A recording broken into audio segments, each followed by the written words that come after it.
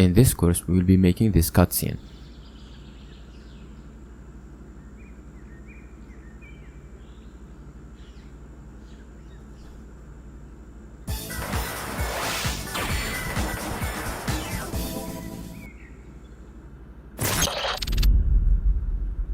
We'll start from the basics and build our way up. So we will learn about modeling, UV unwrapping, materials and texture painting, animations, lighting and rendering. And without further ado, let's start. Before we start making anything fancy, we need first to learn the basics like viewport navigation, moving stuff, etc. So let's go. So when you open Blender, you will be faced with this viewport. I know it looks scary at the beginning, but don't worry, I will explain it in an easy way that you will understand. First of all, this big window is the 3D viewport. It's where you will make your object and create your scene. Whatever you create right here will be shown right here in the outliner. The outliner is basically a way to organize your scene. For example, our scene right here, the default scene, have a cube, which is this one, a light and a camera. You can rename this object or put them on a folder, which is called a collection in this case. This right here is the options and details. You can think of this as the properties. You have some general properties like the render engine, the world background, etc. And you have some properties that depend on what object you select. For example, if you select the camera, you have these options of the camera. If you select the object, you have this material options. This right here on the top is the default workspace. You have some default workspace that are made for you to use. For example, if you go to the sculpting, this is the sculpting workspace, texture painting workspace, etc. Okay, this down here is the timeline. It's where you get all your animations. Right here, this is a solid viewport. It's where you see your object. This solid viewport does not show material and does not show the light. If you go to the second one right here, the viewport shading, you will get to see your material. For example, if you select our object, go to material, you can change the color of your object, but if you go to solid mode, you will see nothing changed. But in this shading, you can see the change. And if you go to the render viewport, this is the render viewport. It's where it interacts light with the material, because in the material right here, the light basically is not calculated.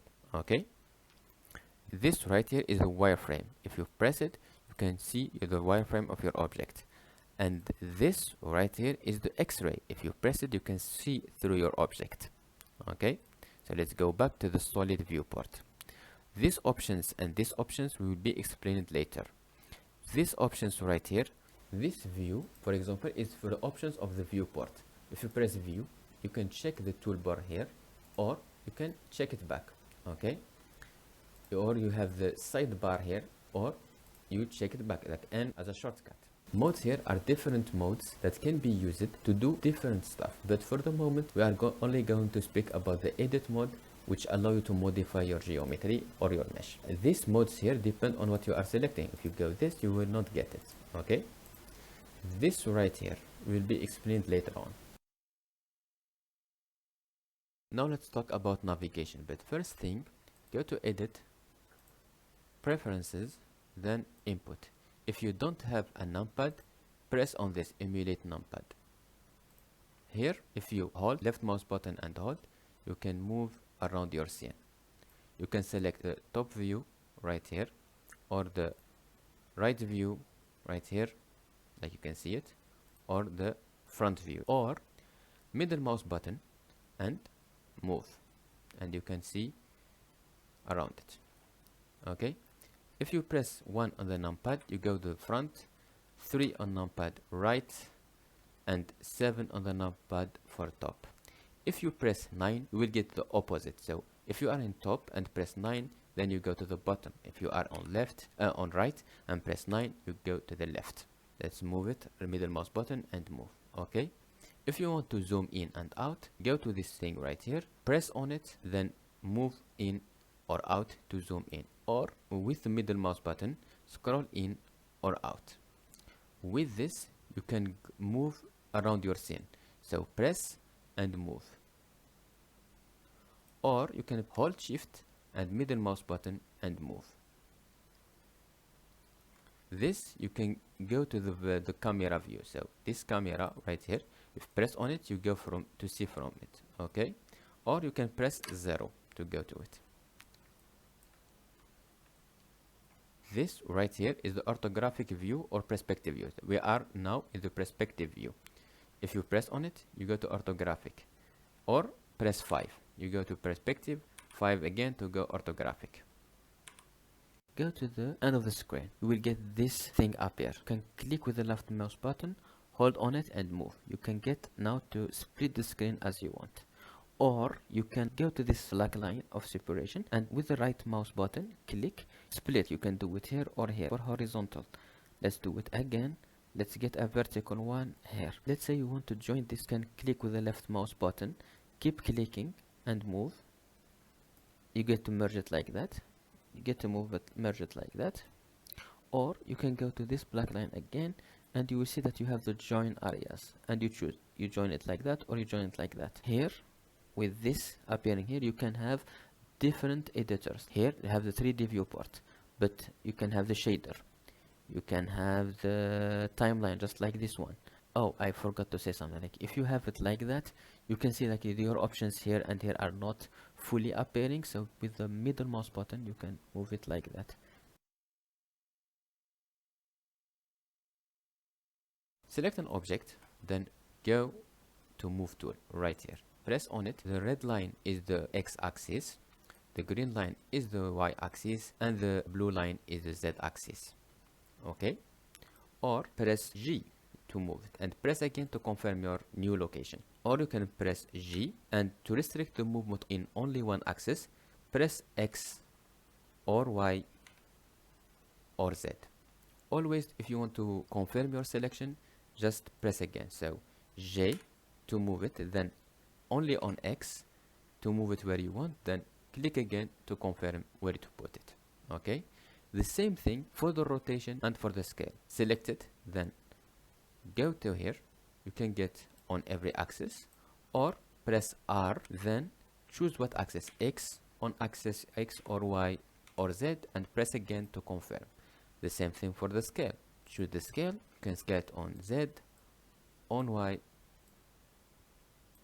on Z, or press S, then X, Y or Z, or just S and move if you want to move it uniformly. Okay, and this right here, you get every tool in one place. So this here is a move or rotate or scale. These options right here, as you can see, now the transformation happen on global, but if you go to local, you can move it like this. Normal, the same thing, because it faces the normal of that face, or global again to move it like that. These are the origin point location. This is to snap it to a grid or something. You choose it right here. We'll talk about it later. And this is for proportional editing. We'll speak about it later on. Now we have learned so much about basics. First of all, good job, my dear friend. You have made it so far, and you should be proud of yourself. The real question, how to create anything. So let's start with Blender tradition and delete the cube. To delete anything on Blender, you select it, then right mouse button, and you have the delete option with the shortcut. Or you can go to the outliner and select it, then right mouse button on it, then you have the delete option with the shortcut. The shortcut for this is either X or delete. Let's delete it. Bam. To create anything, you go to the added menu, and now you have all these options to create, from mesh to lights to camera. Let's add it a basic shape. The basic shapes are named mesh. So inside mesh, you can have cube, sphere, or whatever you want. Let's create a sphere. When you create any object or anything, basically, you have these options that appear right here. If you press on it, you have these options for the sphere, like the segments, which are this. Let's make it, for example, 8 or 12 just to see it. Or here you have the rings that go around. Let's make them 8 or 6. And you can create. You have like the radius, the location, and the rotation. If you press away, you lose those options. But if you press F9, you get those options back. Let's say you select your object, then you move it. Now you have new options that appear here. It's the options for the move tool. If you press away, then press F9. You get the move tool options. So F9 will get you back whatever options you had last. As a shortcut, you can use Shift A. You get the same menu right here. So you can have the mesh or whatever you want. So let's go to mesh and create a cube. And now you have these options for the cube. Or you can use this right here. This one will give you some basic shapes that you can create in the fly. So let's go. You added, for example, this cone. So you have this up here for you, which allow you to create that shape right here anywhere. So we can go here and just do this. We can make it like this, we can make it like this, but if you press Shift and keep pressing, you will get it proportional like that. If you release the left mouse button and keep pressing Shift, you will get it proportional. But if you release the Shift and just move, you can move it. Let's put it like that. And you have these options that appears. So what if whatever you want to create does not exist in this list? For example, you want to create a sword. In that case, you go to the edit mode. And inside the edit mode, you will modify the shape until it looks like a sword. So how to access the edit mode? You select the object that you want to modify. And if you remember, in this modes, we have the edit mode. Or let's go back to the object mode. You select the object, then you press tab and tab again to go out of edit mode. So as you can see, every object that you create is made of this basic element. Each object is made of vertex. This right here allow you to select vertex. So press here and go and select this vertex. Two vertex will give you an edge, which is this one. And if you go right here and press on edge, you can select the edge. Let's go back to the face.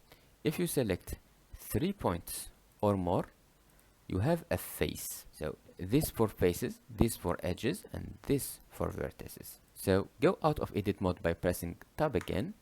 Let's select this object, for example, and let's access the edit mode.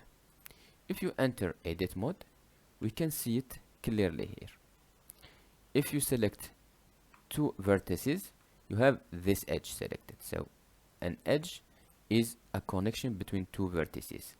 A face is a connection between either a 4 vertices or 3 vertices. By modifying this faces or edges or vertices, you will get different shapes. So here you can just select this and go to move tool and just move it up, for example. And you can see it's no sphere anymore. The same thing goes for here. Like if you go out of edit mode, then select your cube, then enter edit mode again by pressing tab. Now you can easily go down, go to faces, select the face. You are in the move tool, you can get it looking like that. And then select this and make it look like that. And if you select this edge right here, go to edge and select this edge, you can make it look like that, which is looking a little bit like berserk sword, big sword.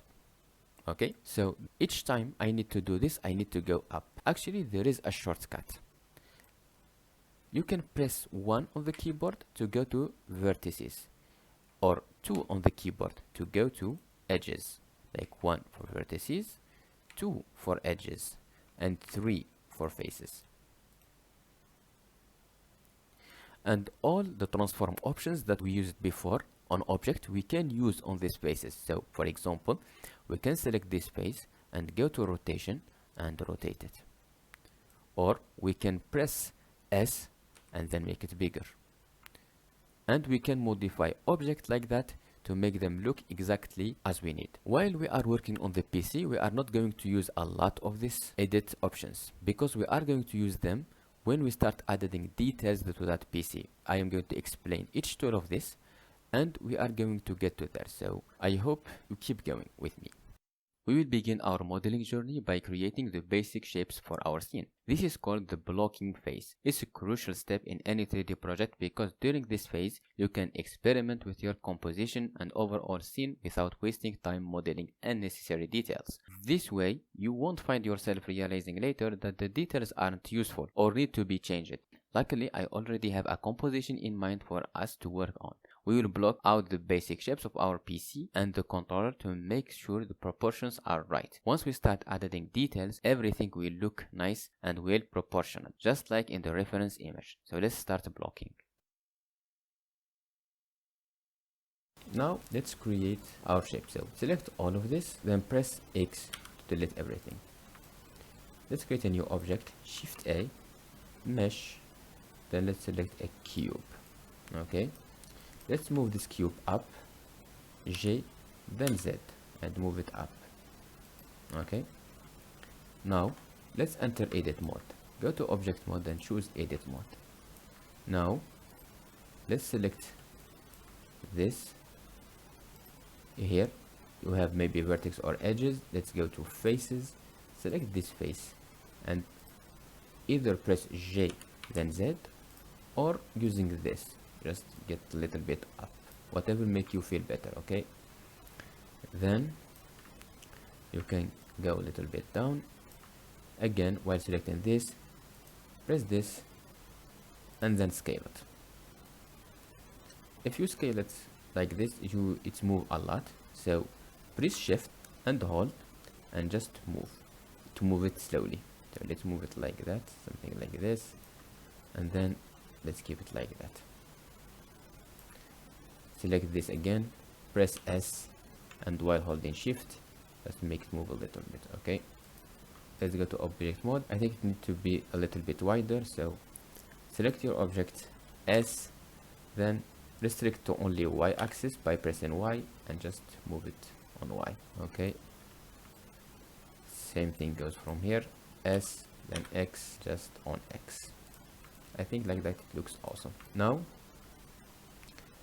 go to the edge of the screen, left mouse button and hold to create a new window. Okay, if you press 0, you can go to the camera view, or press this to go to the camera view. If you move, you will go out of the camera view. So press 0 to go into the camera view, then press N, go to view and choose lock to camera view. Press N again. Now whenever you move in the viewport as usual, this will make the camera move with it. So like this, like if you go out, you can see it right there, so it's moving. Okay, let's put it like that. Now let's press N again, unlock, and just leave it like that. You can see how it will look while moving this. So press tab to enter edit mode, go to select.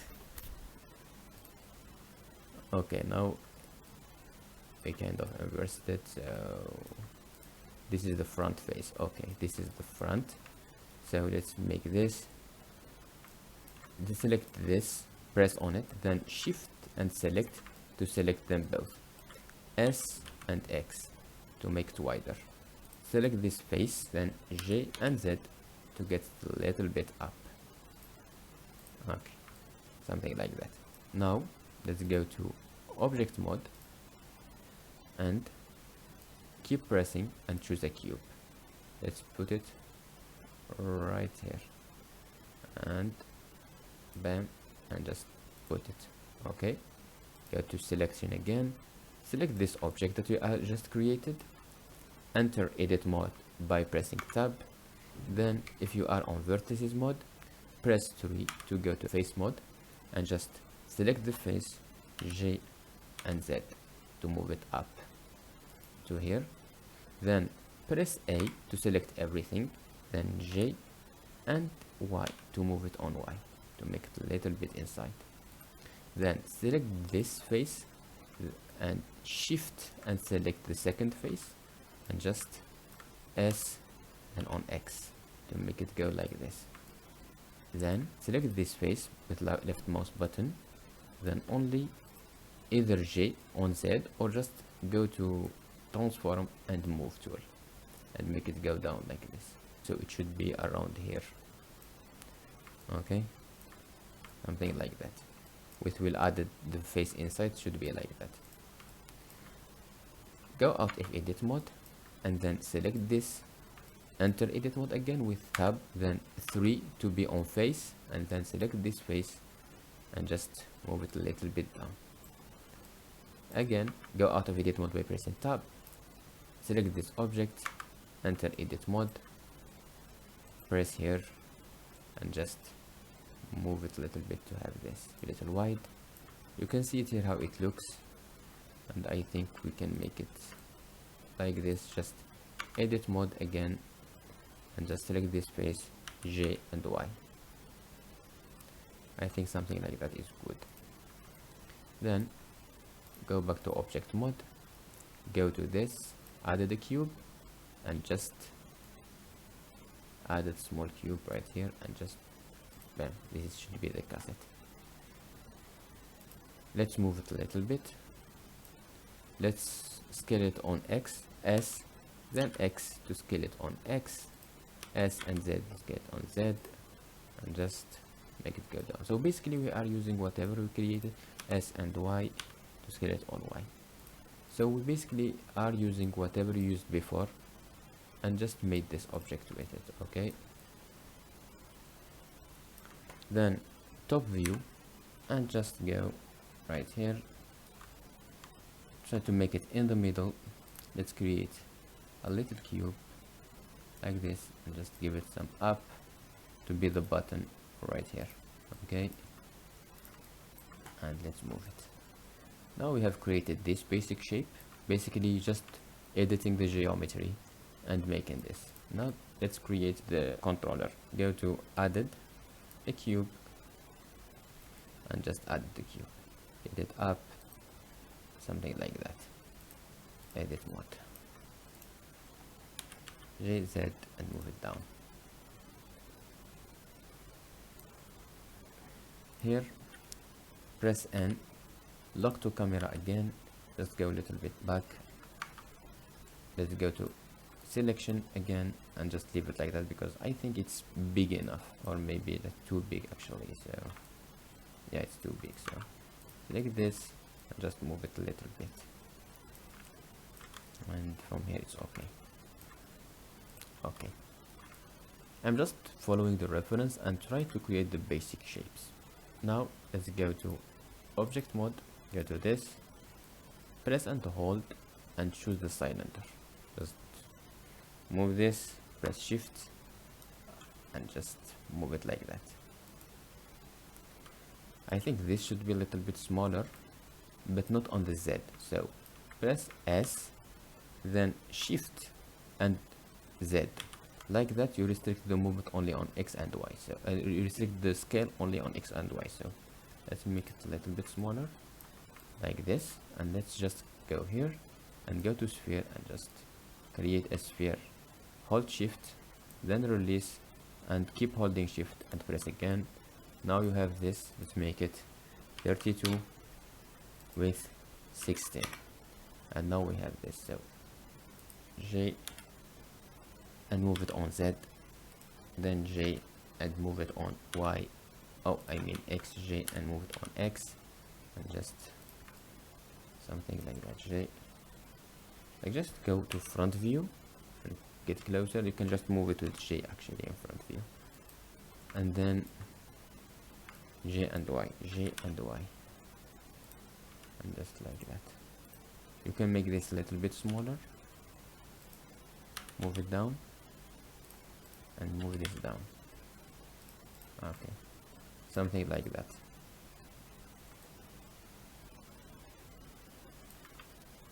Now if you want to duplicate this, select it, then right mouse button and choose duplicate object, shift D. You can duplicate it and restrict the movement with X to move it only on X. Now let's talk about selection. If you press this and hold, you can have all these options. You have the tweak, which is the first one. So if you press on object, then keep pressing, hold it and move. You can move it, or press X to move it on X, Y or Z. So it's like having the grab tool or the move tool with the selection at the same time. Okay, the second one is the select box. It's basically when if you press and hold, you can create a box that allow you to select multiple things. For example, if you select this, then while on the box selection and keep pressing, hold and move, nothing will happen. You will just create this, which allow you to select multiple things. The circle selection, if you press and hold, you can move and select multiple things at the same time and keep selecting. It's really more showed better. Like if you go to edit mode, let's select only one face, like we are in the box selection, go to the select circle. If you press and hold, you can like draw your selection. Okay, if you press and keep pressing and scroll up and down, you can make the selection get bigger or smaller. Okay, the select lasso will allow you to create this for selection. Like you can just, let's say, move it like that, and you know, just do this, for example. Now you have selected all this. Let's go back. For me, I prefer the selection box because I can select with one, or I can do B selection. Let's say we want to create the button. So let's go to the front view by pressing 1, and then let's get closer and select all this. Let's select the bottom half. The first thing that you will like remark is that if you move it right now, you did not select the back faces. This is because it's an option in Blender. So let's go to vertices mode by pressing this or by pressing 1 to not select the back faces right here. So if you do this, for example, you will only select this and not select the back faces. Okay, this is pretty handy because sometimes you don't really want to select any back faces, you only want to select the front faces. But in our case, we want to select actually the back faces. So press 1 to go back to the front view again and go here.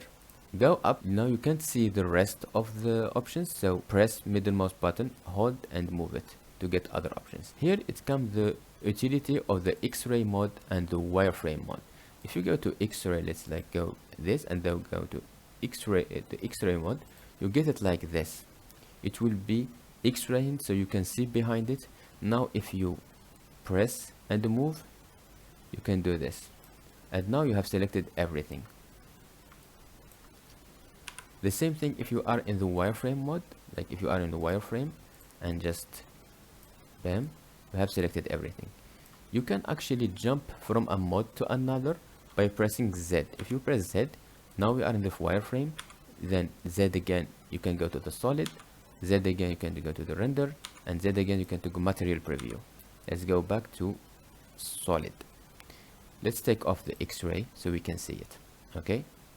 What I usually do is just press Z, then go to wireframe and just select whatever I want to select, then Z again and go back to solid. So I just jump from this to this or back to select things. Okay. One another thing that I wanted to say is if you go here, keep pressing and choose tweak. But what if you are in the tweak mode and you want to have a box selection? You can press B. Like if you are in this mode and you press B, you get this. So if you press and hold, you can do a box selection. Okay, so let's go back to the select box. Another thing that I wanted to say, let's go back to here, faces. If you select this face and press shift and press again, you will select another face. Again, you can select another face, and like that you can select multiple faces. If you hold shift and press again on any of these faces, you deselect it. Okay, so let's select them back.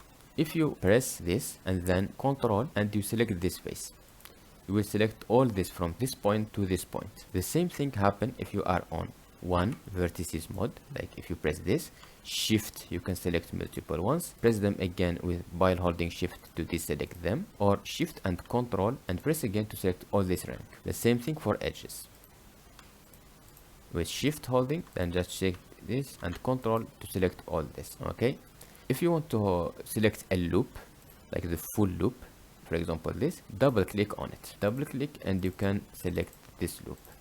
If you double click on one, then shift and double click on the next one, then shift and double click to select multiple ones.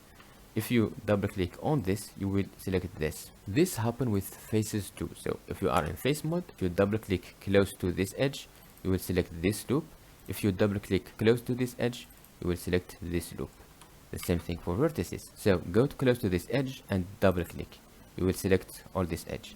If you go close to this edge and double click, you will select all this edge. And this is basically the selection options that we have.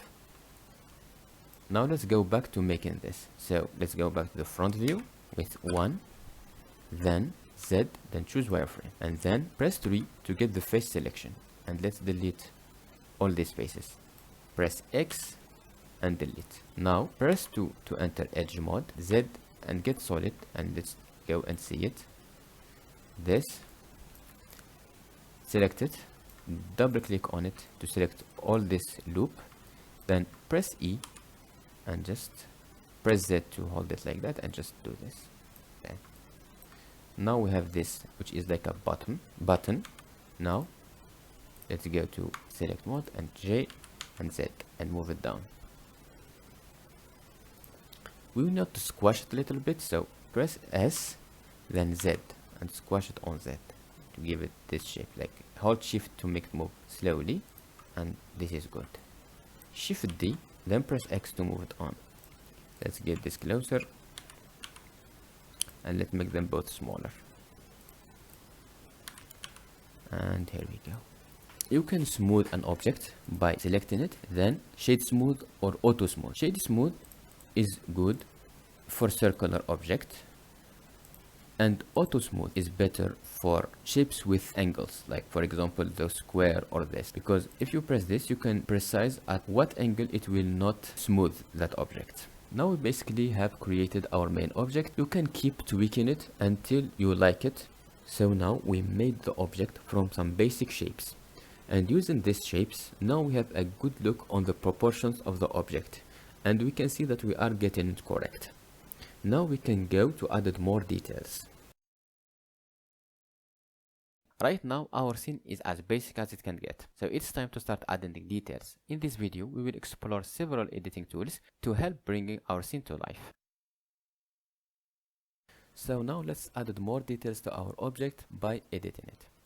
Select the object, then enter edit mode. Go to object here and choose edit mode.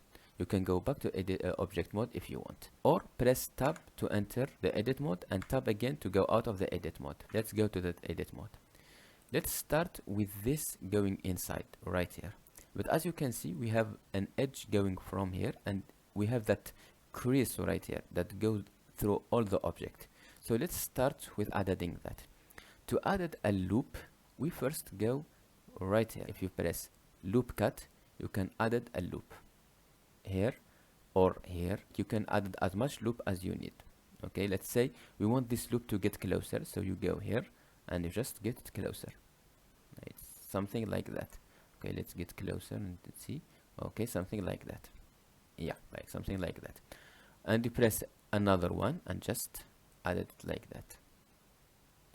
As you can see, you have more options here, so you can 1, 2, 3. You have more cuts if you need. You can modify those, so if you get this close right here and you just do this, you can modify it in this way if you need. Let's get it back to 0, or you can make it even this way if you need that. So let's get it close right here. Okay, bam. Okay, then you can add more, but if you don't need to add more, you can go out of the loop cut by just going to the selection right here. Now you don't need this. As you can see, now you lost this, but what if you still need those options? So press F9 to get them back, and you can modify it back. Okay, let's do the same thing. Let's add it here. So you can just go to the loop cut, press once. You can add more, but just let's do it this way and put it right here. And you can add more, like press this one and just go back down. Let's move and see, and here we go. Okay, and you can add one like that, but there is a shortcut that I wanted to show you, which is Ctrl R. It gives you the same thing. You can put it here or here, or you can scroll up to get more or scroll down to get less. Okay, and if you press once, you put it down, and if you press again, you put it. What if you want to move this edge to get it a little bit closer to this? You can press twice to select all the edge loop, as you can see. Then press J and Z. But as you can see, you modify the geometry if you do that. And this is not what we want. So what do? J twice. And you can slide the edge through the object. And let's put it right here. Okay. I want this to be a little bit up. So let's give it more. And here. And let's get J, then Z. And just get it a little bit closer. Okay. Here we go. Now we have this, which look nice.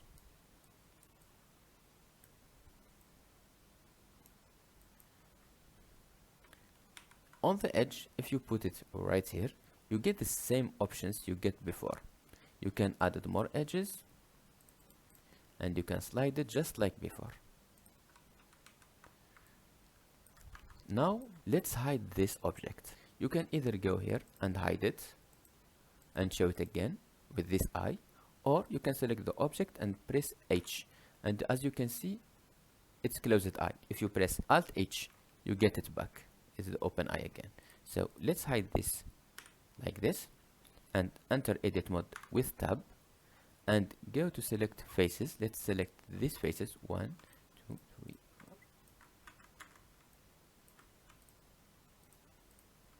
4. And you have selected all these faces. Now press X or Supreme to delete all these faces. Okay. Oh, this is our thing. Let's get it up. Actually, let's put it right here.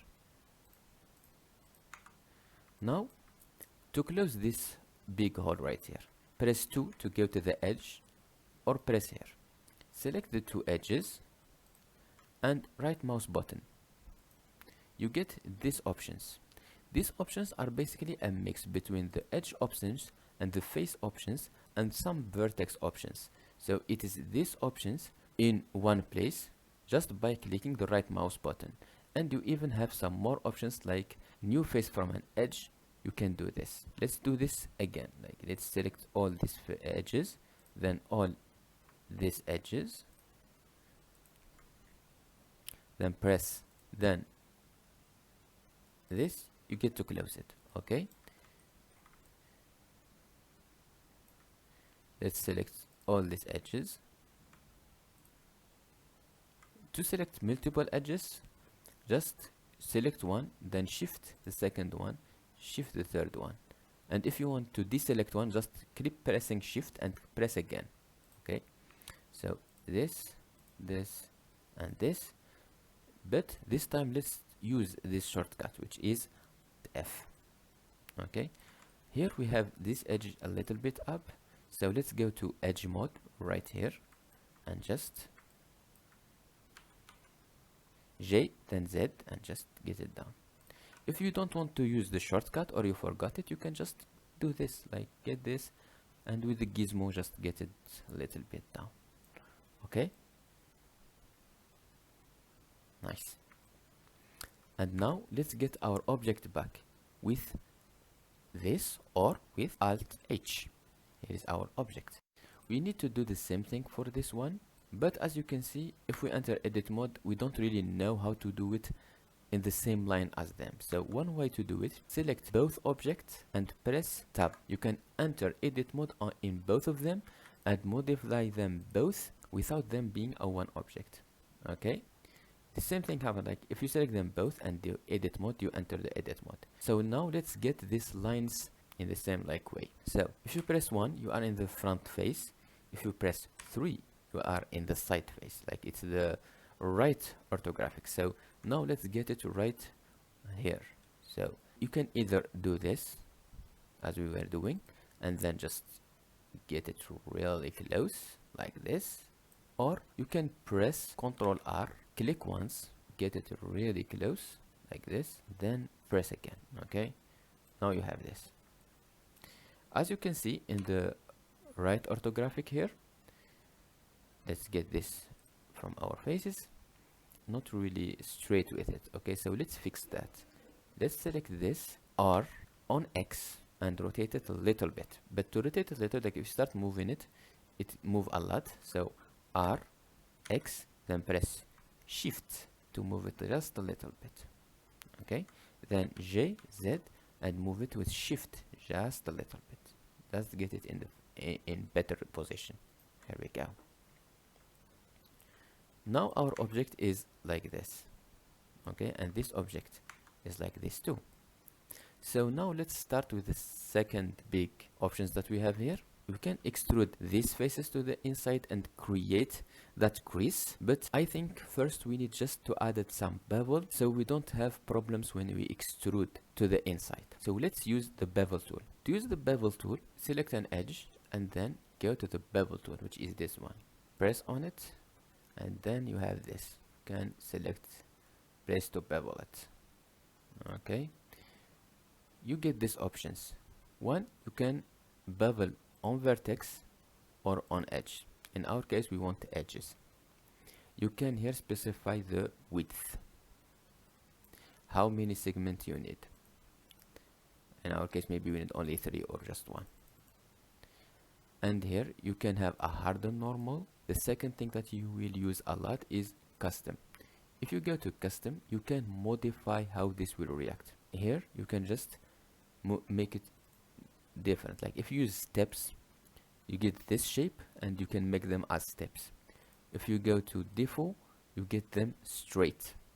If you can supporting loop, you get it like that, like this and this, and here you can see it is the same way, like it's following. So here you can actually precise what preset you need. Like if you put it like this, you will get it like that, and this, and if you added more edges, you can see it even better. So let's get it back to the default. You will get it straight, and you know you need it to be a little bit rounded, so let's try to round it a little bit in the middle to just give it some round shape like that. Now you have this, and as usual, if you want this back, just press F9. So now like this. Let's do selection mode again. The shortcut for this is Ctrl B. If you press Ctrl B, you will get this, which allow you to do the same thing. Like Ctrl B, if you move it, you precise how big it will be. Scroll up and down to precise how much edges you will need, and when press to confirm, you will get the same options that you had before. Okay, so double click, then shift and double click, then shift, double click, then shift and double click, then Ctrl B and just give it some bevel. I don't want it to be bevelly a lot, so just a little bit. Some bevel will be good. Let's confirm. A little bit like this is actually pretty nice. Okay, good. You can keep it actually like that. Let's do the same thing to this one.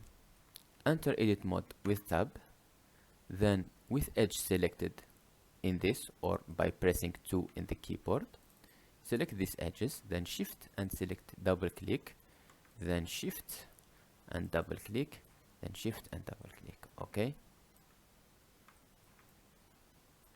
okay, Ctrl B and give it some bevel. This needs to be a little bit more curved, so let's do this.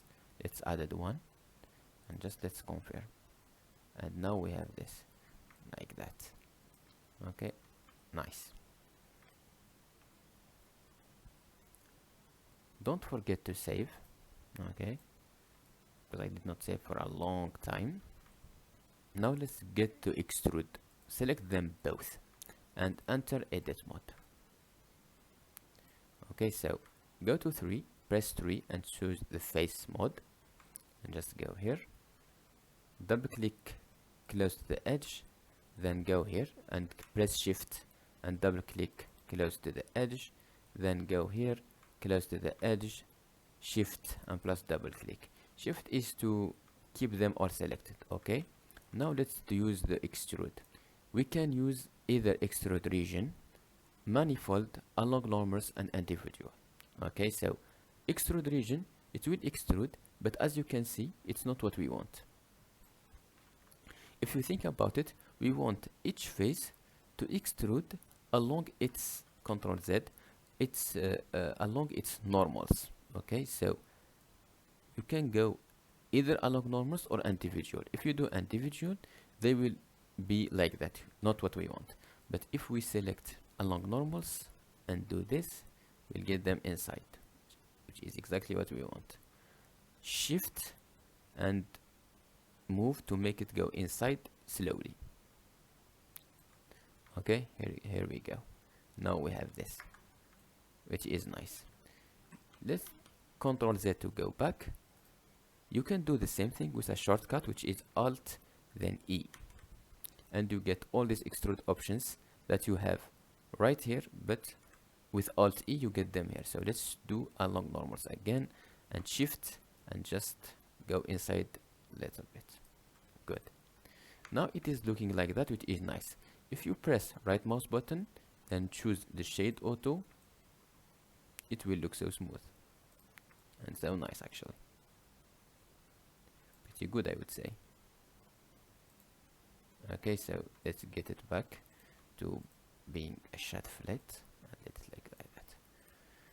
Nice. Now let's make the screen right here.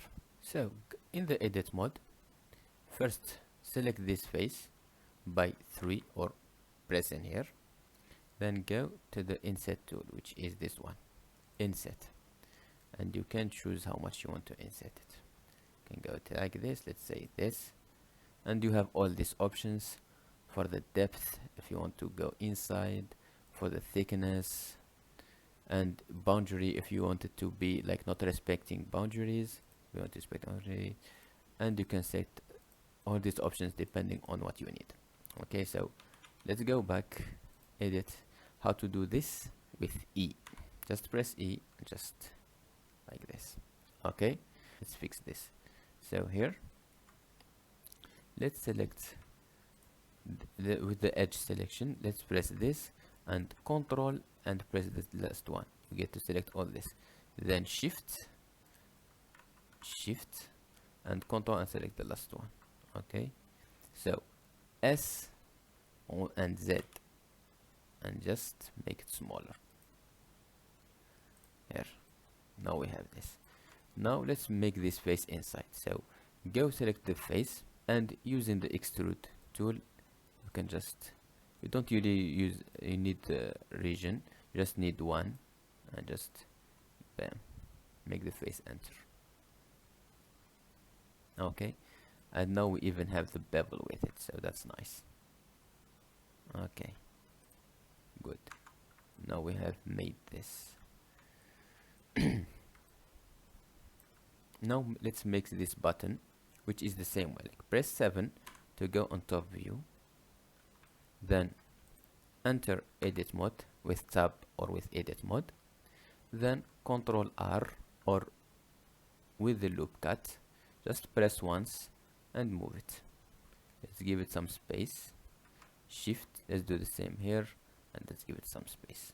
Okay, let's do this with Control R because we need it basically almost right here. Let's put this, and we need this to be a little bit. Control R and just put it with a second confirmation, press again. Okay, so now let's select all these faces and let's just extrude to the inside. Okay, like just extrude to the inside using this or with E, and here we go. Don't forget that this go a little bit down here, and let's just make it a little bit bigger. Okay, now we have this. It is the press of the button. Let's hide the button just to work better. H to hide it, and let's enter edit mode. As you can see, let's make it a little bit extruded inside here just to have something. It's a chance to get to know a new tool, which is the knife tool. So press on the knife tool, you get this, which is like a knife. You can select a point, let's say this, and just keep going to the other point, and then press again and press enter to confirm again. Just select this point right here, then keep going and press to get this. You can start moving, but we just want this for now, and enter to confirm this to selection. Then go back to the selection tool. Let's make it in the middle because this one is not in the middle, so let's make it in the middle.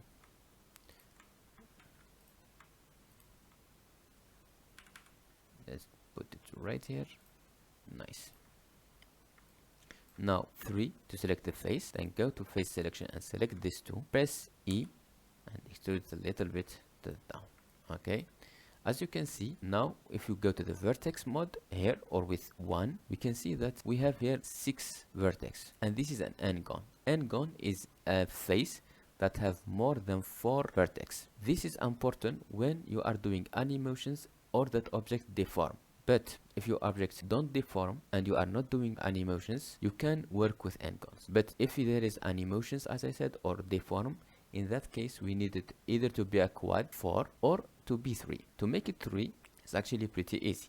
Just select 2 points that you want to join together with an edge, and you can right mouse button and you have this connect vertex path. Bam, you connected them. You can do this, select a vertex, then shift and select the other vertex and press G. Okay, do the same thing here. This two, right mouse button and connect path, and this two, right mouse button and do this. Okay, that's nice.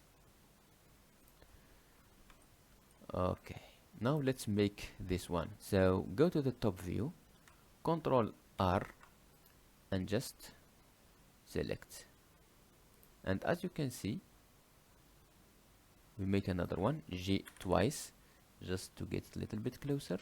Then here, the same thing, and just put it like that. Then Control R again, and just put it like that. Control R again, and just put it like that. Okay, now we have this. Now let's hide this. Okay, and just 3 to select face mode, and just go this one. Now extrude E and just put it inside.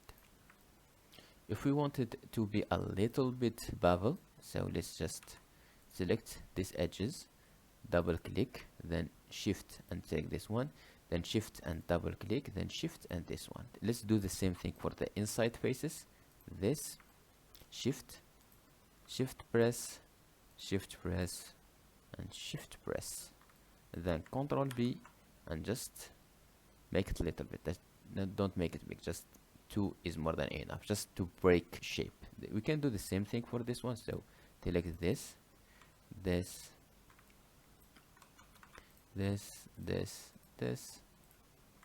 and just shift this one, shift this one, shift this one, and shift. Oh, I could just press Control and double click to select a ring. I forgot that. So Control B, and let's do a little bevel. There we go. Just to not make it, to give it some smoothness. Okay, so let's unhide this. And let's unhide this. Actually, let's finish the button. If you go to see the button, we did not finish it yet. So edit mode, Control R to add a new edge, Control R, added another one, then go to face mode, select it, then E, get a little bit up. You can make it a little bit smaller with S, just to give it some shape, and you can select these two and just J and Z, make it go down. Then go to edge with 2, so press 2 and go to edge mode, just select this edge, then Control P, just give it some, bam, nice. And we can make this bevel too if you need. Now it looks like this. Okay, nice. Now let's add that small button here. We can actually press 1 to get the front view. Let's get close. Then let's go to the knife tool. Let's make it right here. Press once, then press again, then press again, and press again, and press this. Then enter to confirm. Go to the vertex mode with 1 right here and just select. Let's get these two straight together. One way to do it is by pressing S, then Z, then 0 to make it straight. Let's do the same thing for this one. Select these two, S, then Z, then 0. Let's do this too. This will be on probably on Y, so S, then Y, then 0. Okay, to get it straight, S, then Y, then 0. Now go to face mode with 3 or with this and just extrude it to the inside. Before we extrude it, see it seems big if you ask me, so let's get it a little bit smaller. So in edge mode, just select this edge, J on X, and just move it.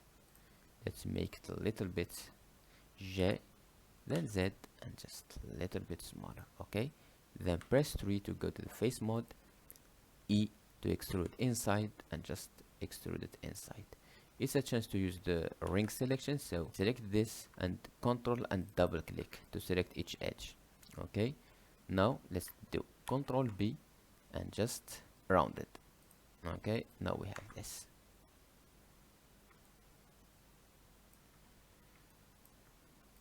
Nice. Now let's make this button.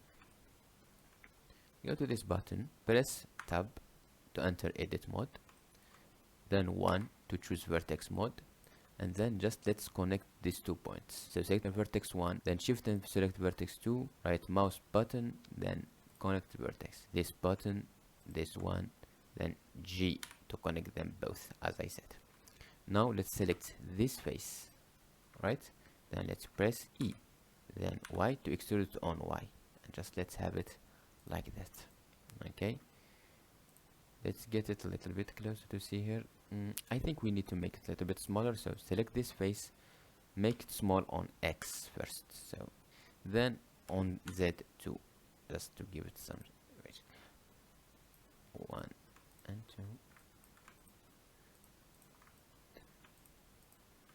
2, GZ to move it. Let's move this just a little bit, just a little bit, just a little bit. Then this edge, and this edge,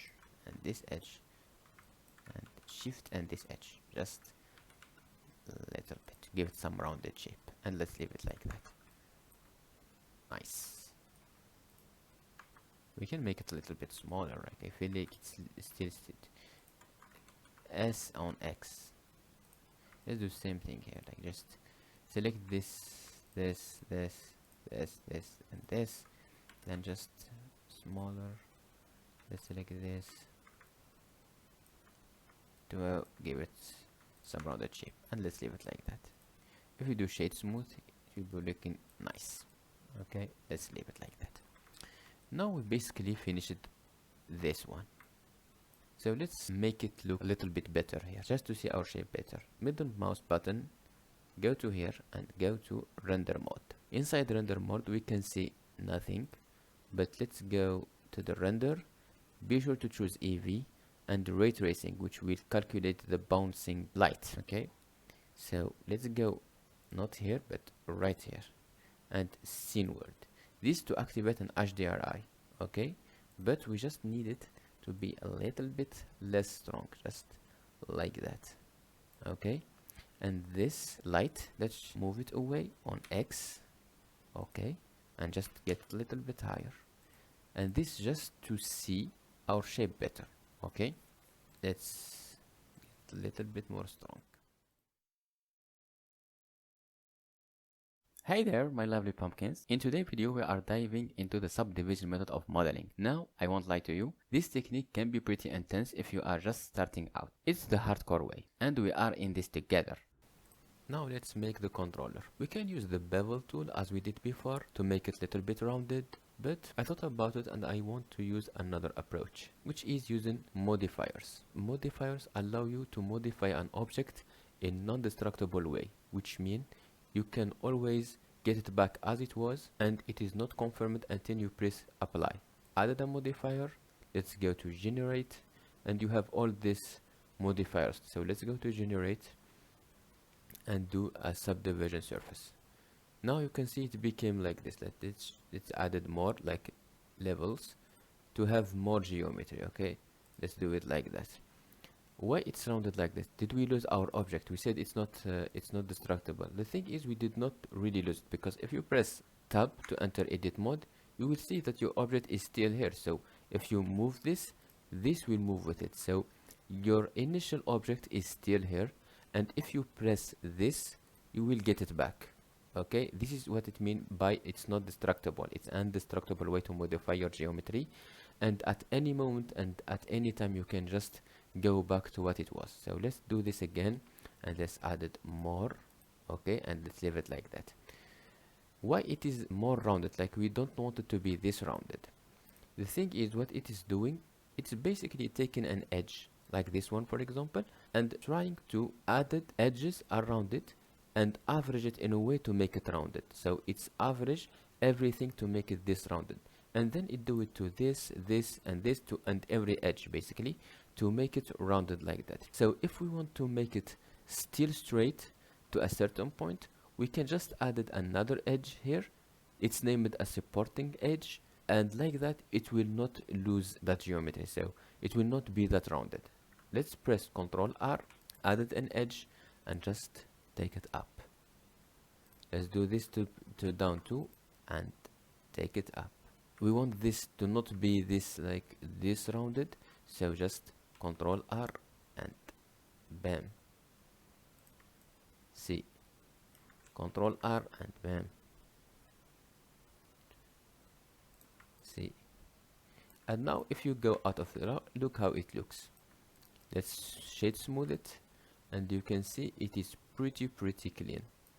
Okay, let's go back to shade flat, enter edit mode, and if you press E,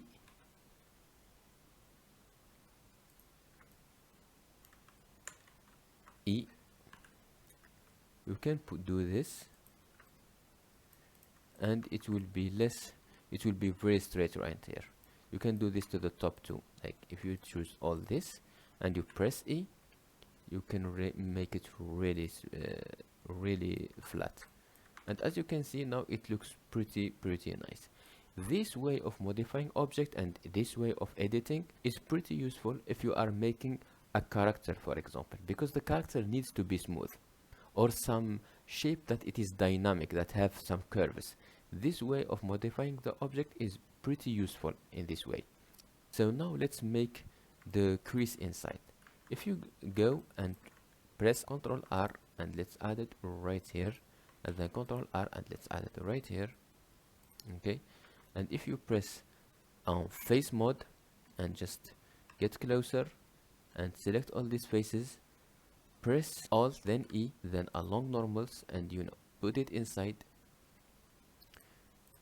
you will get it like this, which is not really like, it's averaging and smoothing it away like it did it before. So one way to do it is to redo what we did before, but as you can see, the shape is getting more and more complicated. Like if you look to it, the shape now have two edges right here next to each other. It have these edges, it have this face inside, and these edges too. So the shape is getting more and more complicated, and because of that, if you want to modify something in the future, it will be a lot harder to modify it. So if we want to do it, we need to do this, then to do not this, like this, then to do it inside too. Like get very close and try to add it one here, to make it like that, to make it pretty smooth like that. And as you can see now, if you need to modify this, let's say you want to move it up or move it down, or you feel that this is too much, you want to make it smaller, it will take so much to just modify it. So let's go back and let me show you another way to do it. You can select with edge selection, press on an edge, double click to select the full thing, and just right mouse button, and you have edge crease. If you press this, you can get this, like you can make it a lot harder without adding anything. And if you do this to the outside too, right mouse button, then edge crease, you can do this. And you can make it inside. Let's select the inside tools. Let's select the inside. Is it inside? Yeah, it is the inside, right? No, it is not. No, here it is the inside. You can press Ctrl E to have all the edge options. Okay, like all these edge options, if you press Ctrl E, you get them all here. Edge, you have the edge crease. Because as I said before, the right mouse button, it gives you a collection of most used basically tools in the edge and face and vertex. But if you press Ctrl E, you will get only the options specified to the edge. Okay, if you press Ctrl F, you get only the options of the face. If you press Ctrl V, you get the vertex options. So Ctrl E, the edge options, Ctrl F, the face options, and the Ctrl V, the vertex options, which are these options like face, edge, and vertex. And if you right mouse button, you get a collection of the most used tools of the three, of the face and edge and vertex. Now let's press the Ctrl E as I said, and edge crease is Shift E. Let's do Shift E and let's do it. Here we go. The same thing goes to up. Select this and then Shift E and just crease. And as you can see, now you have the same result. Now you have the same result without adding any geometry. And if you shade smooth, it looks awesome. Okay.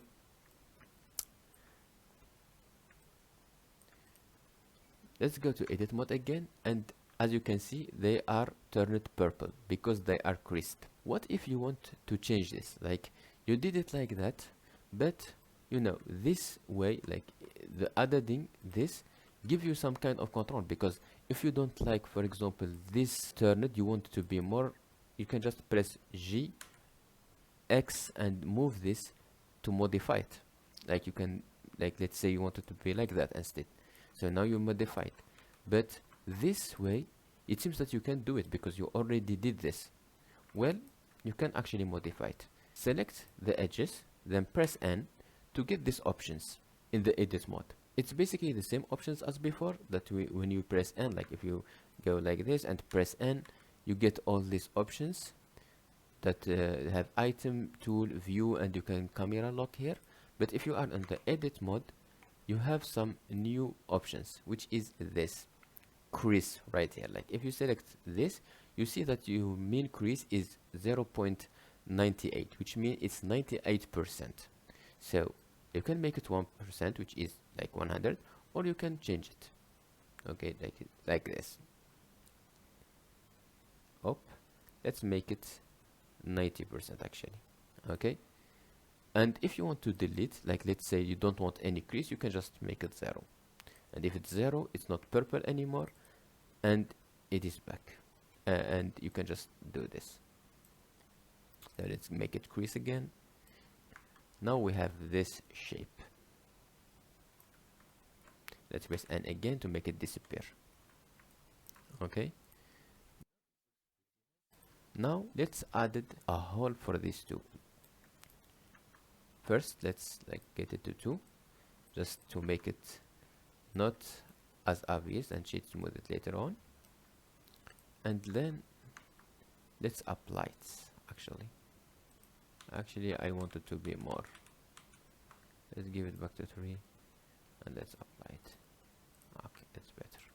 Now after we apply it, you can see that now we have a lot of vertex and edges, which means it became a lot harder to work with it. If we want to modify this, before we can just select this line, this line, and just S on Y and just do this. But now it does not modify the whole shape, just modify this. So now it became a lot harder to work with. One way to make this a lot easier for yourself is by going here and choosing this. The shortcut is O, or just press this. Now if you press this edge, for example, and let's choose transform. Now if you move it, you can see you have this rounded shape that appears. Okay, so press G and just increase it. Okay, now if you move the whole thing together. Okay, so again J to see it, and on Y, and just modify it. This became your favorite tool if your geometry became dense like that, because you can't really go one by one moving them. It will be a lot difficult. Let's go back. Let's deselect, because we are not going to do that. Let me show you another tool. Go to edit, preferences, and go to get extensions, and look for the loop tool. Be sure to install this. Choose the loop tool here and go to install it, or just search for it here and install it. Okay, in my case I already installed it. Then go to added on and choose the loop tool and added it. Okay, now if you right mouse button, you get these options. H to hide it. Let's go back a little bit. We are going to try to make a hole right here, so go C. Let's choose the face mode. If you press C to get this rounded selection, and select all this like that. Okay, and you press Alt if you want to delete something, or just press, let's delete this, Alt, and Alt and press. Let's select this. Okay, right mouse button to go out of that circle selection, press and loop tool. You can get this, you can do it as a circle, and now you have this circle. Okay, and as you can see, it looks awesome. Now you can select these faces. Like, what if it was a little bit like that, which was like intersecting with this, and you had this artifact right here? What do you do in that case? Well, let me show you a tool. It's a good chance to show you this tool. What you do is basically enter a C selection, and you just select this.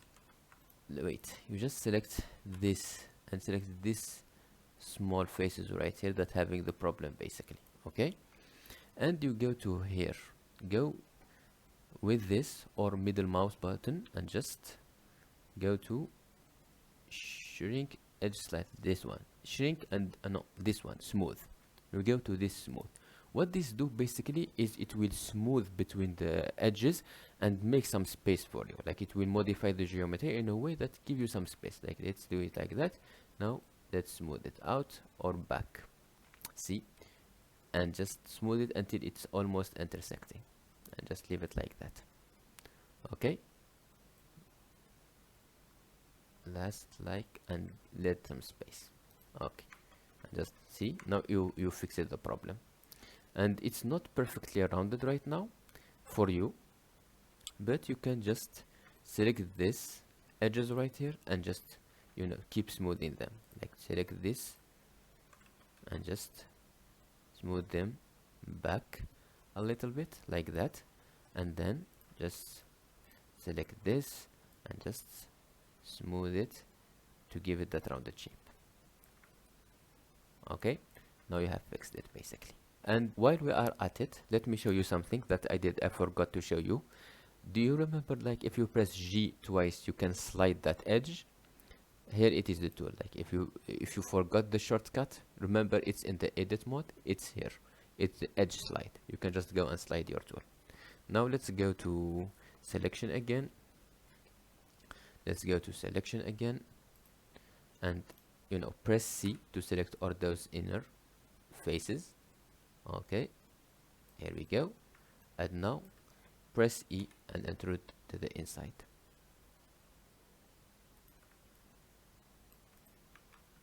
Why we are having this? Why do we have this? Is it because, oh yeah, it's because we did the, I know you are seeing it like that, and you are probably, why it is like this? It's because I used the shade smooth shade.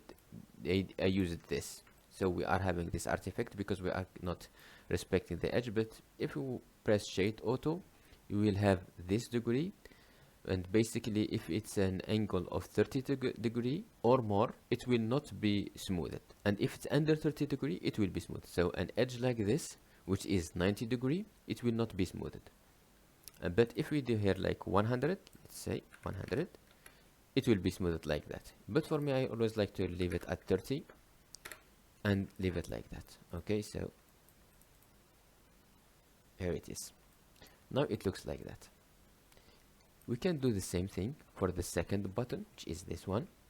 So just to be sure that that this is good, this is actually good. Alt H, get your object back, and it's a little bit off. So JX and just put it inside. And now look how it looks. It looks amazing. It looks awesome. Like we can make this a little bit bigger. Okay, now that's awesome. Okay, let's do the same thing for this one. So let's go Y and just move it. So let's do the same thing. We'll go to C, select all this, Alt to not select the top, and just select all this. Bam. Then right mouse button, loop tool, and circle, and it is basically the same. Let's just make it a little bit bigger. Like if you press S and make it bigger, you may actually extrude sometime or even on the Z. So to be sure that you are not moving into the Z2, S, then shift and select S. Now you have like excluded the Z axis, and just make it a little bit bigger. We have crossed it here, so it will be bad. So let's make it, let's actually relax it right here. Like let's choose this row to this point, and then this row to this point, and then just choose the relax tool. This is smooth, and just smooth it. Give it some smoothness like that. And then let's select the C and select all this right here, and just E, and just, oh my bad, C, and select all this, E. Okay, now we can shift D and exit right here, but I will recommend another idea, which is a chance to use another modifier, which is the array. Generate, then array.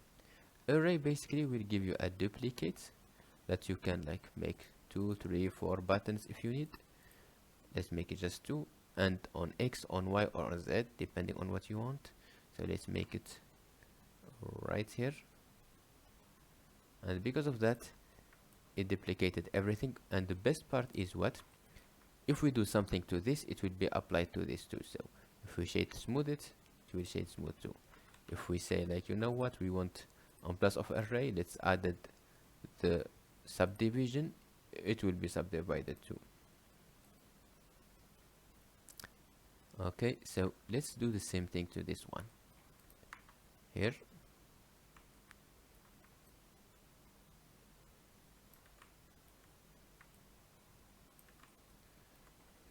It's a smaller one, so let's make it just around it. Let's go to face mode, C, and press not all this, let's C, and just select this, then select this, and Alt to cancel that selection, and just this. Let's, you know what, let's add this.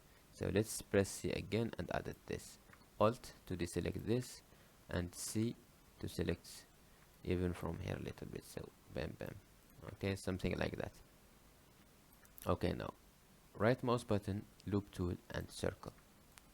Now you have this circle, which is awesome. Okay, So now let's select this circle, make it a little bit bigger without really like entering the other ones, and just E and Z and give it some this. Okay, here we go. You can see that we have like something around it, right? So let's do the same thing to this. One way to do it is, you know, let's hide these two, 7, and let's hide them. Okay, like let's get closer and let's try to make something around this. So using the knife tool, where is the knife tool? Here it is. Using the knife tool, shortcut K, as it said right here. So K, we can do this.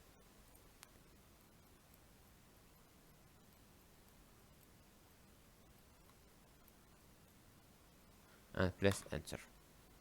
Now if you select this,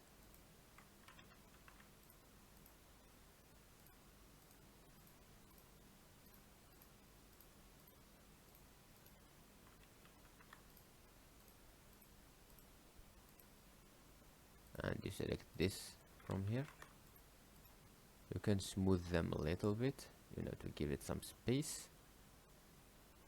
Smooth them a little bit. Ah, my bad. And just deselect this. Now you can press E and just get this edge up. Maybe not that much. JZ and just get a little bit up. Something like that. It seems that this point needs some like modification, so maybe just modify this a little bit. This and this and this. Not really smooth them, just move them. J on Y. This one too. J on Y. Just give it some space. You can just modify them as much as you need. I will leave this to you actually. So for me, I will just keep it like that. Okay. And now you have this. Now it looks like that. Oh, my bad. Okay. So now let's Alt and H and get our thing back. Let's smooth this. Let's smooth this. You know what? This happened the same mistake here because we have like 90 degree there. So it's better to use this one and keep it at 30. Now Shift D, go down and just make it a smaller part. And here we go. Make it smaller. Something like that. Maybe a little bit bigger. Okay. And if you select this and go to like this one and just vertex, you can delete all the vertex. Press 1 to go to the front view, of course, and you can delete all the one. Like press B and just go right here. Delete all this. X and delete faces. Now we have only the half of it. And let's go back. Here we go. Now we have made this object. We have used some modifiers. Like I forgot to say this. A shade smooth. This shade smooth, auto smooth, is actually a modifier that you can apply if you want. Let's leave it like that. And use the array. And use the subdivision. And we even use the loop tool to make some cuts in the object. Okay. Okay. Now there is something that I wanted to add to this, because if you look at it, it's very hard as an edge, so we can actually bevel it. So select the face, hide it, then select this again. Then let's do this. Double click, then shift and double click, then shift and double click. Let's take this off. I don't need it really. Then shift and double click, shift double click. Be sure to not select inside. Okay, here too. Be sure that you are not selecting inside. I am selecting inside. So, and let's go to here. Be sure to not select inside. Okay. Okay. Oh, and shift double click. Be sure to not select inside. And what you can do is Control V, and you just be sure it's just small bevel. just to give it some. Oh, I forgot. Select this and select this. Control B and just give it certain degree, like to this point for example, and leave it. Okay, now Alt H and get your object back. Okay, you can do this the same thing here. Select this and this and just Control B, give it a certain here too. Control B, just a little one, something like that, and just leave it. Now we have this. You can do it basically for everything. I will leave this to you if you want to do it. For me, I think it is enough. It is enough. Shade smooth this one too. Okay, and save. So now let's make this cassette using the same way of modeling used here, which is the subdivision way. We can of course use the same way as we did here, but I just want to show you more about using this way and about modifiers too. So let's start. First, select this. It's always a good way to leave a copy of your main thing in case things did not work well and you want to restart over. So just Shift D or right mouse button, then duplicate the object. You can of course move it like this, but we want to keep it in the same way it was, so just put it right here and click. Now let's hide it here. Now choose your cassette, go to view, local view, and toggle local view. That will isolate your object. As you can see now, you see only the object isolated. You can press period to go back to it, or go back to view, local, then toggle to get everything back. So let's use the shortcut. Choose your object to isolate it, then press slash. Now when you look to the reference, you can see that this half is basically the same thing as the second half. So it's a prime opportunity to use the mirror tool. The mirror tool work using the origin point. As you can see, our origin point is a little bit down, so it will be nice to center it. So select your object, then go to object, set origin, and origin to center of mass. Now it's in the middle. Now enter edit mode using tab, and while using the edge mode, Control R to get in this edge here. Press 1 and don't move it, and press twice to put it down. We need to delete this because we want to mirror this part. So Z, then wireframe to go into wireframe mode. Press 3 to go to the face mode, and then select all these faces. I am in the tweak, so I can't select, but I can press B to select, or you can just go here and just select the box and just select. Press X to delete everything and delete faces. Okay, now we have deleted the faces. Z, let's go to solid. Now we are in solid mode. Go out of edit mode. You can't use a modifier while you are in the edit mode usually. So go to object mode, then go to modifiers right here, then added a modifier. Generate, let's go to mirror. Now we have our mirror. As you can see, if you go to edit mode again with tab and go to vertex mode by clicking 1 here, and if you move this, now it's mirrored. Okay, so if you press one of these two in the limit right here and you move it, you can see that it is not connected together, and this is not what we want because we want this to be merged together. It will be one point here. So using this clipping, press in it, you can specify how much distance it will be between 2 points to merge them. So let's make it 0.001 should be enough, but if it's not enough, you can get it more. Now, like as you can see, now we can't really separate them. Let's get it back.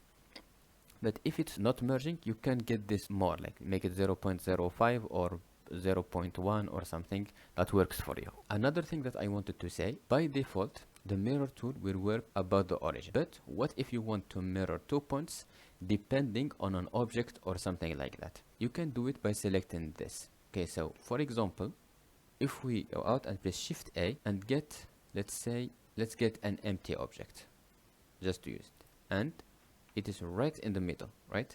So now let's move it right here to be right here, then J, Y, and just put it in the middle, around the middle. Okay, so now what you can do is choose this and choose your empty right here. Now you can see it's modified by the empty. So now if you press the empty and J, X and move it, it will move your mirror image.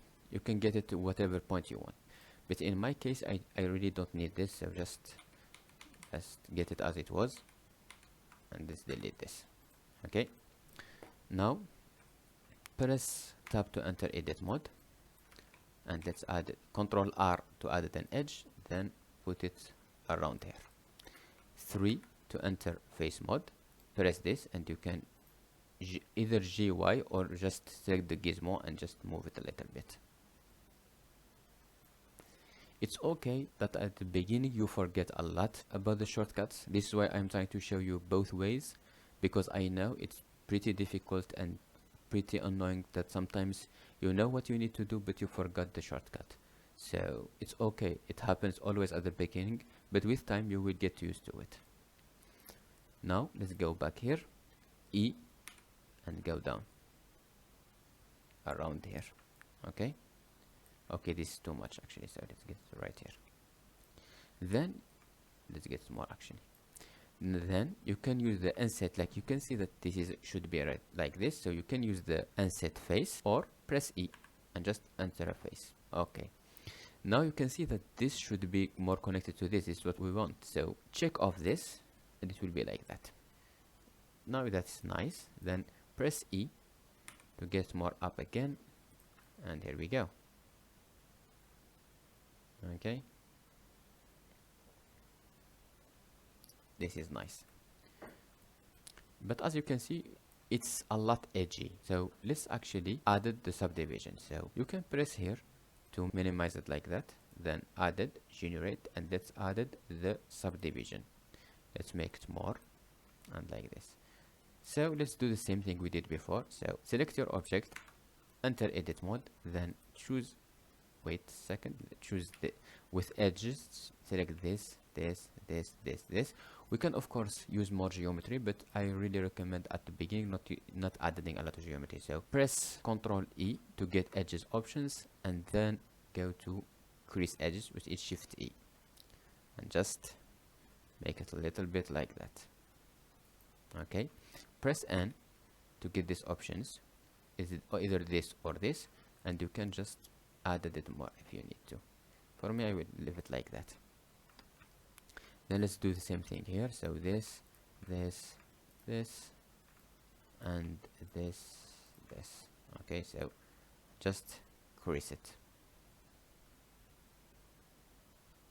Okay, this, and just crease it, and just this, and just crease it.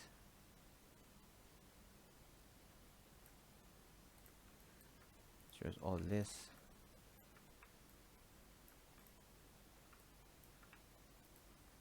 and all this, and inside, and even this, and just, and this is the right one, yeah, and this too,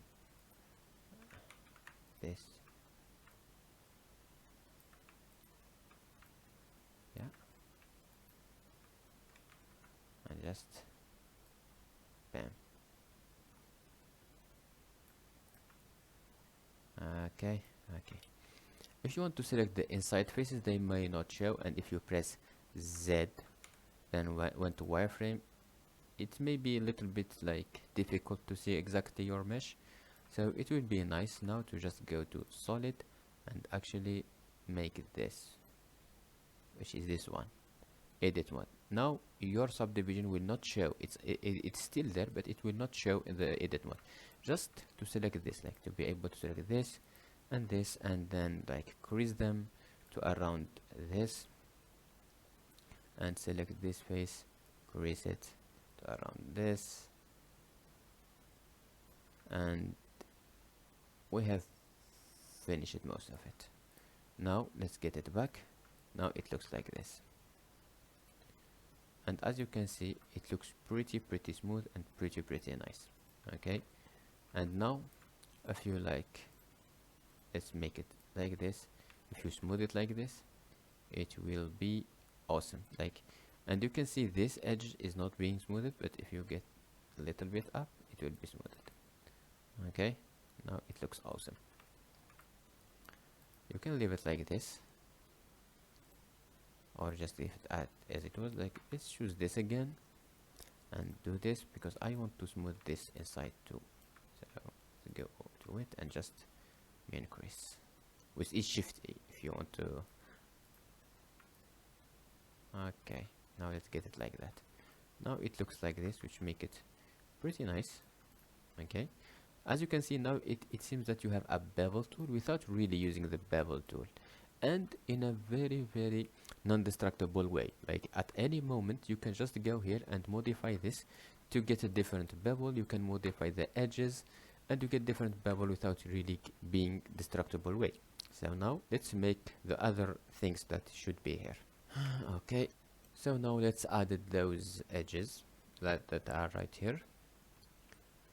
You can, in edge mode, go to loop cut, add one, and just get it a little bit up.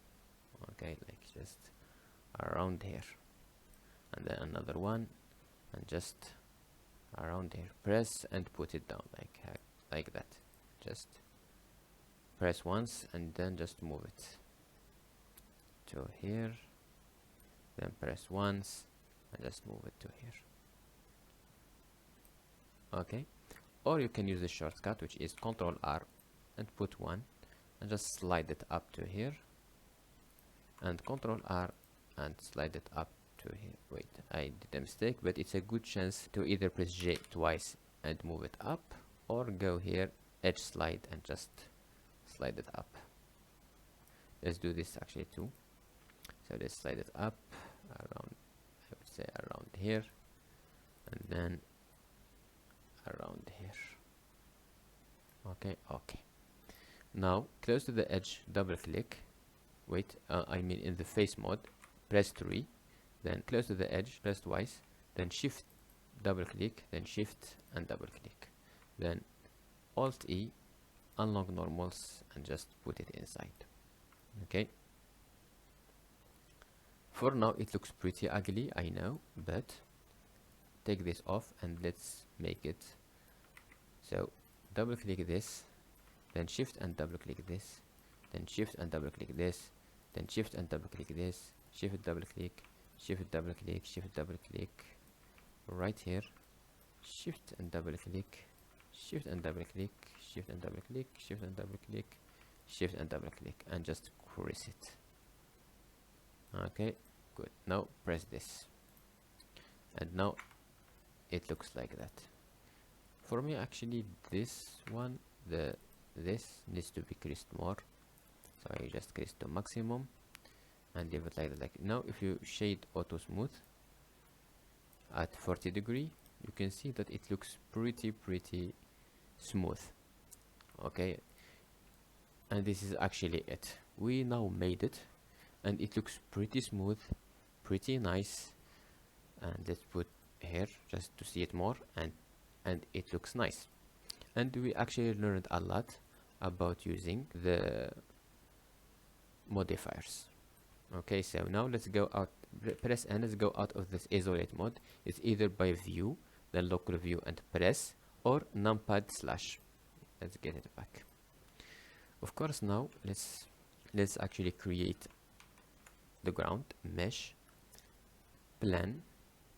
Here it is in the middle right here, and just make it bigger. Okay, we wanted to close all this, so now it looks like that. They are a little bit flying, but it's okay. Now let's choose it and added another modifier because it's one plan. Okay, one way to do it is to add a modifier, then generate and solidify, and it go offset -1, it means go down, and 1 it go up. So let's make it 1, and as you can see now you can just make it like a box, or just shift A and just get it a little bit up, just enough. So yeah, they are on the ground. Now select all this and just Z on Z and just put it on the ground. Okay, now select this, shift D on X, then get it down right here, Okay, Z on X, A on Y. Just put here. Now R, rotate it on X by 90 degrees, while R X by minus 90 degrees, and just put it down. So this order is pretty important. We can always move it like this or up. This is marked to be always down, but we can move this by pressing on these points right here, left mouse button, and keep clicking, and you can hold, and you can move it. So these 3 points, hold and then move. Now Shift D, get it up. Before actually you do Shift D, let's there is like a thing that should spirit it right here. So let's go here, and just added it right here. So up like this on Y, and just put it a little bit inside, and this is it, and leave it. Okay, so just leave it like that. Let's actually make it a little bit smaller. I mean like SZ, and just make it a little bit smaller, and this is it. Okay, here it is. Now select both of them, Shift D and Z, and rotate it on Z a little bit, then Shift D on here and here and here, and I want actually to show you another tool. Let's do this. Let's move it a little bit up. This too, let's move it a little bit up too.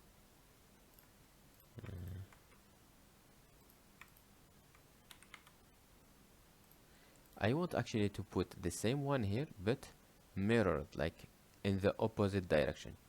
So one way to do it is select your object that you want to mirror, then Shift D to duplicate it, then let's put it right here for example, then Control M, and you see that it is like turned white.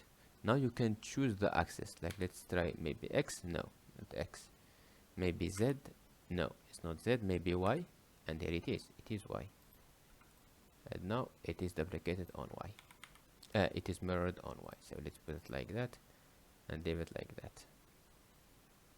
Okay, let's go. Just to show you something, that's this. Let's use keep pressing of course, and select a cylinder. Let's put it right here like that, and then enter edit mode. Let's make it 16. Okay, and then let's edit it to be like a cup. So let's put one round here. Let's double click all these edges a little bit higher, and then let's actually subdivide it. Generate subdivision. Let's make it up, and this E, let's make it right here, right, just to have this like this. Of course we are not going to make everything, I just wanted to show you something. Let's make it like this to mimic that we have a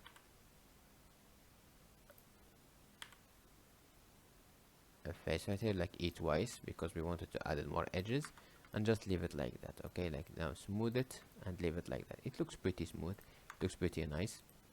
Okay, like we can add something around here I mean, and just give it something shaped like this or shaped like that. It's depend on what you want. Okay, but what I wanted to show you is this. What if, let's say, you want to create the handle?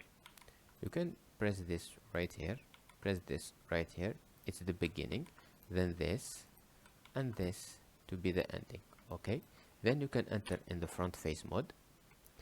Wait, before that, let's select the faces that we want to, let's say these two faces, yeah, let's say this face alone, and press here, and here you can use the control and right mouse button, control and right mouse button, control and right mouse button to extrude using this tool, which is the E extrude by cursor. Okay, so now what we are doing, we're basically choosing a way of extruding it to get it like the shape we want. Then at the end we can choose the, let's say on solid mode, we can choose the these two right here, no, these two, right mouse button, bridge faces. Okay, and now you have bridged them. So this is the first thing that I wanted to show you. The second thing is sometimes you want to separate some vertex or some edges. Come here, rip region, and you just press this and you just move it. Now you have separated these two edges. You can do the same thing about this and just separate. Let's separate these two. Just let us do this. Okay, now you have separated these points, and you can actually, you are in selection mode, press V and move it, press V and move it, and like that you have separated this point. Okay, then what you can do is basically, if you want to join them back, like let's say you have vertex that are separated and you want to join them back, it's with M, like you choose 2 points and then press M. This gives you the merge options, so you can merge at center or at cursor or at first or at last. At first, basically it will merge it at the first point you chose, and at last it will merge it at the last point you chose. So let's say here we choose this one and then this one, so this is the last one, M, at last it will merge both of them. Choose this again, M, at last you will merge them both again, and you can do this too here. So these points, M, at last, these 2 points, M, at last, these 2 points, M, at last, and then these 2 points, M, at last. Okay, and you get everything back.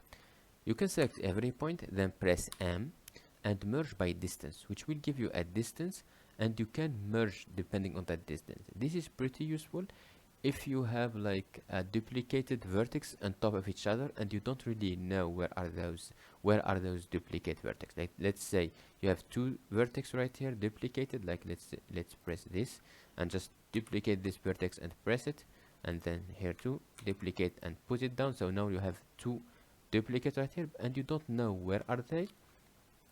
So you are working and you know something is not working, you know it's probably duplicate vertices or duplicate faces.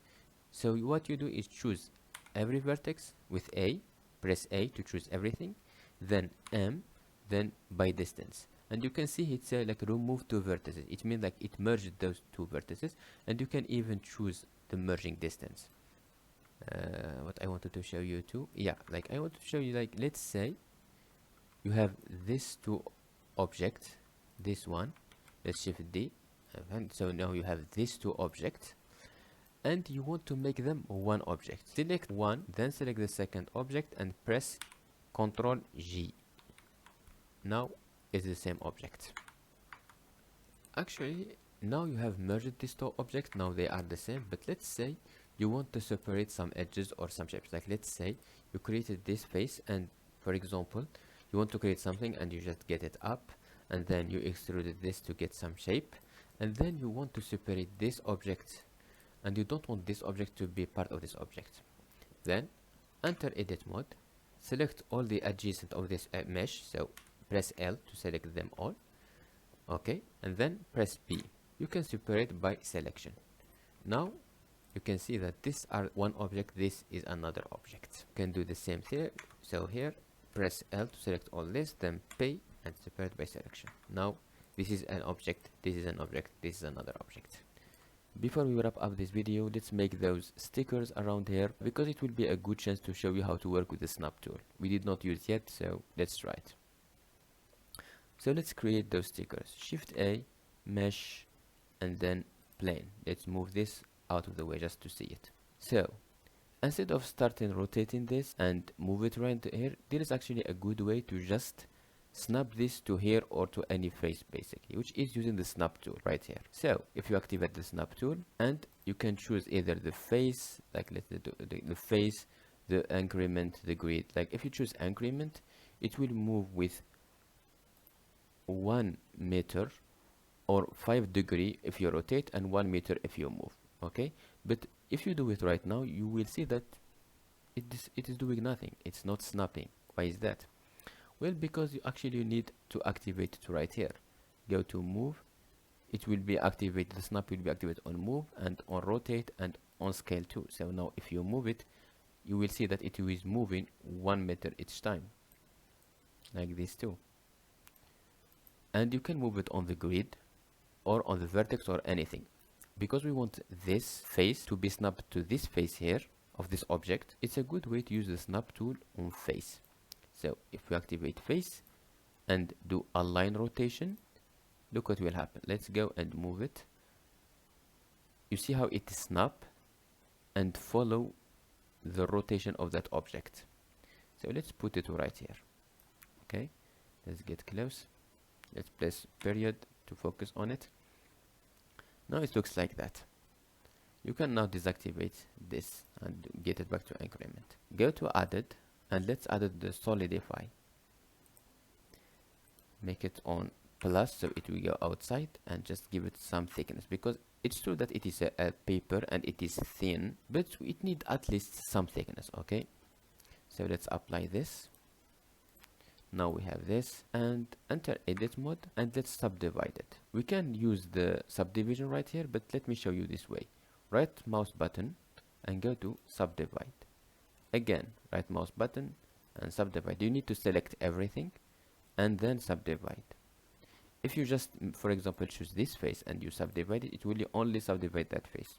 So you need to choose everything. Now we give it some geometry. Why did we do that? Because we actually want to deform it, and to do that we need more edges and more geometry. Of course we can now start moving it one by one, but there is actually a modifier for it. Let's go to deform, and here we have simple deform, and as you can see, now it's deformed. It's twisting it on X or on Y or on Z. Okay, we actually don't want that. We only want to bend it. But maybe you have this problem just like me. When you choose bend, it gives you all these options that we don't want. This is a common problem that happens when you actually move or rotate your object or even scale it. And you can see all this is like different numbers. For the scale we did not scale it, so it's still 1, but all this is different numbers because we move it and rotate it. And because of this, the deform tool is not really following this. This should be like 0 0 0 0 and this should be 0 0 0 2 to make this tool work very well. But of course if you move this, it will like do this, and you don't want to do that. So what you need actually is to apply the location and the rotation, and when you do that, all this becomes 0 again. So select your object, then Ctrl A and apply location. Everything went to 0 and this moved. Ctrl A again and apply rotation, and this happened, and look how it looks now. Don't forget, go to object, set origin, and to the center again, and now here it is the center. Now if you go again, if you go to Y, it will bend on Y just fine. Okay, on Z too. Now it works better. So let's do this, and of course we can just move this like that, but it bend more around it, and maybe, and I don't really want that. I want to be this bending more around this, so, and it's bending around the origin point. Okay, you can choose an object and put it here and bend depending on it, but I would prefer on origin as it is. So go here to this tool and choose only origin. Now you can only move the origin. So if we do this, we move only the origin, and let's get it up there, and now it looks like that. Okay, let's take this back again so we can move the object and go to modifier and just bend it more. Okay, let's give it some bending like that. This is good actually. Then let's apply this. You can leave it like that actually, and then you can just Shift D and move it on Z to have another one. Okay, on top of this you can add a modifier, deform, and another deform, just to give it some deform on X too, like just little bit of deform on X, and maybe go back to this and just make it a little bit down. This, make it a little bit down, and just move it outside too. Here. Okay, so now I think it looks pretty nice. Let's just make it less, something like that is a lot better actually. So now take this, Shift D, and move R, Z, and minus 90. Wait, R, Z, and minus 90. Just like that.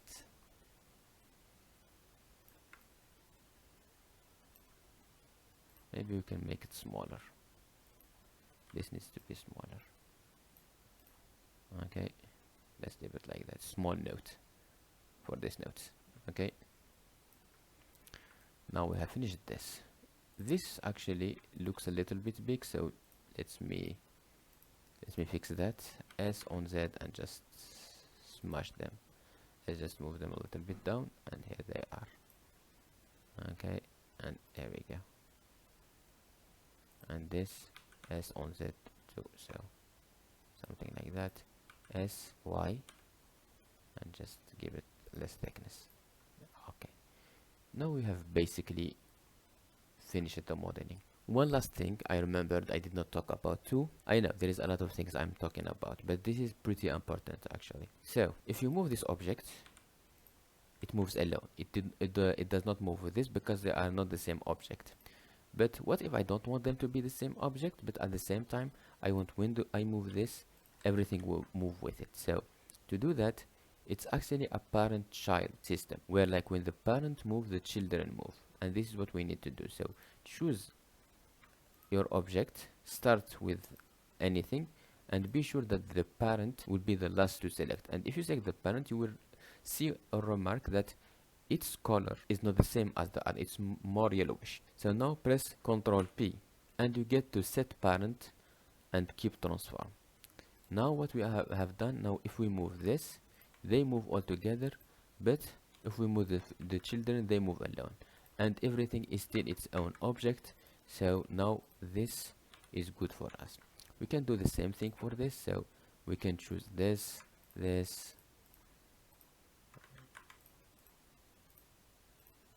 and choose the parent as the last one, then Ctrl P, keep transform, and now if you do this, they all move. Okay, and you can see that if you go to the cube, now it have all those inside to it, because now they are its children. Okay, so like if you choose this and you don't see it, and you are like, oh, where it is, it's actually right here, so don't worry about it. One last thing I wanted to say about this is, like, if you want to rename anything, you press F2 right here, or you choose something and you press F2 right here to rename it. And if you want to put anything inside an object, you can choose them. Like, let's say we choose this, let's say choose all this once, and press M right here, alone, M alone. You have, like, you can create a new collection and put them inside it, like it will put them automatically in.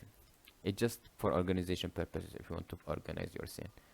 And basically this is it. We have finished now making our object, and it is ready to be textured, and we add materials and textures to it. I will show you how to unwrap anything correctly and how to fix common issues of UV unwrapping. But first, what is UV unwrapping? It's a 2D texture image, and this 2D texture image is a representation of this 3D object. Our goal is to take the UV map, add material to it, then wrapping it back on the 3D object, like in this example of a mushroom.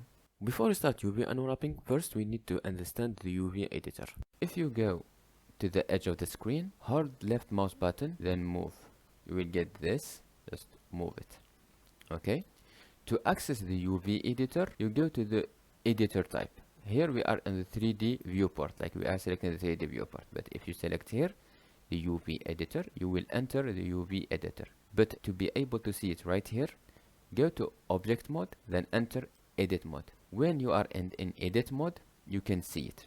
This UV map is a 2D texture image, and this 2D texture image is a representation of this 3D object. So for example, if you go to face mode and you select this face, this 2D face right here represents this face. So each face of this is represented by one of those. If you press up and bottom, you will get this 3D object is represented by this 2D flattened image, which is called a UV map. What if you want them to be appearing at every moment? Like if you press away, you will not see it. You go to this sync UVs. If you press it, now you have every face appears even if it's not selected. Here, these options right here is basically the same as these options. So this is a face selection. This is an edge selection.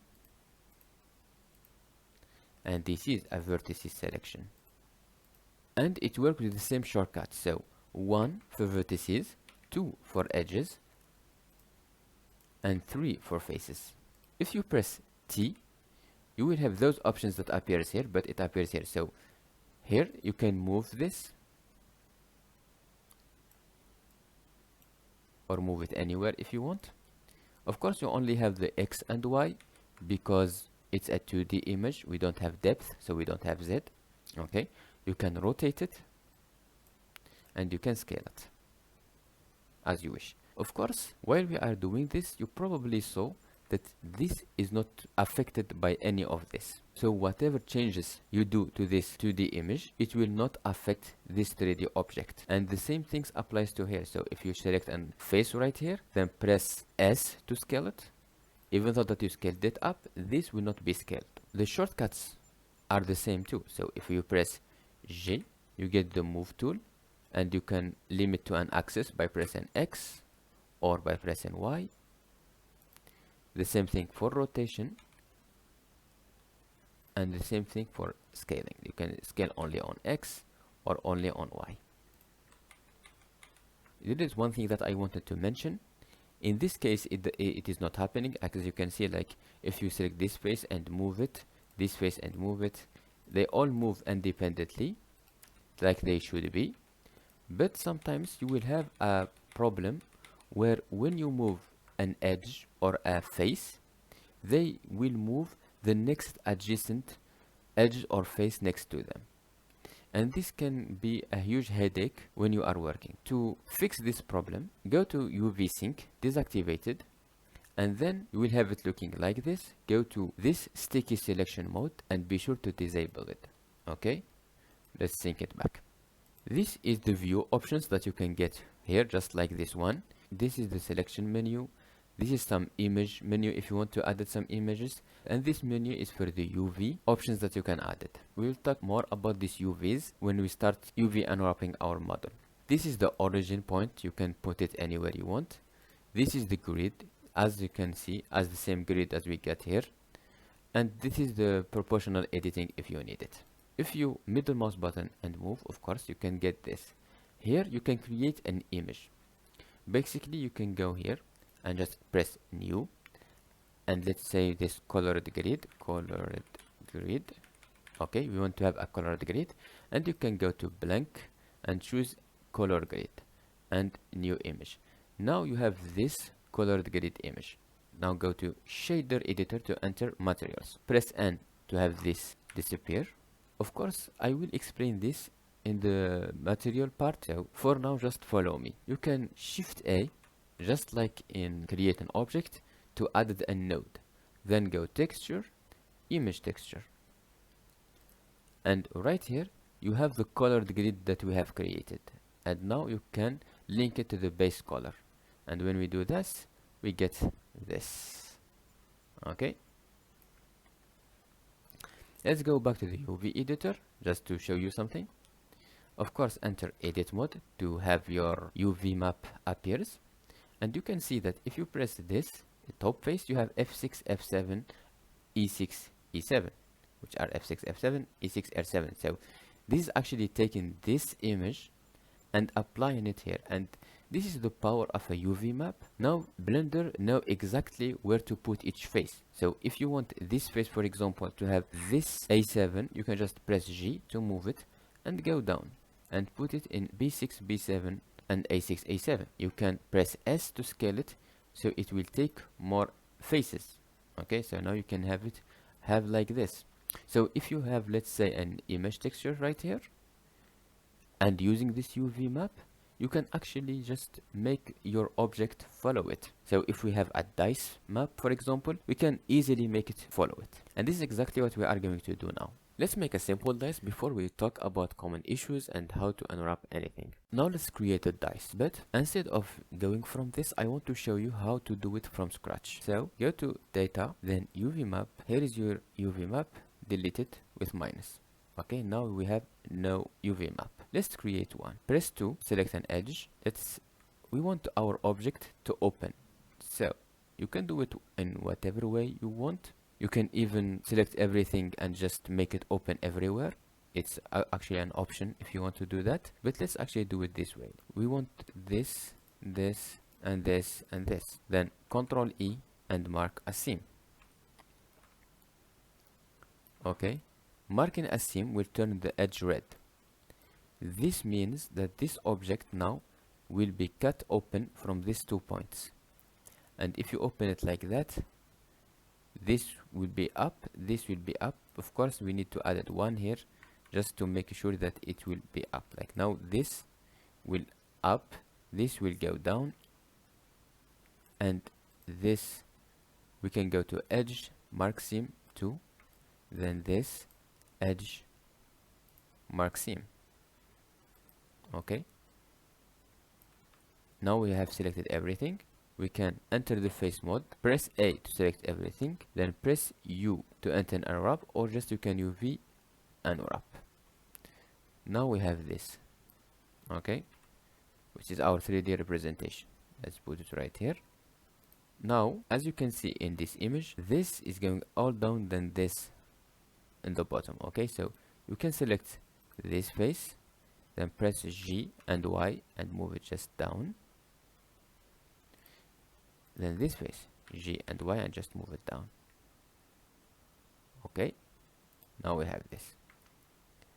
Now you can go to shader editor, go to this color grid, and then choose this file, open an image, and let's choose this. Now it appears like that. You can go back to UV editor, and instead of this, choose the dice. And because it's a little bit off, it appears wrong like that. So let's select everything. Like if you are not in the select box in tweak mode, just press B to select everything, then G and X and move it on X. Now we have done this.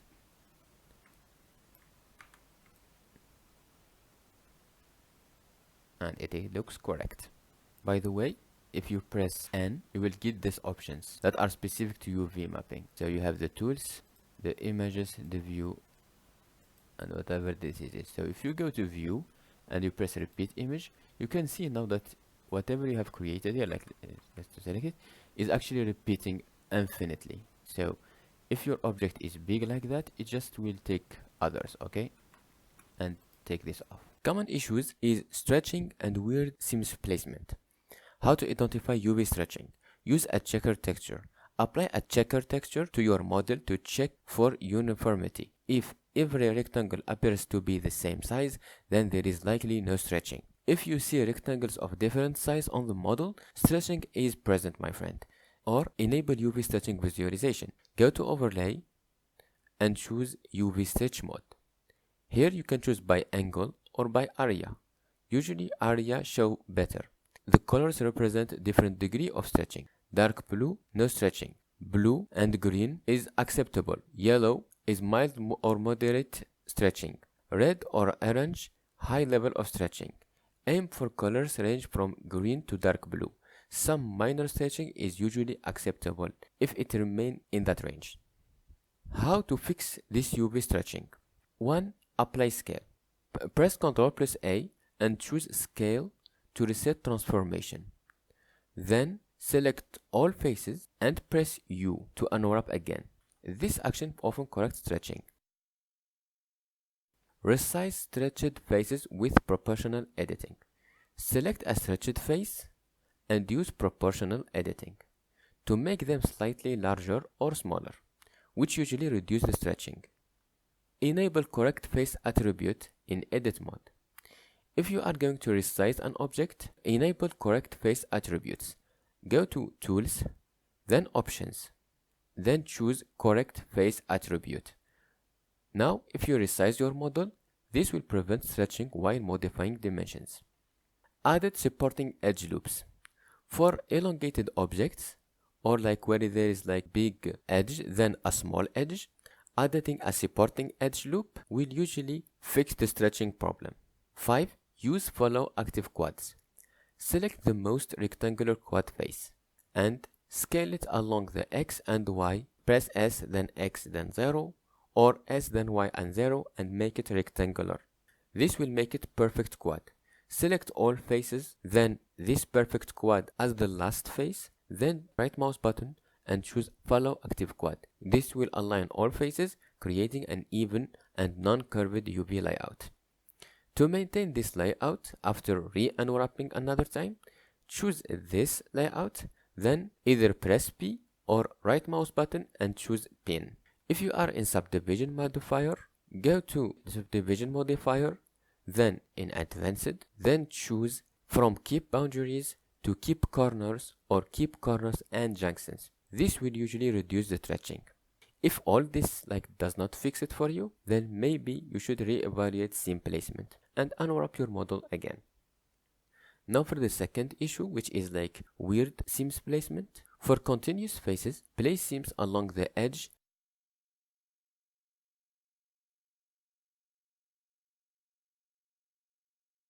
to one seam in the middle and if possible in areas not visible in the camera. For ring shapes like sphere and cylinder, place seam along limiting edges and added one in the middle where it is less visible. This will allow you to create all quad faces. For small angled edges like under 40 degree, a single seam is often sufficient. And of course, experimentation is key. UV unwrapping often requires trial and error, so don't hesitate to test multiple seam placement and unwrapping techniques to find the best result for yourself. Now let's start UV unwrapping our model. Let's start with these buttons. Select the button, press Ctrl to enter edit mode, then with edge selected, double click on this. Ctrl E, mark a seam. I want the second seam to be hidden so it does not show, so let's just put it right here. E, mark seam. If we press Z, then go to wireframe, double click this, then mark a seam. Okay, now I put it like that.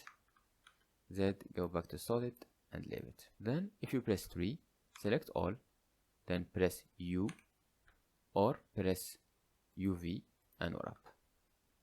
Now we have unwrapped our model. Let's go to here, 3D viewport, and go to UV textures. Now we have UV unwrapped like that. Let's create a checker. So let's create new checker. Let's name it 3 because I actually created 3 before it. So let's put it like that. Okay. Now we put it like that. You can see it right here. Of course it does not show because we did not assign any material to this one. Select your object, then press new and create material. You can go here, shader editor, press N to hide that, just shift A to have a new texture and image texture, put it right here. Of course it will look black because we did not assign anything to it, and let's have checker 3. Okay, now it looks like that. Don't worry, I will explain the materials in the materials video. Now this is the same on this, you can delete this and shift D to this, or it's a good chance to show you a new thing. So if you can actually copy materials and even UVs from an object to another in one condition. They are basically the same object, they are duplicate. So now you select first the object you want to copy stuff to, and last you select the second object which is the object you want to copy from. So in this case it's this one, and then press Ctrl L. If you press Ctrl L, you have this link and transfer data. You can link object data, materials, animations, collections, and even UV maps. So first we need to copy UV maps, bam, and then we copy Ctrl L again, and we copy the same material. So bam, now we have the same material and the same that. Like if you go to the UV editor and select this, you can see that you have now the same UVs between them. You can select this, then this, and just you have this link data too. Now let's do the same thing to this object. So we select it, enter edit mode, press 2 to select edges. Let's select all this, then this, then this, all this, and all the bottom ones. And let's select actually this to separate it, this one too. And let's select all this. Basically, I want to separate everything. Okay, so this object, this is the object. This actually can be like this, and you just put it like that. I am not really worried about how the UVs will look, because we are going to texture paint most of this, and we are going to use different materials, but I am pretty much sure that this seams will not affect my materials that much. This is why I'm going crazy with them. Mark as seam. Then select everything, and unwrap, and now you have this. So let's do this here too. So let's select this, press tab to enter edit mode. Let's go to UV. It may have some like crazy UVs because this UV is the default one. So let's change it. Like let's go to data and delete this one, and let's make our own. Okay, so enter edit mode. This should be probably like in this point. It's circular, right? Yeah. So then this, and then this, and then this. Like if it's not showing, then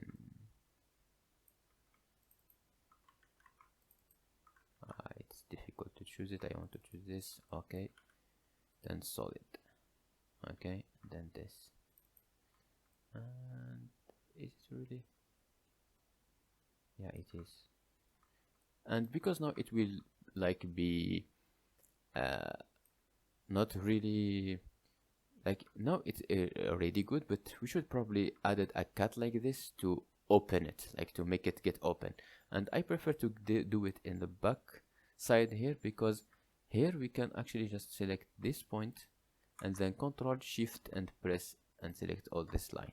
Okay, then Control E, mark as seam, because it will be appearing from this side, so the seam from this side it will not be appearing. Okay, now we have make it all this 3, select everything, and unwrap. Now we have this. Go to shader editor. Let's create a material for this one. Let's actually create a new one, and Shift A, texture, image texture, and choose our checker 3 and put it right here. Now if you go to this, it looks like that. Now let's go to these two objects. Well, because this is a basic object, it's like already wrapped for us, so we can just go here, shader editor, new image texture, and just put it like that. You put it right here, choose the checker, and it looks fine. The same thing goes for this one.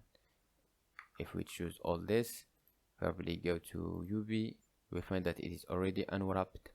It's basic one, even though that probably it will not look so nice, but in our case it will just be fine. We don't need really to go in details there, because we are not going to make so much details there. So shader editor, image texture,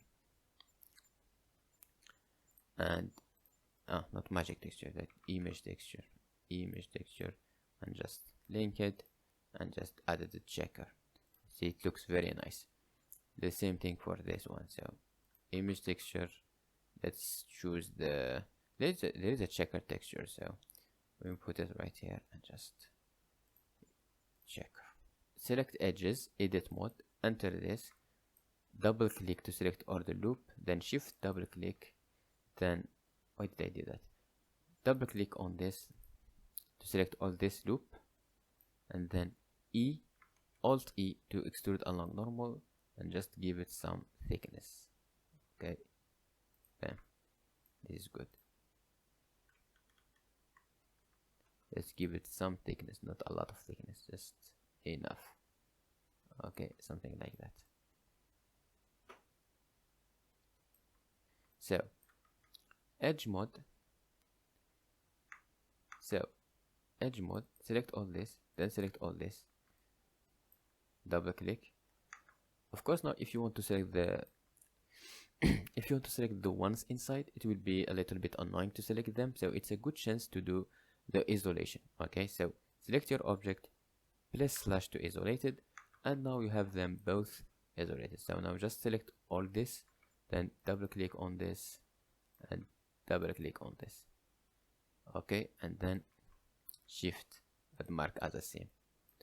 And because of the nature of the object that you are going to create, I think it will be good if we do this.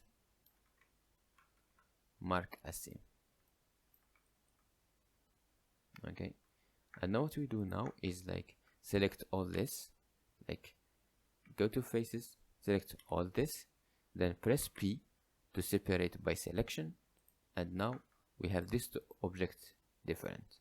And what we can do now is go out of the isolation by pressing slash, then go to edit mode, press A to select everything, then press U to unwrap.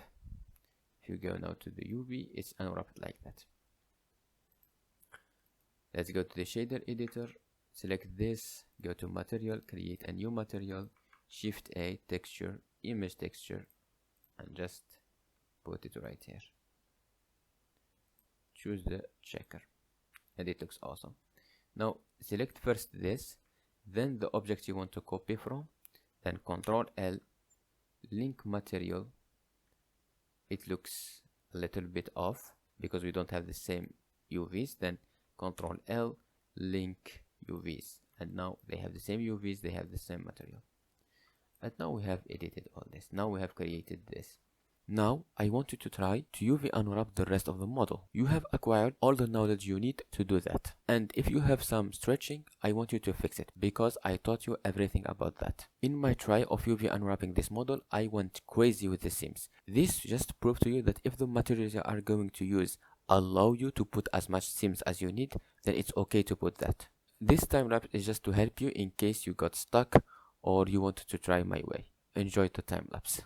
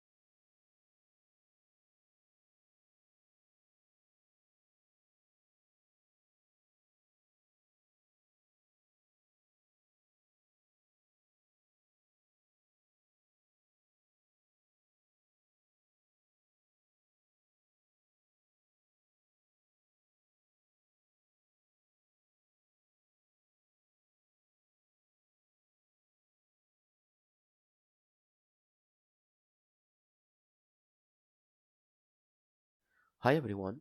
By the end of this tutorial, you will have a solid understanding of materials in Blender. You will learn how to create your first material, the most used nodes, texture painting and vertex painting, and of course PBR materials. And as a bonus, how to add a video texture. How to make your first material. It may seem complicated, but worry not my friend. We will go step by step until we make our first material. To create a new material, select an object, then go to Material tab and press New. This is the material name. This plus and minus icon is to add a new material or delete a selected material. Browse material, well, it's to select a material from a list of all materials you have created in this project. These are the material options for the principal BSDF. If you press on principal BSDF, you can select different type of materials like glass. To view your material, go to Shading Viewport. Go to Editor Type and choose Shader Editor.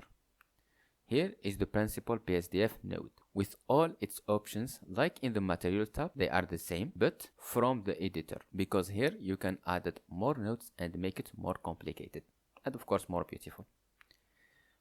Base color is well for the base color of the object.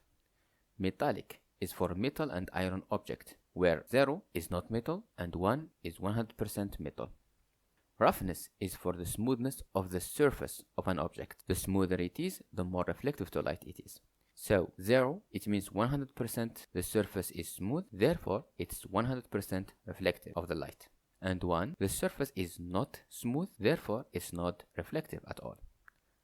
Alpha is for transparency, where 0 is transparent, 1 it's not transparent. Subsurface is the light bouncing inside an object, like in hand and foot. Emission is for the emissive object, like the light bulb. And with that, this is all the principal BSDF options. One thing to add, whenever there is a 0 and 1 value, we can represent them with black and white colors, where black is 0 and 1 is white. And the different shades of gray in between are the different values between 0 and 1. And just like that, we can create a black and white texture with different values of gray, which represent the metallic or roughness and formation, which will give our material a realistic look. So Shift A and go to Converter. And here you have this color ramp. Color ramp is one of those nodes that you will use a lot, okay? This basically take a gradient from one color to another color, okay? So in this case, it's taking this black color to this white color. Like let's say, let's do it like this. Let's make it purple. It will be from purple to white, okay? So you can take any color here. In that case, I want just to show you the black and the white, okay? This linear is basically how it's interpreted. Linear, it means like it's black and it gets white with time. But if you go to, for example, to constant, it's either black or white. Let's make it linear again. Okay? This factor is basically at 50%, so it will be around here. But if it's 1, it will be showing this color. If it is 0, it will be showing this color. Okay? So let's get it back to 0.5 and let's link it to base color. Okay? As you can see now, because we have made it metallic, so let's take this off a little bit. Because of that, like now it's in the middle. It's not really white, it's not really black. So let's make it pretty white. If we make it 1, or let's make it 0 to make it black. Okay? Let's put it like that, in the middle again. Okay? Let me show you one functionality that you are going to use a lot. Press Ctrl, then Shift, Ctrl and Shift, then press on this one. Now you can see that we are linking this directly to the surface. So 0 is black, white is like that, is 1. Okay, now let's take this back again. Let's put it like that. So let's try it with the noise. Okay, Shift A, go to texture and pick noise texture. Okay, Control Shift and press on this to show it. Okay, so this is a noise texture. A noise texture is basically you create a noise on the surface. Okay, so you can scale it to make it like that. You can add some details to it, for example like that. You can make it less rough and more apparent. You can give it some waviness if you want to give it some waviness. You can have like hybrid, like you can have all these options, right? So let's leave it like that. Okay, so now let's do Control Shift and press on this to make it apparent. Go here and link this to roughness.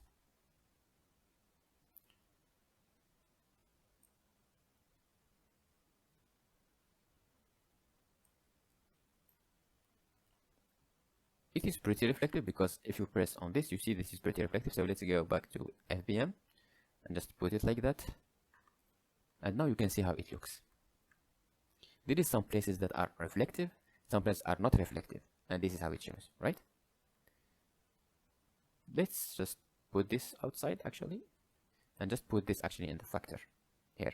As I said, like for this one, 0 is black, 1 is white, right? So if we take this factor here, we will have this color instead, because like it's taking this value, like where it was black it is 0, so it is taking this, and where it was white it is 1, so it is taking this, and the value in between it is a different shade of gray, which is like this. And because of that, even though that this is basically taking these values, we can actually exaggerate this. How? We can just take this and make it more black, for example, in certain places. And now we are making this pretty black in these places, pretty white in these places. So let's put it on roughness. It does not show a lot, but you can see it a little bit. Like, see, this is better actually. This is showing better. Let me tell you something. Let me show you something. Let's like leave it like that, or let's actually put this in roughness and leave it like that. And let's take this, Control C, Control V to copy it, and let's do a bump.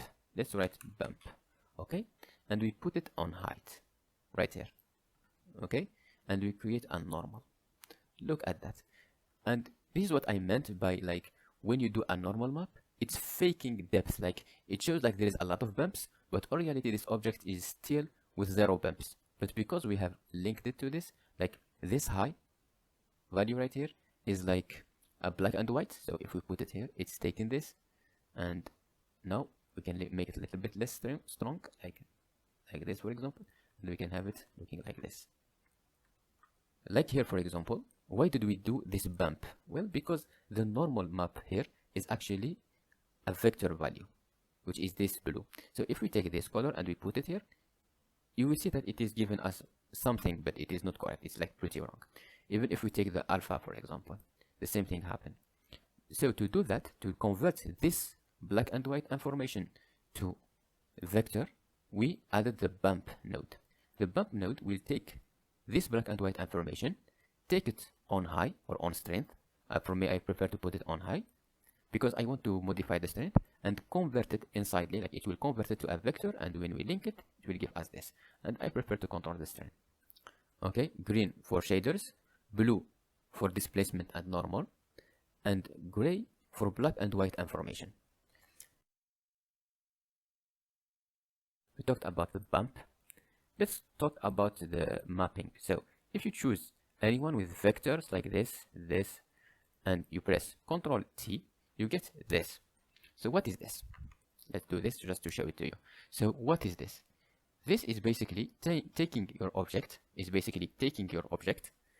and precising where to put that noise texture. So for example, this noise texture is right here, right? So if we start modifying this, it will change location. It will rotate. If we scale it up or down, it will change. We can change location. So this, it will take either a generated map, UV map, or it will take your UV map. If you have a UV map, it will take your UV map and use it. You usually either use the generated one, which is like the one generated by Blender, like the UV generated by Blender, or the UV you created, or sometimes the object. Usually you will take the UV, and because of that, you can like change this. You can change the rotation of your map, of this map, like whatever you are linking this to, you will change the location. So this is linked to this, then if we start moving this, we are moving this texture, because this basically is telling Blender where to put your texture. Now let's talk about the gradient node. If you Shift A, then search and press and search for gradient texture, you will put it right here, okay? And Control Shift and press on it. As you can see, nothing is happening. There is no gradient that shows. Why is that? Well, because Blender does not really know where to put that gradient. As we said before, to know where to put a texture, Blender needs the UVs. And you need to precise on what UVs, like what part of UVs is gradient black and other is gradient white, for example. And because of that, because Blender does not know, it does not show anything to you correctly. So, how to fix that? Press on it, then Control T. You will have this nodes. This nodes is basically a way to tell, like you take the texture coordinate of this gradient and then you map it on your UVs. So basically using this, we will tell Blender where the gradient will start, where it will finish it. Okay, so we are going to use the generated UVs that come with the board right here, and then let's just move it a little bit, and here it is. Like here is the gradient. The gradient now is starting from top to bottom, right? So the top will be pretty reflective, the bottom will be not pretty reflective. If we put it like on reflections, like if we put this on reflections, let's say here in place of this half will be pretty reflective, this half will be not pretty reflective. Okay, and I like that. Let's do it like that. Actually, I want this half to be a little bit more reflective, so let's move it a little bit, and there's just enough. Okay, like that, and now it looks pretty nice. Now if we put it like, if you Control Shift and press on PSDF and we put it here on roughness, let's put it on roughness. Now this top is pretty reflective and the bottom is not pretty reflective. Like the top is pretty reflective, the bottom is not that reflective. And the way we did this, even though that it made this looks to you as a simple thing we did, like we showed the UV where to put it, etc. Let's Control Shift here. This is actually creating a mask. What we did here is basically create a mask. We said that this part don't be any reflective, but this part be reflective. And if we mix different nodes, like if we use the mix nodes, we can actually mix nodes that will be appearing only on the white area or only on the black area. So for example, just to show something, let's take off this, let's put the bump back, okay, to have some bump, and just take this up, take this down, let's take this two right here, put him here, and just take this and do mix. You will see that there is mix shader and mix normal. Okay, so like Shift A, go to shader, you will find mix shader. Mix shader, it will mix between shaders, but here we need to only mix between colors. So let's Shift A and search for mix colors, and here it is, mix colors. So 1 and 2.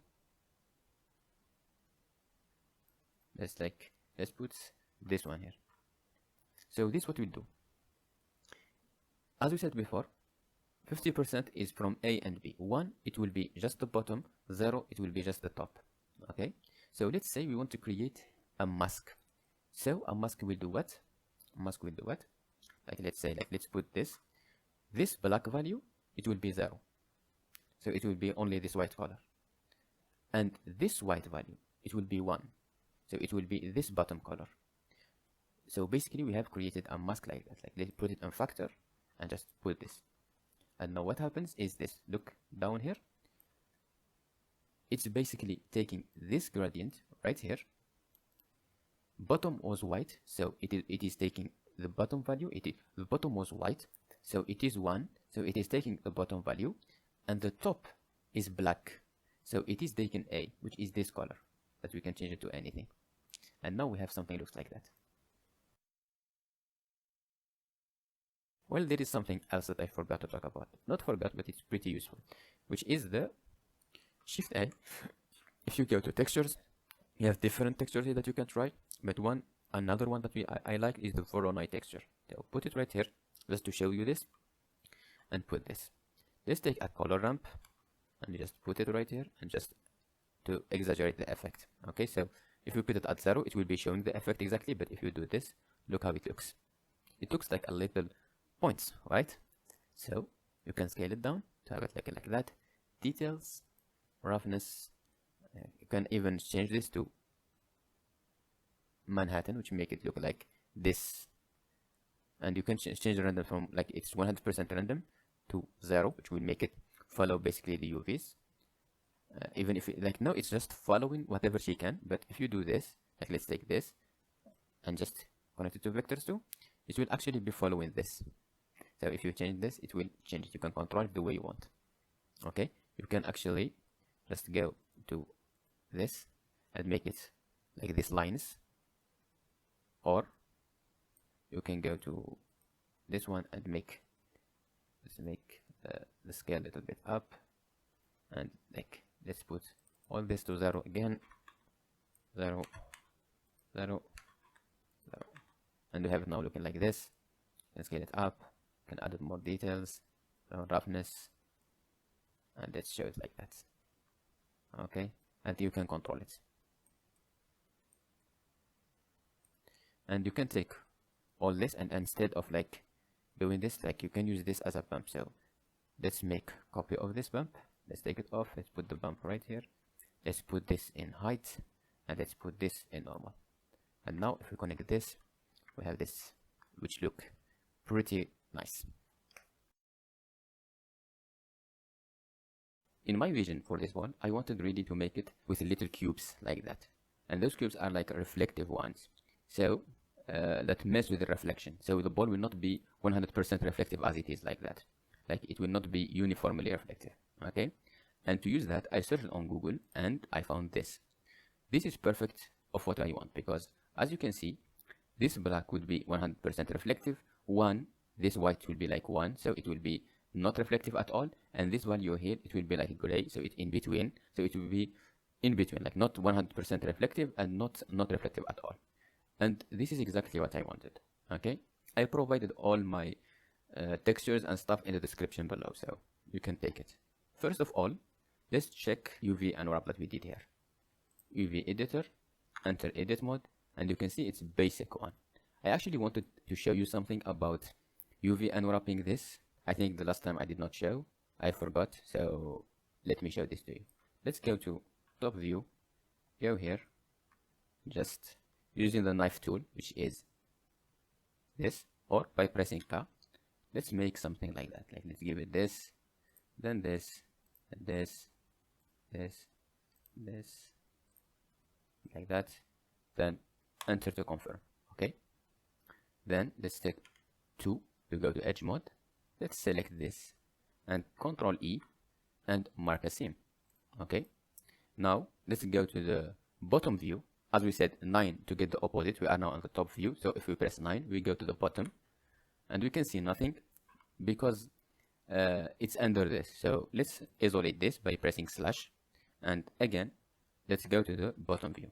As you can see, we are now in the bottom view. Let's enter edit mode, and let's make it like this so we can see it better.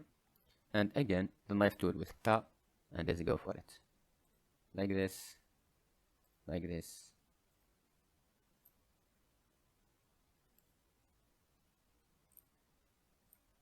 K and Control E, mark a seam. Okay, now let's take one, like this one for example. Why did I choose this one? You may ask yourself. Well, if you press 7, if you press slash and you go back to normal, this actually may show a little bit, so I want something from behind. I want to make a seam from behind so it does not show, and Control E, mark a seam. Okay, now if I do A and select everything, U, or go to UV and choose Unwrap. We have Unwrap it like that. Now if you go here, nothing really shows, so let's just take actually this off, clear. Do we have another one from bottom too? So should we not? So no. So let's again Unwrap and those small wire right here. So let's choose something close to a rectangle, like this one for example. Go to edge mode by pressing 2 or selecting it from here, then S, then Y, then press 0 to make it straight, then here to S, Y, 0, here to S, X, and 0, S, X, and 0. Okay, now this is a full rectangle. Let's go to face mode by pressing 3 or by pressing this. Now select everything, or select like this island, like this one without these two. So press L and select this and press on this one. Okay, then right mouse button and choose follow active quad, the active face. Okay, this one, and here we go. Now we have it straight like that. When it's straight like that, it will make our like UV unwrapping a lot better and a lot easier. Okay, I wanted to show you this because sometimes the UVs are not really straight. They are a little bit stretched, but when you do this, it actually fixes that stretch. So put this in your mind, choose one and turn it quad, then make others follow that one and make them all quads. Okay, so now we can go back to our shader editor. Now let's go to this. Let's actually go to this. Here it is, and open it in Blender like that. Just release here. Now we have that cube assigned to this texture image. Okay, now you can see this texture image, as we said before. Here is the name. Here are other elements that are already in our Blender project, like the checker, and now we added this cube, so now even this is here.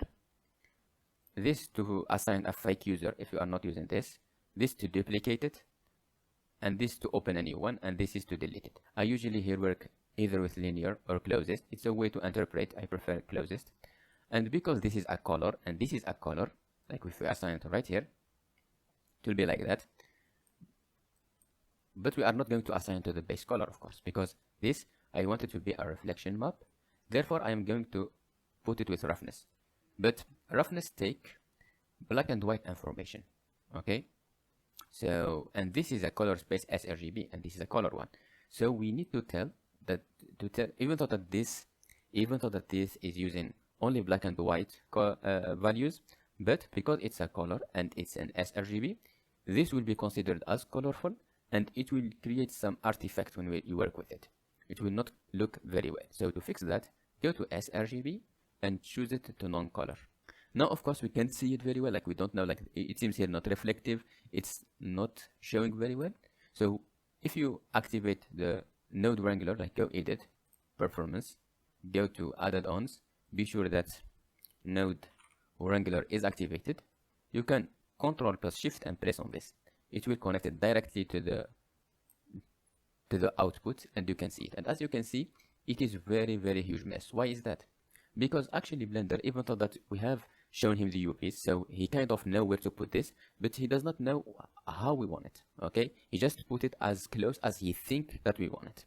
And to fix that, or probably to control that, we need a tool or nodes that actually allow us to control how this map is interpreted. And to do that, we need actually press Control, choose this node, and then press Control T, and you get this. It is actually texture coordinate with mapping, these two nodes. Of course, you can Shift A and search for them and connect them as you want.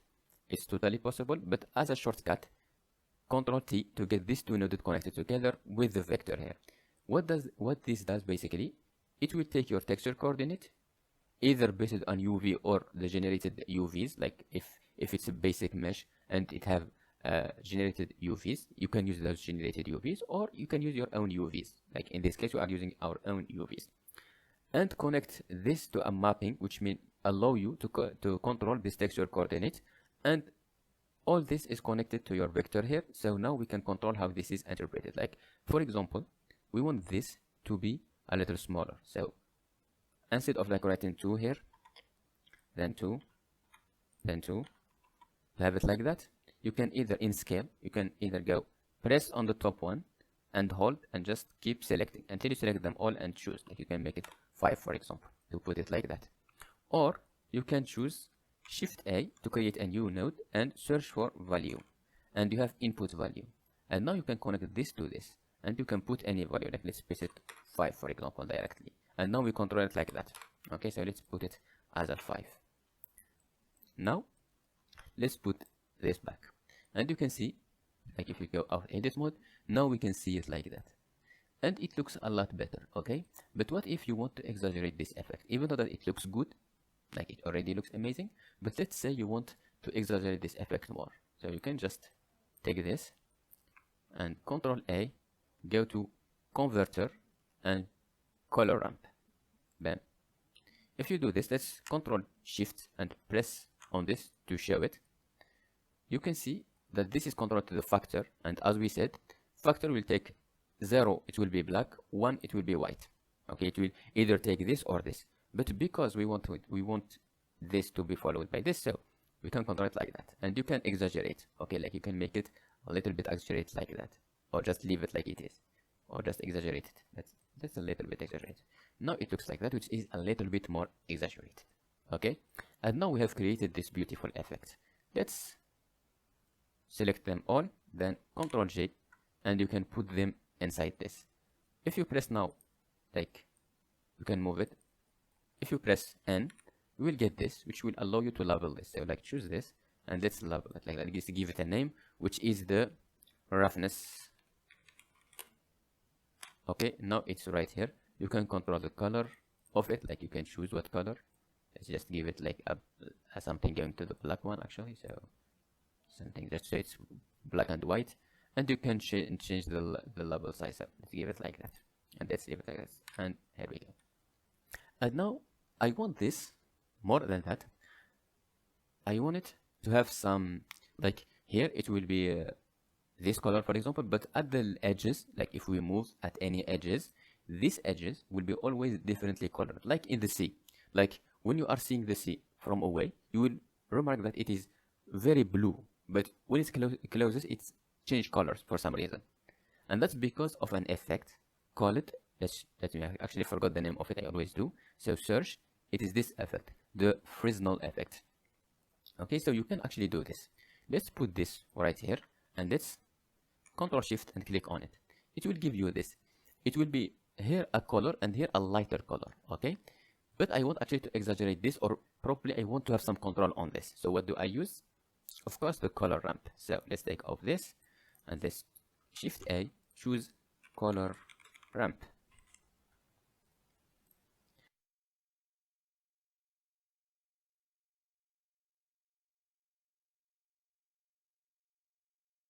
And now what I want to actually mix it with this. Okay, so I want it this. Do you see all this? I want it to have it here. Let me show you something. Let me show you something. What do I want right now is this color. It's uniform, as you can see. It's not uniform because we have this reflections, okay? But what I want is like to have this Fresnel effect, where the outside will be always different color than the inside. To do that, we will link it with the base color. Okay, like we can do it like this. It will be black and white, and we can actually just here choose different color. Like let me just show you something. Like if I go to this and Control C, we copy it, and then if you go to this, Control V, we can press it, and if we do now this, it will give us this, and we can here just make it a little bit darker like this, and this white we can make it a little bit lighter like this, and we will have this, and we can control the effect more. We can do it like that. We can just push this a little bit and have it more, and we can control it like that. And now we have it looking like that. So this is the base color. Let's select it, Ctrl G, and let's just, and let's name it base color. Okay, and let's leave it like that. And now actually let's do another thing. Let's press N, let's choose this, and let's give it color. Let's give it some purplish color, just to say this is the base color. Now let's do another thing. Even though that this is looking already nice, but I actually don't want the surface to be as smooth as it is. Of course, we have already modified the smoothness with this. We made some areas pretty reflective and some areas not reflective at all, but I actually want to have more details. I want to add bumps and dentures and stuff like that. I want it to look like it is pretty high dense mesh, even though that it's simple. So how do I do that? Of course, with either normals or displacement, like displacement. In that case, I want to use the normal. So what should we do? we're actually going to use the same map. So we are going to take these two, copy and copy. Okay, and then because they are going to follow the same place, like I want them to be in the same place as this, so they actually needs to be having the same coordinate, like they need to have all this modification here applied to this one too. And then what we are going to do, we are going to link this black and white, it's non-color, with this black and white map that we have created, this one, to a normal one. But of course this is a blue one, so it needs to be, so here it needs a vector information. So we can just go like this and put a color or a black and white and put it inside it. You see, it gives you some kind of result, but this result is pretty bad. It's not what we want, okay? So what do we do? Well, there is actually a node. This node is Shift A. It's the bump, BMP, bump vector, okay? So this bump node, what does it do?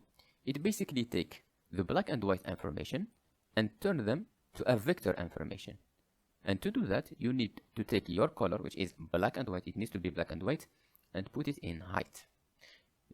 And then you link this to normal. And it suddenly looks like that. And as you can see, it looks like it has this information. We will smooth this by just controlling this basically, until we get it to a point where it is like this. Okay, let's just,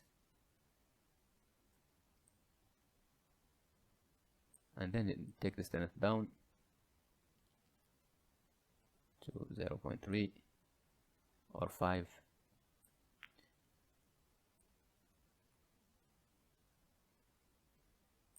And just strengthen it down. And now as you can see, it looks like it is dented with this information, right? And this is exactly what I wanted to show. Let's make it a little bit less here. Just a little bit like that. And we have done all this now. And this is now looking like this. So this is our normal. So let's just, like if you take all this and just move it, it will extend automatically. So let's take all this and just put it like this. And let's choose it, Ctrl J, and press N, and let's name it normal map. Bam. And let's make it a little like color, and let's make it a little bluish, just to show that it is a normal map. Okay, here we go. Now we have all this information. There is one last thing that I wanted to add, which is like now for now it's looking pretty nice. I love it. I think we have done an amazing job. It is this one here. Even though this is getting the job done, but I wanted to show you one more thing, one last thing that we can do here to just make this look a lot more beautiful, which is basically, how about creating a gradient? Basically, this bottom part should have some reflections of this controller right here, and that reflection will mix with this. Of course, we can use the bounce, like if we go to EV, and it's bouncing on it a little bit. Let's go here, let's choose EV, and here, right, I think you can see that it's already having a reddish color right here, but I want to exaggerate this effect more. So how do I do that? Well, all we have to do is basically create a gradient to this point, and then give that gradient a certain color, right? I know that you are probably thinking we will take a color ramp with it, but let's do it. So Shift A, go to search and write gradient, gradient texture. Bam. Now if you press on it, it will give you this. It looks like nothing. Where is the gradient? It's right here actually. Why is that? Well, the same problem that we had here. The gradient does not know where to start and where to end. It does not know, Blender basically does not know how to put it. He just put it here. He showed the UVs. He's probably saying that you probably need it here, but we actually need it from back, from the bottom. So what do we need? Well, we need another map. Of course, you can think that we can just do this, and you have all right to do this. But the problem here is it's not giving us the effect that we want. And if we modify them here, we will modify all this with it. And this two I really like. I don't want to modify. So we need to create a new one. Control, choose it, the node, then Control T. Now we have this again. And this time, let's go to Y. Oh, something happened. Okay, here it is. It's going from the bottom. Okay. Now it's already given us the effect that we want, right? But as I said before, if I want to control my map, what should I do? Yes, I need to create a color ramp. So let's go for a color ramp. You can go to converter or search for it and just put it here. Now if you do this, you can control it how it shapes. Actually, I want just the bottom to be a little bit like this. I want it to be something like that. And you can move it.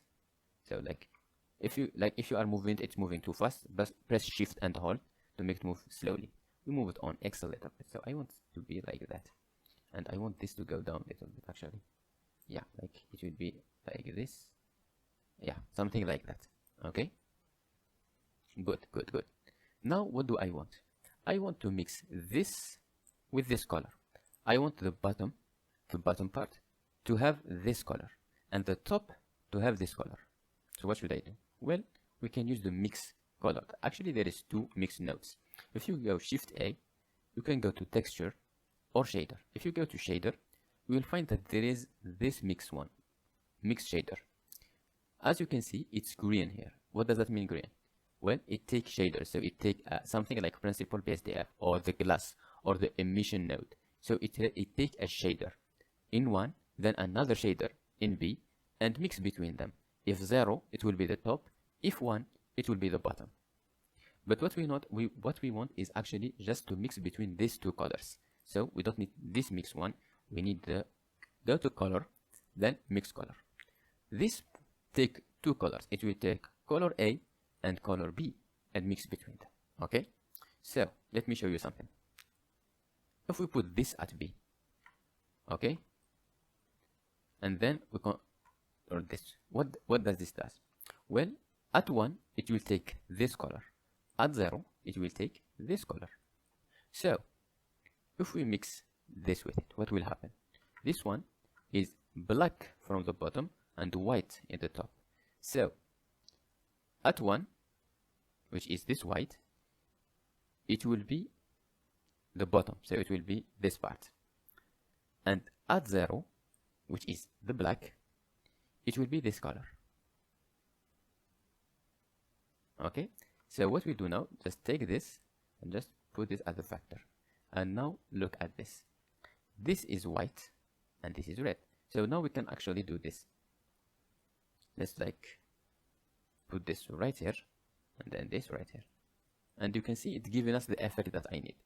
What it's doing basically, as I said, it's taking this black and white color, and where it's black, the bottom, it is 0, so it is taking this color, and where it is white, so the top, it is white, so it is 1, so it's taking this color. Let's do this again, and now let's give this some reddish color. Something going to this, but of course the gradient is too much, as you can see. So we can actually control it using this.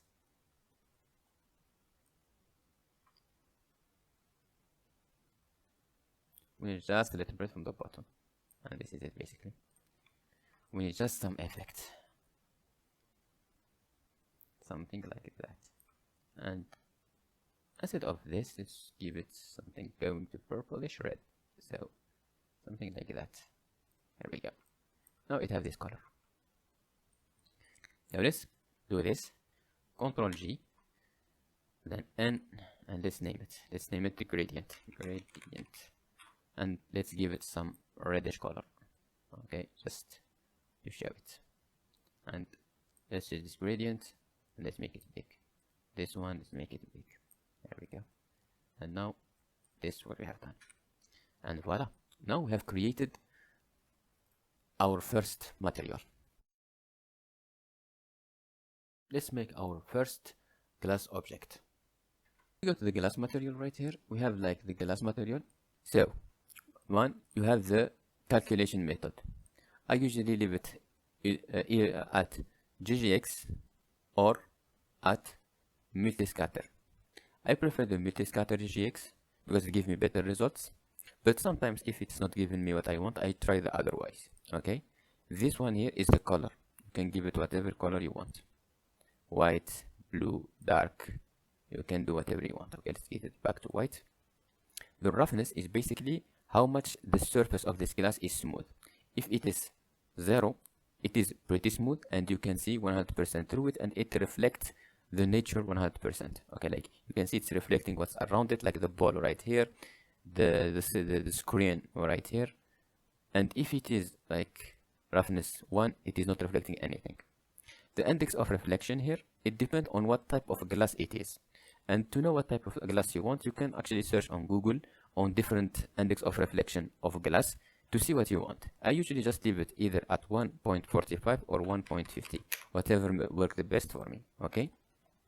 Normal is if you want to this glass to have like some scratches or some bumps and stuff like that, like you want to add more details to this glass, okay? Now I am at the cycle GPU. I probably thinking like why it's rendering so fast. Well, because I'm activating denoising at 15, so it smooths it a lot. Like if I don't activate denoise, it need to calculate a lot. But if I do denoise and then precise like 50 or 20 or 100, usually it's good, it will be very fast and very nice. For the moment, this glass is pretty see-through. Even though that it is 1, I put it like at 1 of roughness, I still can see the background. Like I can see the joystick below it. So I don't want that. I want it to be more rough. I don't want to see through it. One way to do it is actually to go to solidify, modify. Like go to modifier, then choose generate solidify. Why is that? Because you give it some thickness, and when you give it some thickness, it became more thick, therefore it will be more reflective. Like you can go here and just make this like 0.02 for example. You can see it become more rough, and you can even now change this a little bit because we change the type of magnet glass to make it more rough like that. I pretty much like it like that, like when it's pretty white this way. And then I want actually to have an A here and B here, right? So let's go to this. Let's go actually first to here in the shader, Shift A, go to the texture and choose image texture. And from here, it's this here, A. Let's choose it. So if we put this at color, you can see this, like it does not look very well. It look pretty bad actually. And of course you may think right now like, oh, of course, because the engine Blender does not know really where to put this texture, how to put it. Like he have the UVs, but he still does not know how to scale it, how to rotate it and stuff like that. And we can use the Control T and use the previous method, but actually there is a different method that we are going to use here, because in the previous ones we kind of had like a repeated pattern, like it was either those cubes or some noise that it is procedural, so it was not something precise that we want. Like for the moment I want the A to be exactly in this sphere. Okay, so how to do that? Go to UV editor, and here you can see that you have nothing. Like you have all this, right? Like if you enter edit mode, you can see them all if you are activating this. And of course, if you are not, be sure to choose everything and then do disable. Okay, then choose this to have them showing all the time. Now go to here and choose A button. Okay, now you have the A button, and now you can understand what your Blender is doing. Basically, it's taking this faces right here and putting them where it is. Like here it is black, so he's putting black. So he is following this, he's like putting A big and following this. So what do we need right now is actually to change this. Actually, after like experimenting with it, I found out that this type of UV does not work very well in that case, and there is actually a better way to do it. So let's UV unwrap our model again.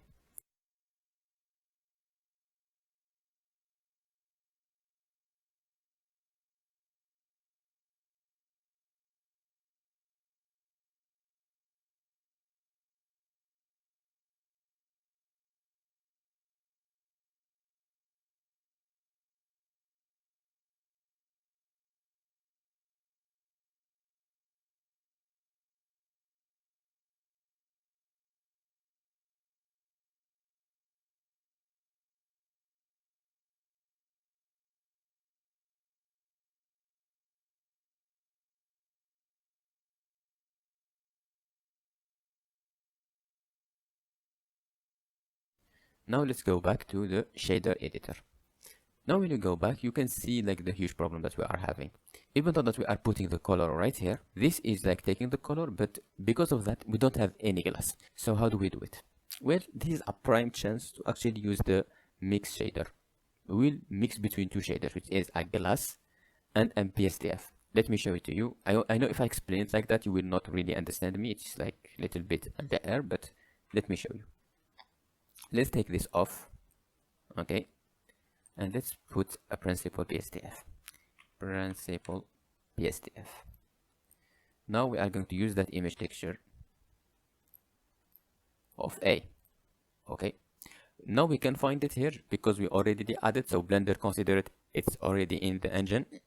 So let's leave it like that and put on color, and now put it in surface.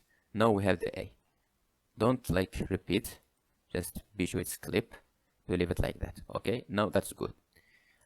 Now what we need to do is actually create a mask from this. Okay, like the white will be the bottom. Like let's do a mix shader.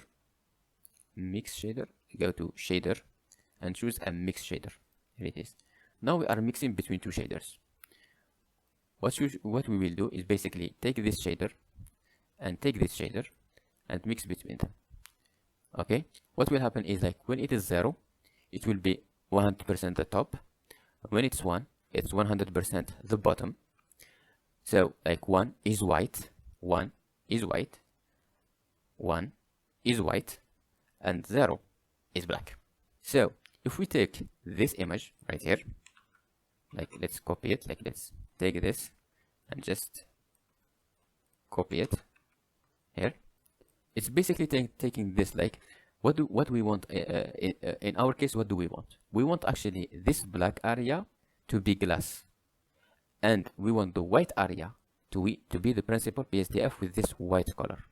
Okay, and this actually follow this mask 100%. Like the white would be 1 and it will be the bottom, and the black it will be 0 and it will be the top. So if we do this, it will work instantly and directly. And this is it. Now we have the A button. Now we can do the B button the same way we did this. Like we will use the same thing. The only difference is like this. So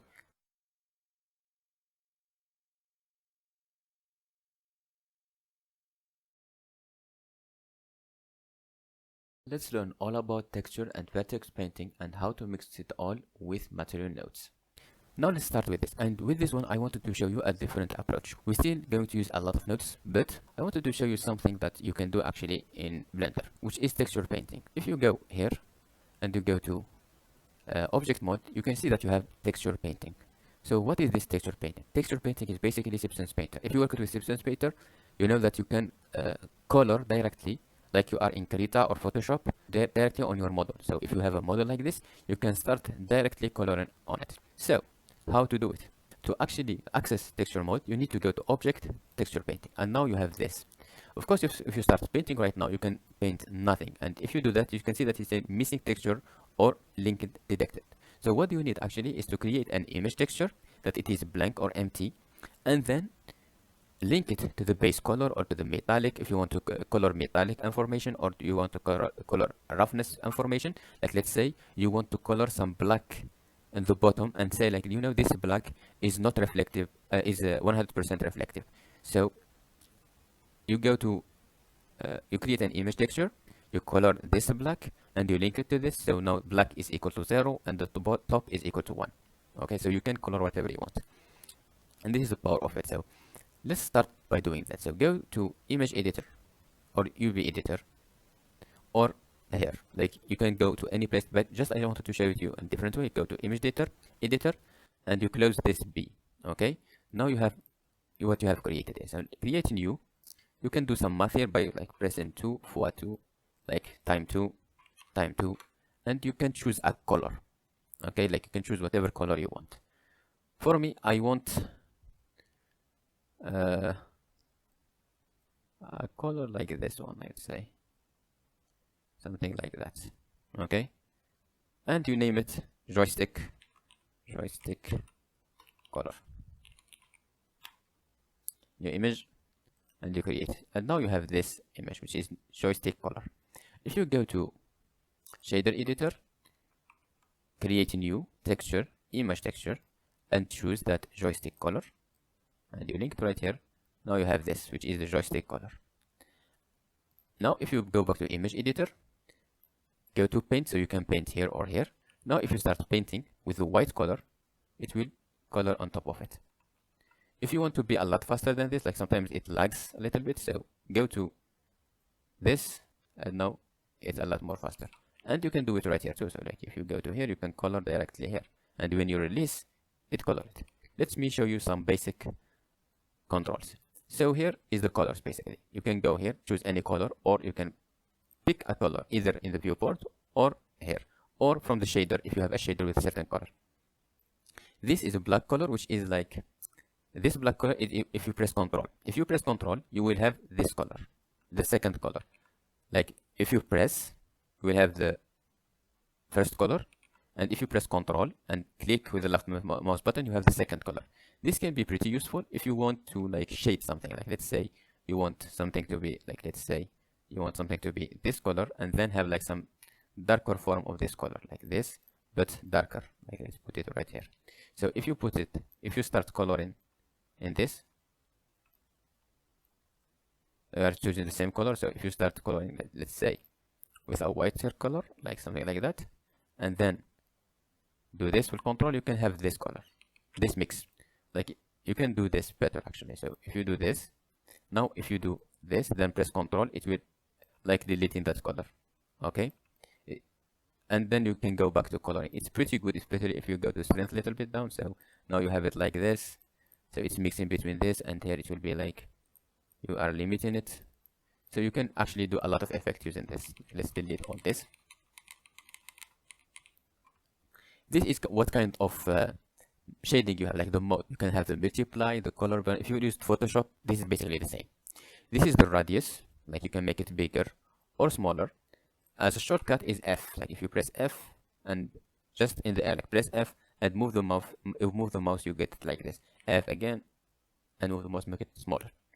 And the strength is this. I don't have for the moment. I'm not using a pen or a tablet, so I don't need this. This is what type of a brush. If you have some kind of texture or some of texture mask, if you need to, you can control your stroke, your fallout, and X and Y if you are like having a mirror. You want two sides to be the same. Okay, like if you do X and you come here, it's basically applying the X. It's not showing here. I don't know why. If you go here, you can find all those options right here.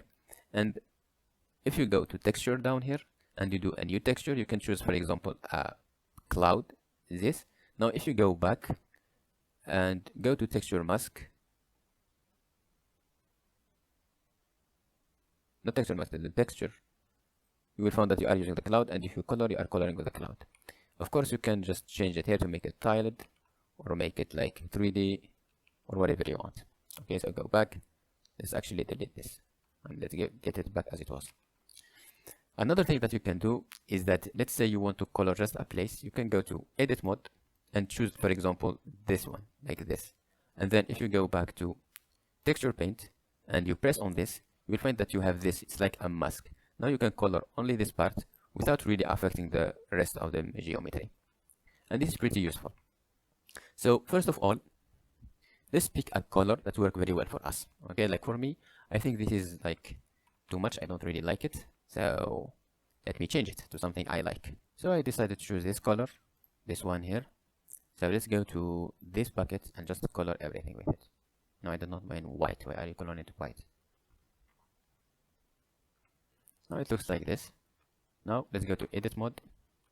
Let's choose the inside of it, like this.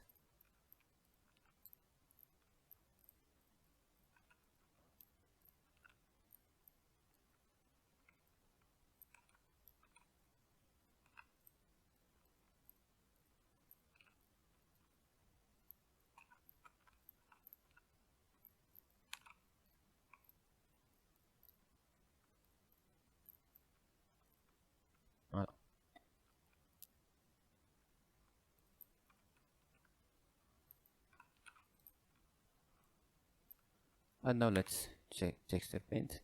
Do this and pick something.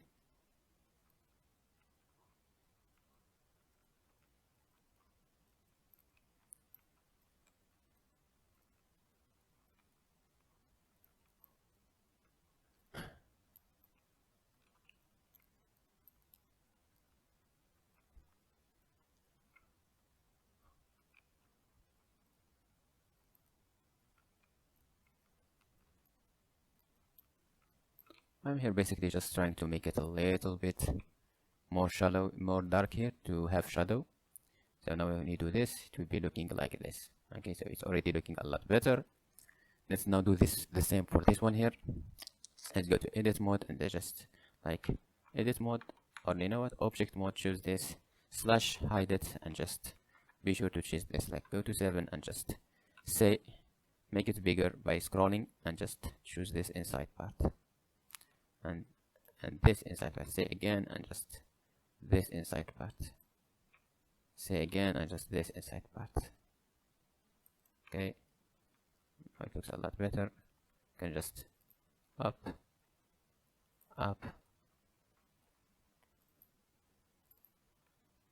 and now we have choose this, and just do this. I want to add it a little bit, so now let's go to texture paint. Now let's make this part a little darker. Okay, let's just choose this, be sure to make it a little bit darker.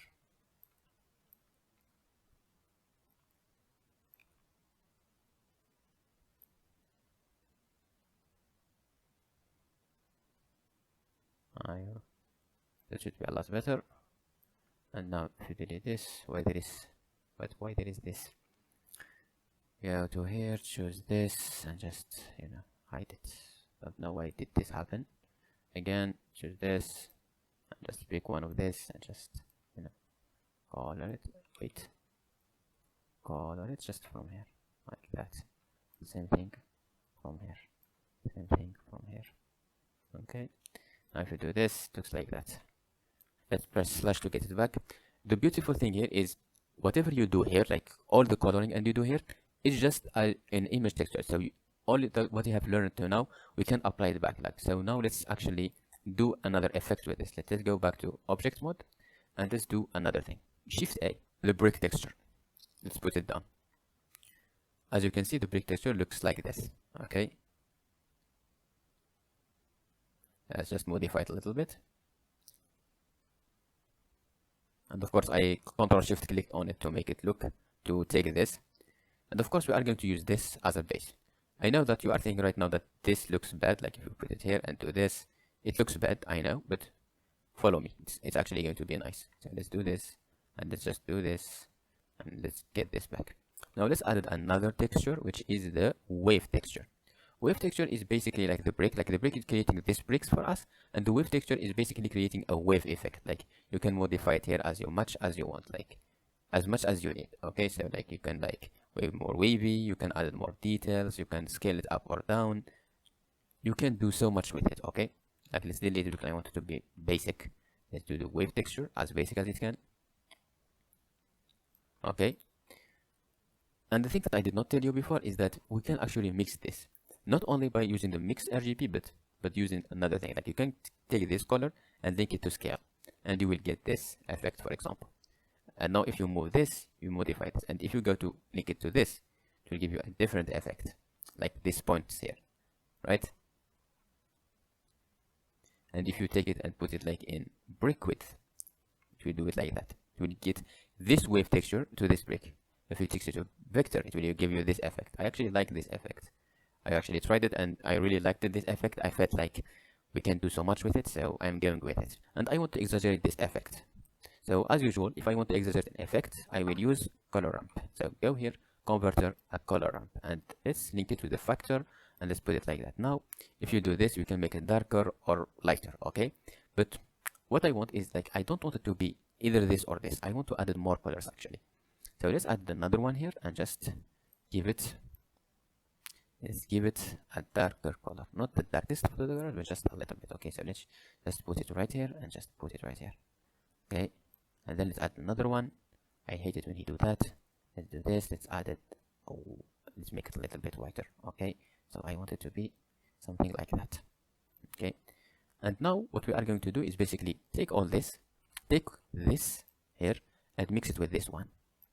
Okay, so let's link this and let's take this and let's use a mix color. Mix, like there is shader and there is color, so let's take a mix color and let's put it right here and just do this. Now we have this. We can either take this color or take this color. Actually, I prefer to put it on factor, I guess. Yeah, like I prefer to put it on factor, and this maybe make it a little bit reddish. I don't know. I don't know. I don't like it. I think we need to modify it a little bit. So let's go to this and let's actually modify this a little more.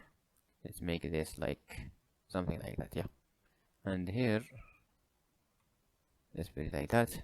Here, let's actually delete this. I don't want to scratch it like that. I want it to be a lot darker than this, something like that. Yeah, something like that seems a lot better to me. And let's link this again. Yeah, so this seems a lot better to me.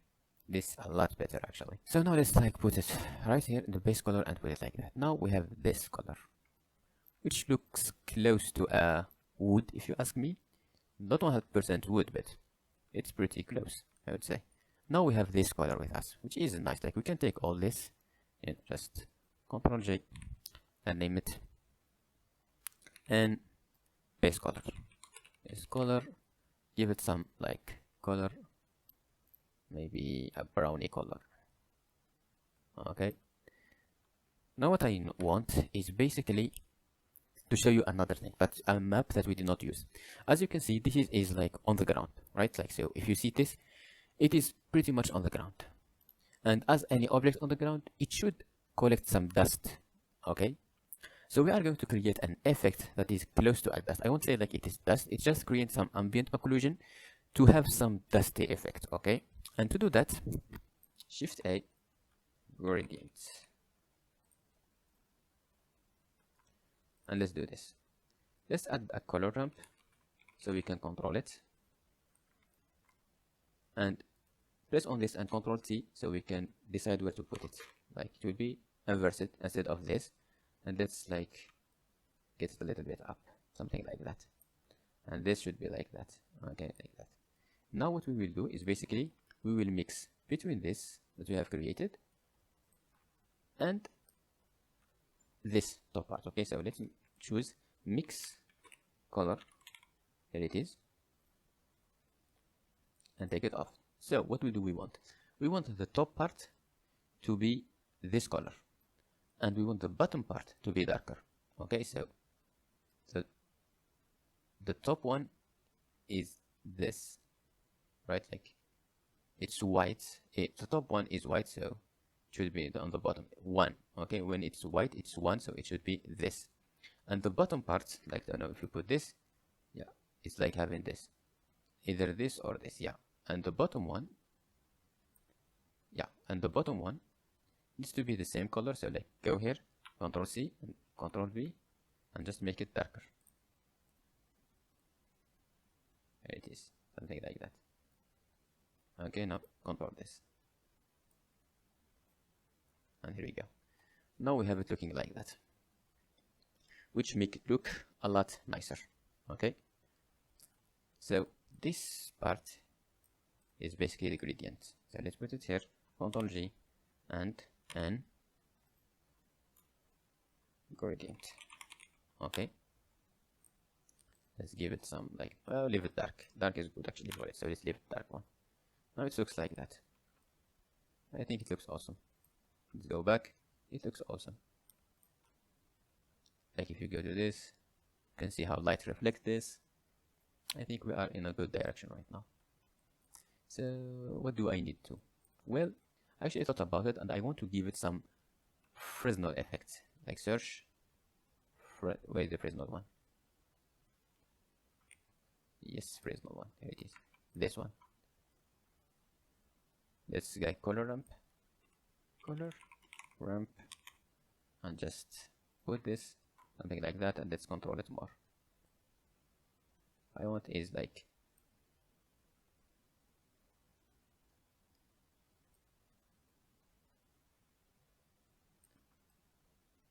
I want it to be like that, like whenever you color you have this. Okay,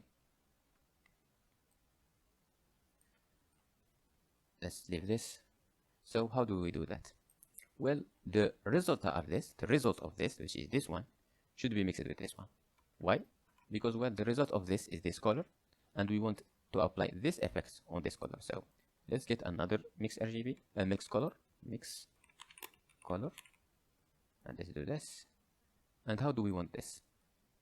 We want like the black to be this effect and the white to be another color. So the black is 0, so it should be top, and this should be like that. And now if you collect it like that, then you give this effect. Like if it's around, it's like giving some whiteness. But what we want is like a little reddish color, so little bit of like something close to reddish, close to the original color, but a little bit harsher. So something like that. Like if you go to like this, it'll give this effect. Not as harsh as this, so maybe you should like change this here, like make it not like this, just a little bit, and just a little bit. Yeah, like I want to be, yeah, something like that, a little bit harsher, like that. Yeah, something like that. So it is not pretty apparent, but it is there. Okay, so if you click this, you can see it, but if you click this, it does not show very well. And we can change this color to something a little bit glowy, I would say. Here we go. Now it looks like this. It looks pretty nice, if you ask me. Now let's like Control C, Control G, Control G, and name this like. I'm pretty much butchering the name, but it's okay. I want to butcher the name sometimes, so it's okay. Let's put this like that. Do we need anything else to do this? Like, I wanted to show you actually something that we did not use the last time, but it's something I think it can make your thing look a lot better. Like, if you look like this, it looks beautiful, it looks nice. But there is something that we can add it, which will make it look a lot better. Let's go to choose this, go to data, and here you can see color attribute is empty. Let's add color attribute and let it color and accept it as it is.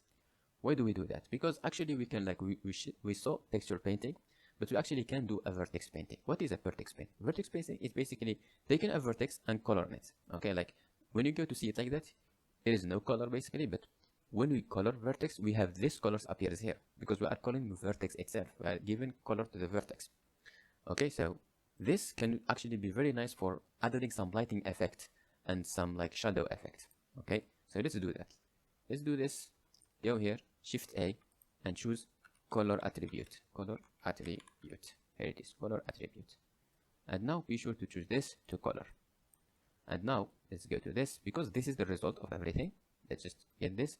Let's do another mix color,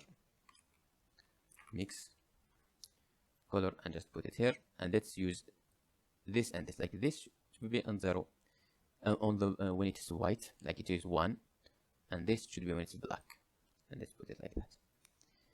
And why I'm doing this, like you know, we used how many color mix? 3, and 2 now I did not explain it very well. Actually, I explained it very well. I don't know, like I forgot. But what this mix basically is doing, if I did not explain it, it's as the other one, it's taking either this or this. 0, it is this A, 1, it is this color.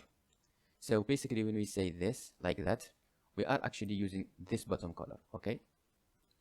And here you have like all the data that you can have in any Photoshop program. So let's have it as a multiply and just make it a lot hard, okay? Let's make it at 0.9.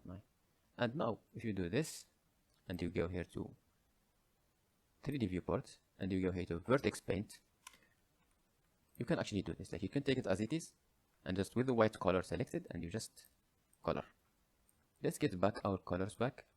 Like let's get it as it was because we already added the gradient, so I don't have to make the bottom shadowy. But if you press Ctrl, you can color with black and you can change the strength and you can control. Like you can have like some extra, like if you want, for example, the ambient to be a little bit higher here, you can do that. Okay, so let's like give it a little bit more ambient from this side, like this. Okay, and now you can go to here and you can choose a reddish color like this one, and you just start giving it a more reddish color in this side. It's like do it like this, and you know, have it more reddish.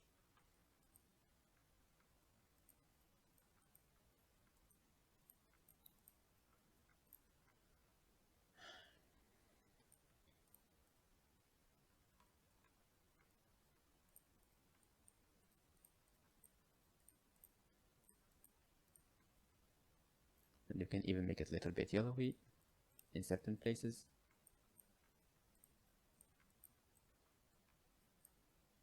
And now it looks like this. Let's give it more reddish color actually.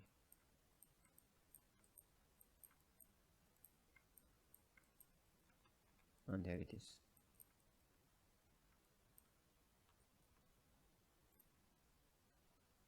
Look how it looks now. And if you ask me, it looks a lot better than what it was looking. And it looks beautiful like that. You can give it more reddish color if you need to. And as I said, because like the texture paint does not allow you to have like another layer of lighting, this can be very beautiful for adding some lighting effects and some like reddish colors when you need them to give it some like effect like that. And the good part is like you can just hide it or just, you know, choose how much you want it to be apparent. It depends on you, and I think like that is looking pretty nice. And this is like the vertex paint. Okay, one last thing that I wanted to show you is how to do a stencil. Like what if I want to add something here? Like let's go to, like we can create a mask and everything and do that, but there is actually a very nice way to do it. So let's go to our image editor, to our image with the stack color. Let's go back to texture painting, and here you can actually do something that is genius. Like you can stencil something here. What is it? A stencil tool? You may ask me, of course. Well, you go to texture painting. When you are in texture paint, like don't forget to change this to paint, because if it's not in paint, you can't really color. And what you will do is you will have a stencil here. So let's go to here, create a new one, and here it says like image, like we choose from here, but we can actually go and choose something right here, logo resize it, and I choose it. When you do this, you can go back to your color here, then in your texture here, like this texture, with this texture, you can choose stencil. And when you do that, you have it right here. So now you can press you can press right mouse button and move it wherever you want. You can shift plus right mouse button to make it smaller or bigger. And you can control plus right mouse button to rotate it as you want. So in this case, let's go to front view. Let's control right mouse button to move it and just go right here. We can just do this, and we can shift and right mouse button to make it bigger. You can just put it right here. Then don't forget to choose a white color, because you need to be white, and you just, like this is on one, and you just left mouse button and you know color it. It's like you are doing like this, and now when you shoot like that, it appears right here, as you can see. So now if you do this, it appears. Or you can actually just, let's like delete it by, I did a mistake. Let's go to back here, logo resize it. We can actually put it on top. Like I want to put it on top there. So go 7 and just choose this place and just, it is good. Yeah, like shift and make it a little bit bigger and move it to put it right here. Just go for it. Right mouse button and color. Don't forget to leave this white so it does not color thing. And now you have it like that. And you can hide the stencil by just, instead of like leaving it as a stencil in here, you just change it back to tilt and it will be hidden. And here we go. Now we have it like that. Have the Street Fighter logo. And now if we go to this, it looks like that.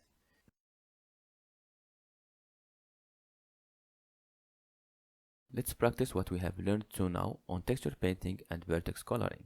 So let's start working on buttons right now. I can just give them one solid color and call it a day, but I want to put a point right here, like a black one. I draw something here, like it's his thing. So I am actually going to use the paint, texture paint.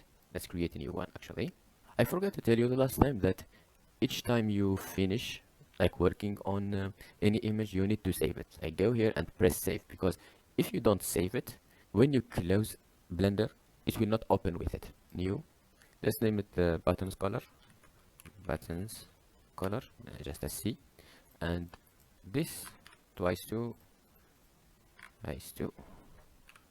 For now, let's give it a black color. Of course, it will not have a black color. I'm just going to start with this. Before you forget, do it from now. Like from now, press save as and go to button C and just save it. Okay, like that, you know you did not forget to save it. Now let's go to texture paint. Actually, before we do that, let's go to shader editor. Go here. Be sure to choose button C. Just make it to the base color, so we can see our image. Go to image editor. Be sure you are here in paint, so you can paint. Oh, here now we have the stencil tool. I don't need a stencil, so let's go down and let's cancel this. Go to textures, cancel it too, and let's go back to this. So now we can have this white. Of course, there is nothing happening because we are not drawing on the UVs. But if we do this, we get it now. Now let's actually get a color. Let's go to something like this, and with the fill tool, just color the whole thing. Okay. I don't know why the color did change, but this is the color that I want actually. I don't get it. Why did it change? So let's go here. Let's pick this too, just to have the same color. Why do I like to do that? Because sometimes, let's say I do this. So like when I paint with this tool here, let's do it red. If I do red here, then I want to like erase it. I can just control and color with the second color, which is like the base color. So now let's do that. Like let's get this. Now we have this.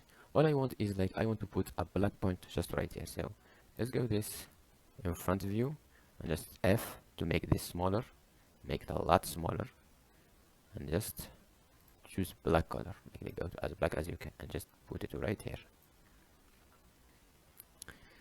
Let's put it right here. There we go.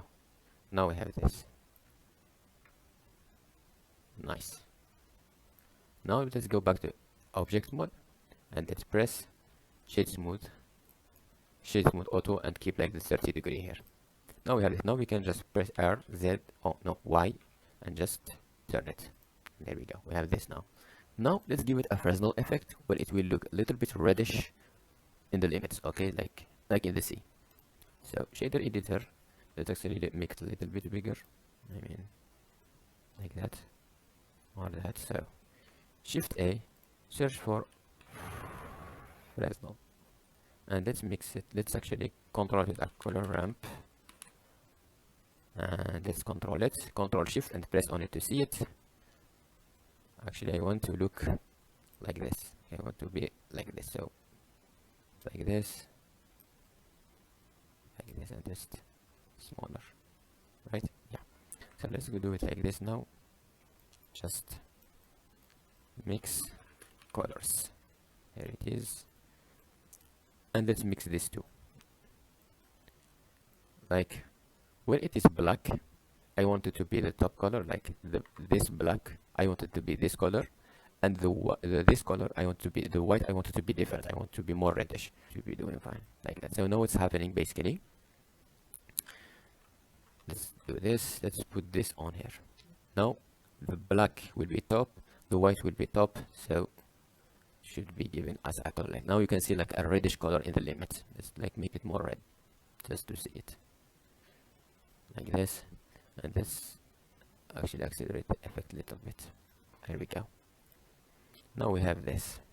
So this is Ctrl G, say Ctrl G N. Then this is like base color plus Fresnel effect. I think it's written like that. I'm not sure. Let's give it some color, something like this. Here we go. And now I want to give like more highlights and more like shadow. So let's go to this button. Go to here. No, go to data, then choose color. Added a color attribute. Now shift A, choose color attribute. And now let's choose our color. Let's put it right here. Let's got all this front. Let's take this with a mix shader, a mix color.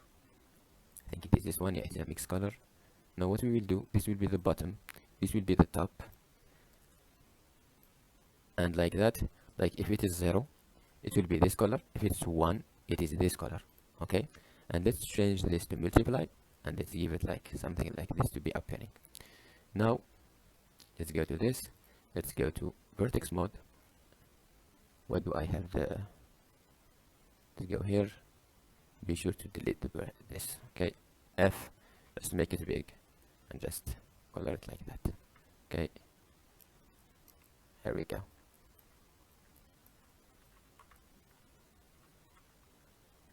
Let's give it some dark colors here.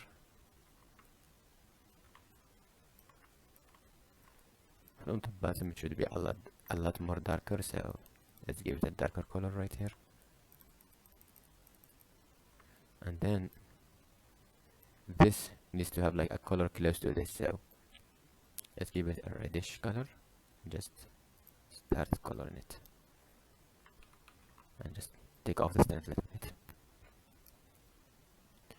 Just color it like that. Now it looks like that. Now just delete this, like X and delete, and just take this and just shift D on X and just put it next to it. Now we have this. Now let's make this black one. For this black one, I can just use black here, but I actually want to do the same thing. Like I want to be able to color it, so let's give it a black color. So here, let's create a new one. Now before I forget, let's go back to this, go to image editor. You will see that your image is a little bit modified because of this, so don't forget to save it. Save. The same thing for this one. Okay, we saved it actually. So let's go to this one. Let's create a new one. Let's new, so black button. For me it's 2 because I tried it for the second time. And let's not make it as dark as this. So let's make it a little bit like this. And let's try. And let's give it some Fresnel effect. Shift A, image, let's go to Fresnel, and let's like control it, color ramp as we did before. Like this. Let's like see how it looks. Let's make it a little bit like that. Okay, so now let's mix these two. Let's create mix color node and just put it right here. So what do I want? I want the black color to have this. So I want the black color to have this color, so this should be on top and the white should be on the other hand. So let's put it like that. Here we go. Now it looks like that, and I think this looks a lot better. Now let's actually do the same thing for this one right here. This button is well colored, but as you can see, it's in the top of this purplish shape. So I think it makes sense that this takes some purple color.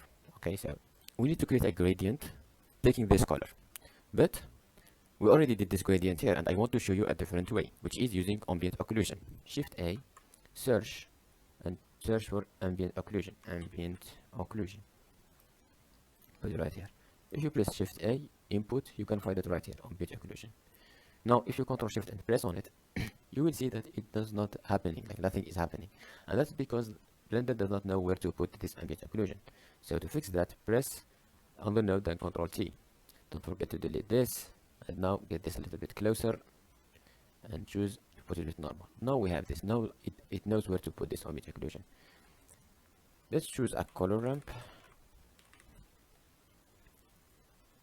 and put it right here, and then put it like that. Now what's happening is basically, let's choose a mix shader, just mix color, and just put it right here. I know that it seems that I have put in a lot, but this is the ambient occlusion effect. This ambient occlusion is basically applied onto an object, and when it's close to a shape, like let's say this PC here, it should apply some ambient occlusion right here. Like this creases here should apply some ambient occlusion too. But the Blender don't know really where to put it at first. So we created this, which is like texture coordinate. We will take our coordinate, our UV coordinate, and we map on it, and then we link it to the ambient occlusion. So now with this we can actually control where this ambient occlusion will be applied, and a color ramp is basically to control that effect, like you can make it stronger or less. And then there is this. Why is there is this? Where basically what we are doing, we are saying like we will link this to the factor, and because of that, where it's black, it means it's 0, so it will apply it on A, and where it is white, it is 1, so it will apply this color. So we can take the base color, for example, as white as the top, and this as a darker color to apply this ambient occlusion effect. Okay, so to see this effect, let's put this right here. Now we have nothing because they are the same color, but let's do like a darker purplish color as 0. Here it is, and then this is the yellowy one, like this. Now you have this effect. Or another way to do it is actually to inverse this. So take this black and put it right here, and then take this white and put it right here. And now inverse these two colors, because now what we are doing, we are inversing them. So where it is black, it is white. So now it should be this one, Control C, Control V, and then this should be a yellowish color. Like let's take it at 100% and just take this, for example. And now if we do this, we can get this effect, which is like the same thing but a lot better. I experimented for some moments and it did not work for me with UVs, so I decided to use either generated or object. If you go to generated, it's looking like that, which is already close to what I want. And with some rotation here, and this,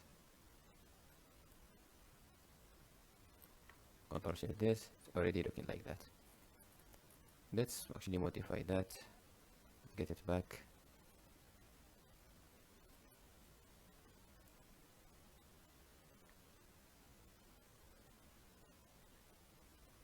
.7, and let's leave this something like that, and just something like that, close to this. Here we go, something like that. I think like this it looks already good with these two colors. And now let's add some lights to it. Okay, let's say first,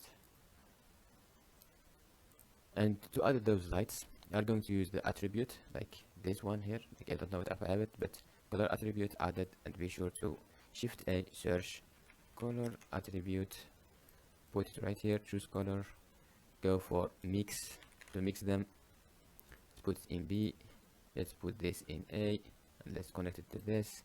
Let's go to multiply, and let's go for it. Let's go to 1.0.9 or something. Okay, now we can choose the vertex mode and color it. Of course, go to white color. Here we go, and let's color it. First, let's start with this.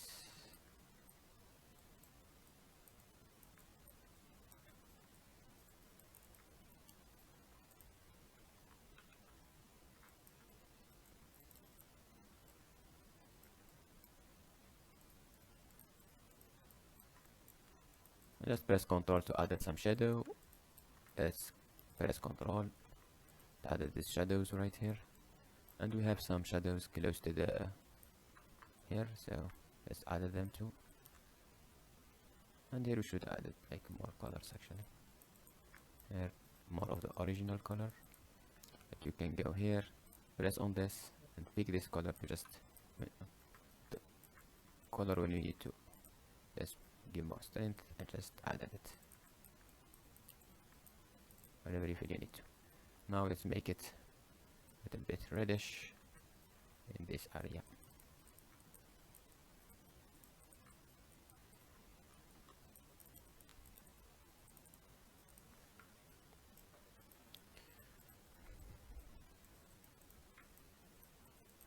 Oh, the ball looks really nice from here.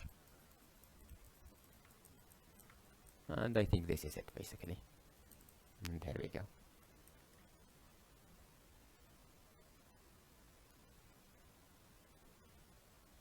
And something like that. Now we have finished this, and this is the whole thing. Now let's go to the screen. I want to add some colors like this one, not the same, but at least like have some different colors.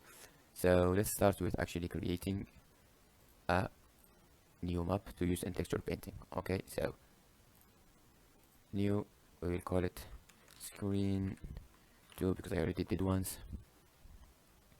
Let's take for now any color, just pick any color you like.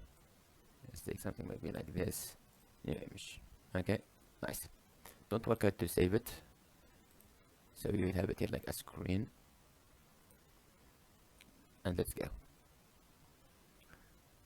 Now go for shader editor, and inside shader editor create an image texture, and let's choose our screen. Is the screen there? It is screen, and let's choose it. And here we go. Now we have this screen color. Now if we go back to image editor and choose, instead of view, go to paint, so you can actually paint, and here go to texture painting.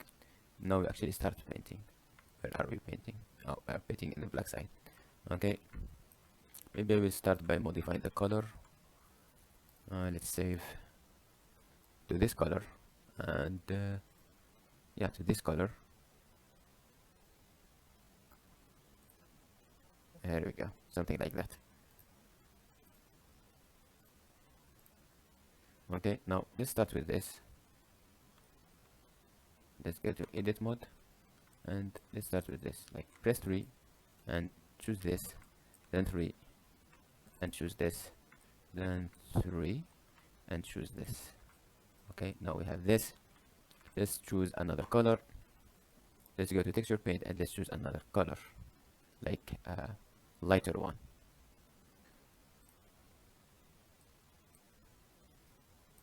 Let's go to here and just choose one and go color all this.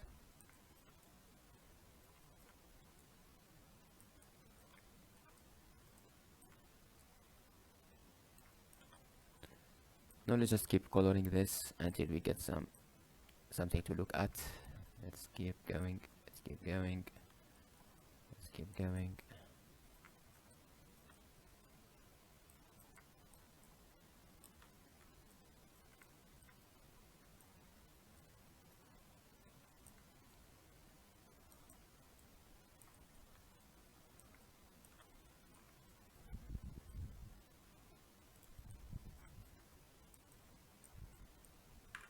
Slash to isolate it and just keep going, so we can like color it from each side, and we are going.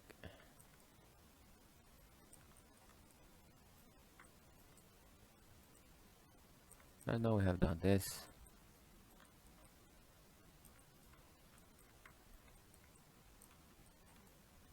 Press slash again and go to this. Now we can take off this. Now we have this color. Okay, now let's do the same thing for the edit mode, and let's do the same thing for this. So choose this, double click, then shift and double click, then shift and double click, and be sure that we have choose everything. Okay, go to texture paint here and choose a darker color. Okay, and now I have to make it bigger, just color it.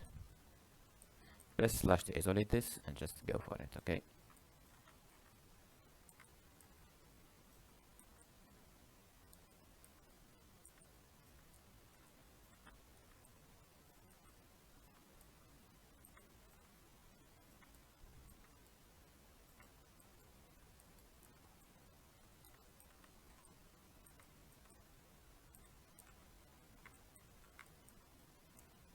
and slash to go out of isolate mode and take this off. Now this looks like that.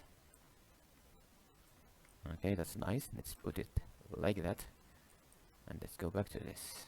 Okay, don't forget to save image, and now let's try to make some ambient occlusion like we did before. So let's go to object mode, shader editor, and just shift A, input, choose ambient occlusion,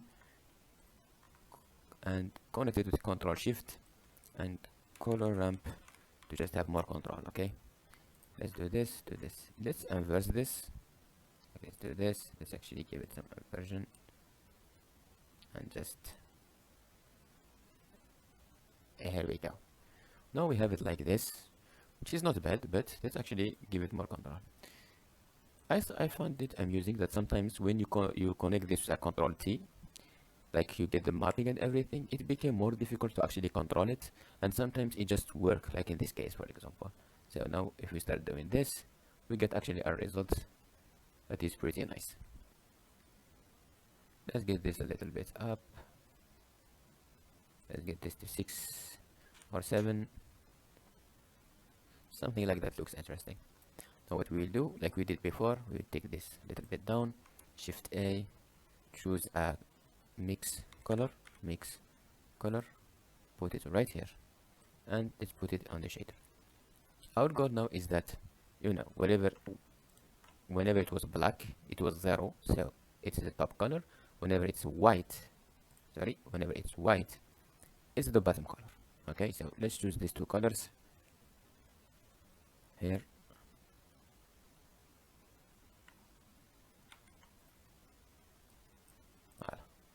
Control Shift, and now we have a color like that, which is pretty nice if you ask me.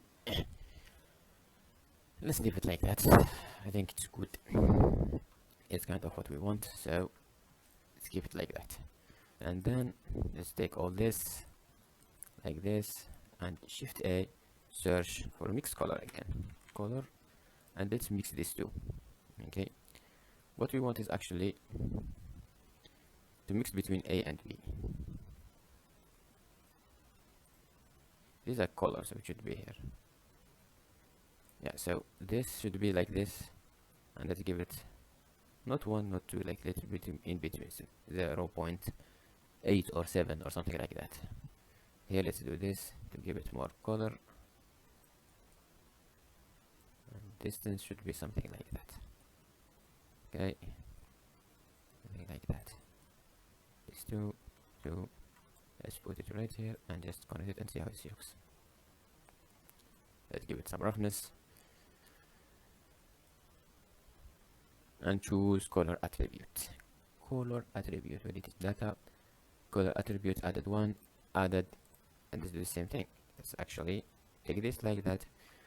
Why do we always add this color attribute? Well, because it's simple. I want to have some control on the darkness and light, so I can actually do that. I can just create this, which is going to be like my light and darkness effect, and I just use it like that. I just put it here, I give it a good color, be sure it's multiply, and then I go to vertex paint, be sure it's white, like saturation bit 0, and make this black, and I can do this. So I can't actually start coloring it and make it 1, and I can start coloring my thing. So let's make it with EV here and just, you know, color it like that. Now because we did this, we can actually now start modifying the ambient occlusion that we created before. So now we can just lower this down and just control and just start creating some of our own ambient occlusion. Okay, let's do this, let's lower it.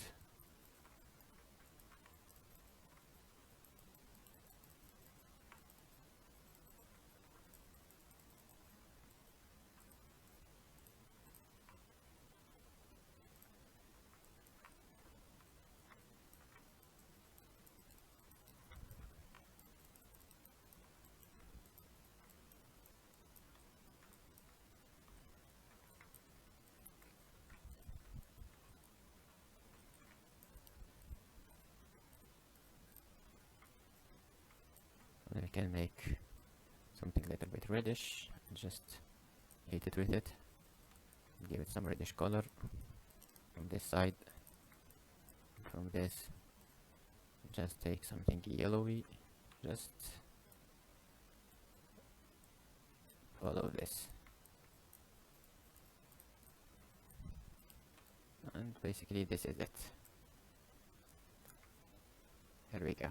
Now let's save it. And let me show you how to actually create and animate this. Now you are probably thinking like how to create this. So all you have to do is go to material, be sure you have another material which is screen in this case. Let's save before we do that. Shift A to create an image texture, and in my case this is the video, so open it. Now go to the color. Now you should have it like this. Sometimes it does not appear, like in this case for example. All you have to do is like press the screen and just press U to unwrap it, okay?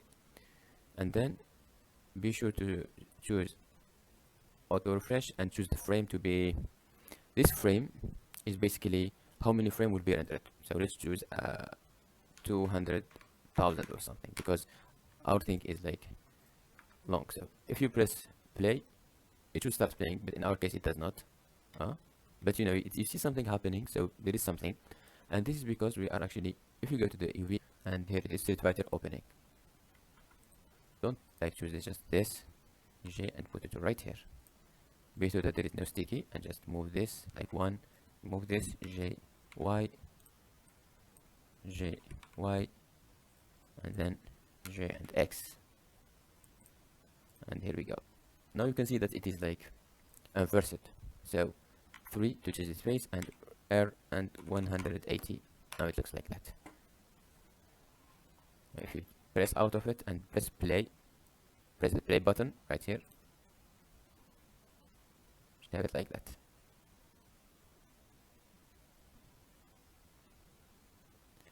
And I want to add some gradient to it, so let's start with that.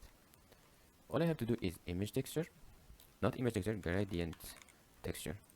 Here we go, and just link it with Control Shift, and then choose a color ramp so we can control it, and then choose this.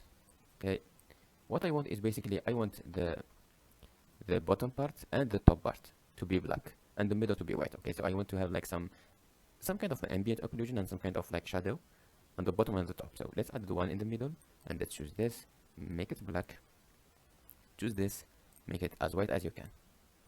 Okay, and let's just add it something like this. Okay, something like that, to have it like this. Okay, and now let's mix these two.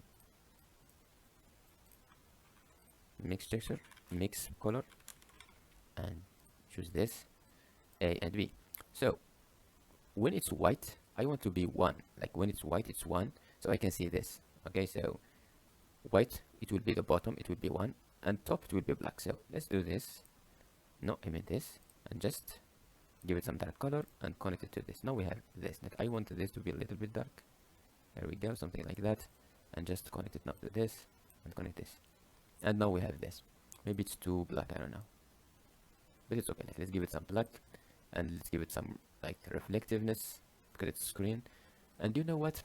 As a screen, it should be emissive, right? Like it should emit light. So go to emission and just give it some emission. Let's make it 0.05 or something like that. But you can see like the colors are fainted. But if you think about it, the color should be this pixels, right? So let's just link this, or even not this. Like we can just link directly this. And now we have it like that. Now this actually controls the brightness of the screen, which is nice. Like so, let's shift and just give it some brightness, and this is it. Now, if you press play, it will look like that.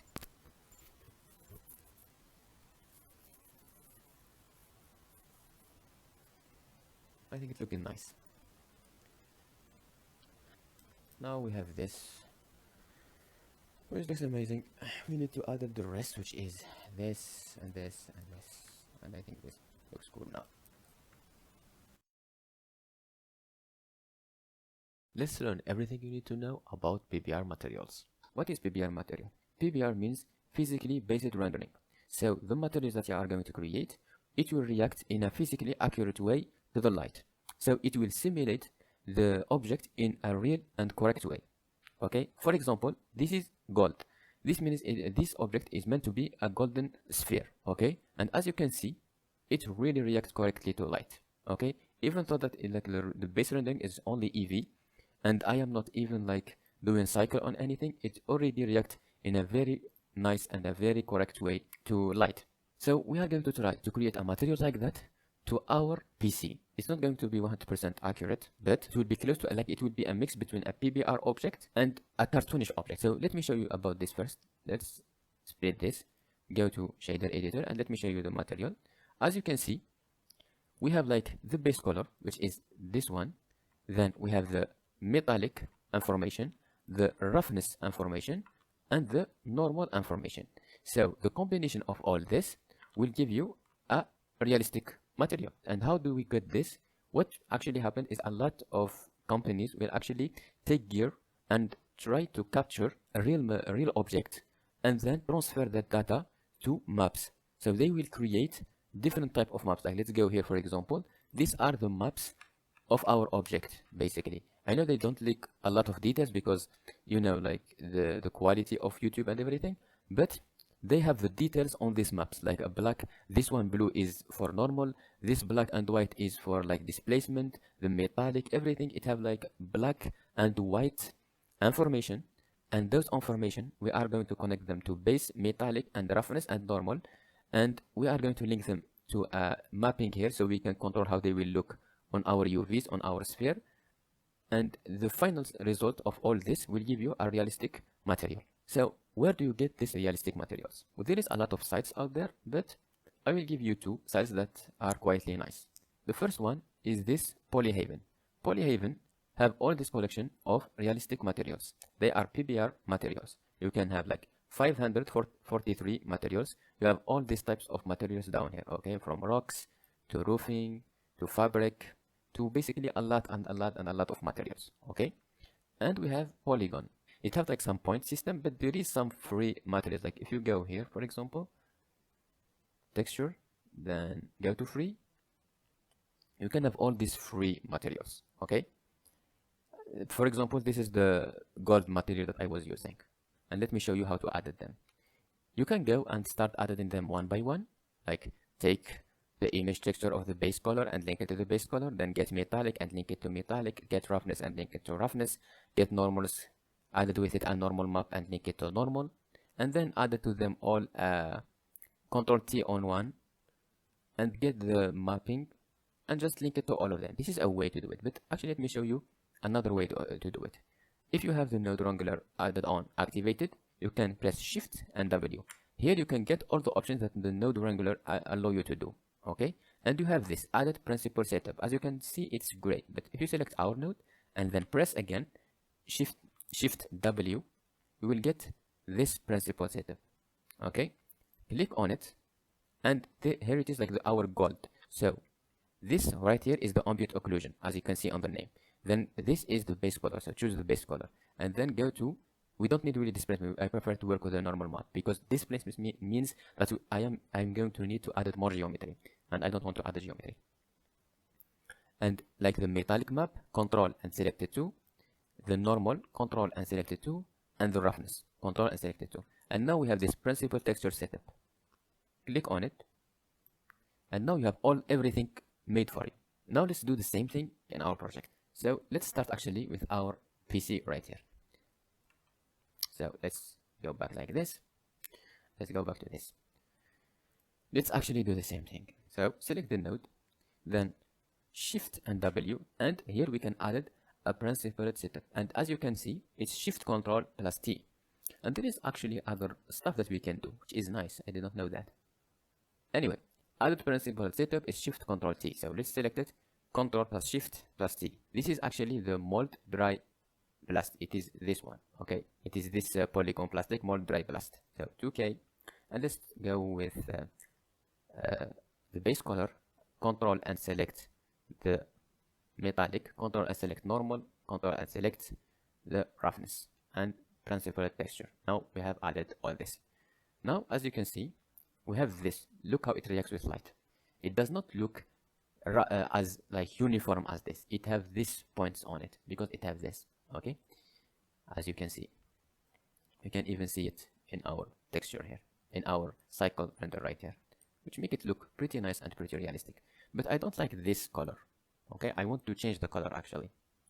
So let's go back to this and let's go here. All I have to do is actually just change this, like deselect this. Now I have my principal BSTF color, and I can create my own color. Okay, I can mix this one with another, or I can make my own. And what I'm going to do is actually I am probably going to try and create my own base color, like we did with this. Like we will maybe create some ambient occlusion, some shadows, some light areas like we did here, and mix all this with that. Okay, first let's create an image texture, because what I'm going to do, I'm actually going to color this as we did with this one. So I am going to create an image. Let's go to new and name it PC base color. It will be purplish. Let's go to some dark purple here, like not very dark, something like that. And it's going to be 2K. So let's do this, and let's create a new image. Now this new image, let's go to shader editor.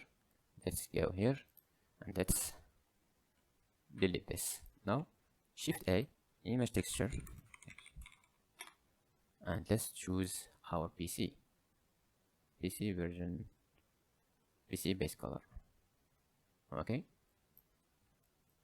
and let's link it to this. Now we have this color. What I'm going to do, I actually created this one, not like the whole color, just the base color, and name it version 2. I changed the color a little bit. Like if you go to image editor, like if you go from base color to PC version 2001, there is a like small change of color. I like it more this color, so I went with it. Now let's go here, let's make this bigger and have texture painting, and let's have just a white color and change this from view to paint, so you can paint on it. Let's see. Okay, we are painting now in top. What I want to do now, like I did in this one, I want to this like parts right here to have a different color. So let's go to this one, choose this to have this as base color, and then the same thing for this one. Let's make it a lighter one, something like that. Okay, let's go to edit mode.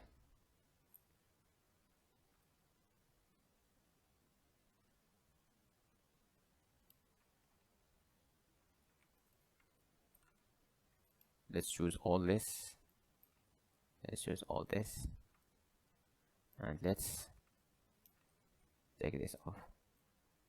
Control B and just have a little one, something like that. Okay,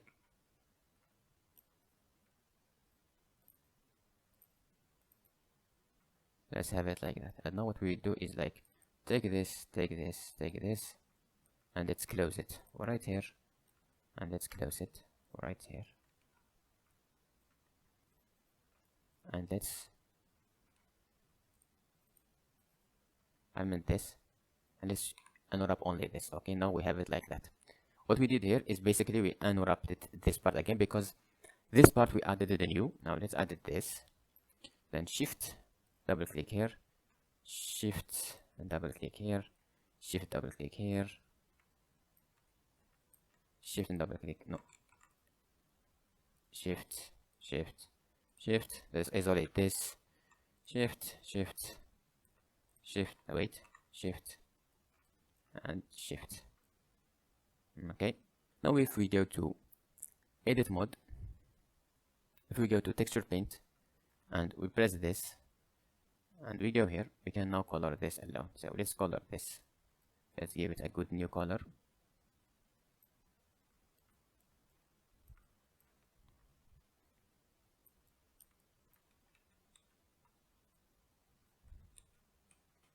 Sometimes you will have this problem where like if you color an area, you will see that it is getting colored all over here. Why is that? It's probably because this one here is on top of this texture. Like if you go to UVs, like let's go to UVs and select everything, we find like this here is in top of all this here. So whenever you color here, you're actually coloring on top of this one too. So you color them both, and the solution for that is actually pretty simple. First, go back before you color everything. So like you will have like a uniform, then select everything, go to UV editor, select every UV, go to UV and choose pack island, and then keep scale and rotate, so we can scale them and rotate them as needed, then pack. When you do this, now he will separate everything to its own place. Now let's do that again, double click on this, then select this. Now if you go to texture paint, keep it as a face and just start coloring again. Now we should not have the same problem. Let's keep doing this.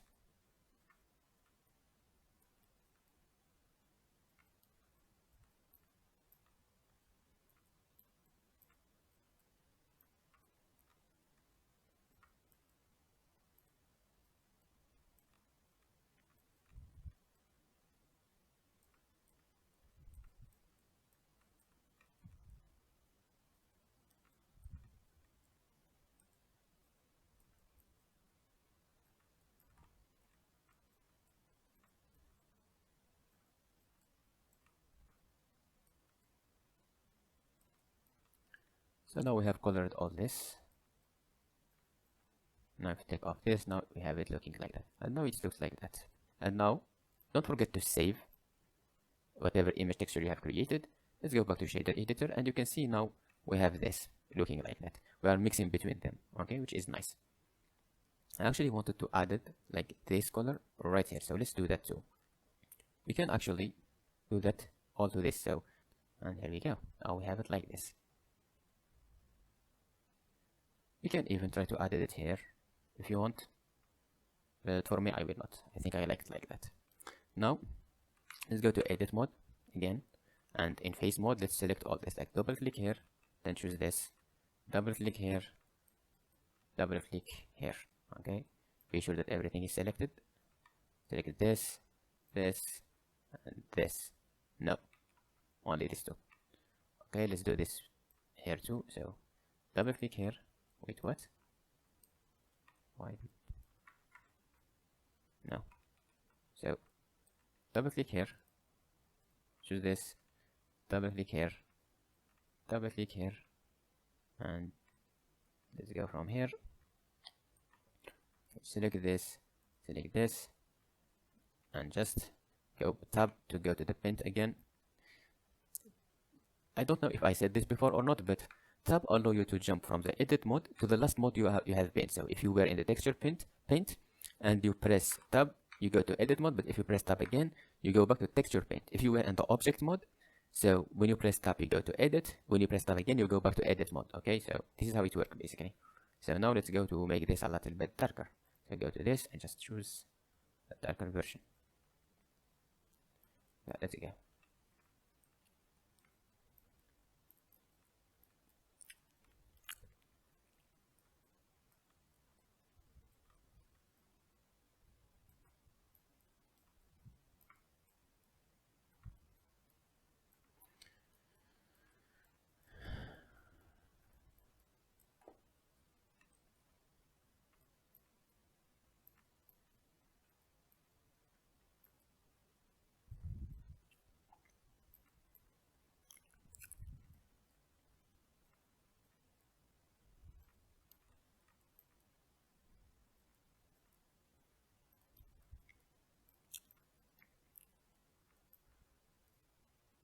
And this is it. When we make it darker, we go here, it looks a lot better like that. Don't forget to save this image, save, because if you don't save this, as I said before, when you quit Blender and you open again, you will not find this, so you will lose every information you have created now. Okay, now let's press slash again to go out of isolate mode and see it how it looks. Now it looks actually pretty nice. Now what I want to add it is basically like an ambient occlusion. This should be a little bit up, so let's try this. Let's take all this and just take it down, because we are not going to work with this. So Shift A, image, then ambient occlusion. Put right here, or Shift, and let's see it. This is how it looks for now. Let's color ramp, and the factor of course, and just Ctrl Shift and press on this to see it. Let's inverse this, put this on black, put this on white. Now we have it like that. Now we can exaggerate a little bit, fast a little bit, something like that, just to have a certain degree.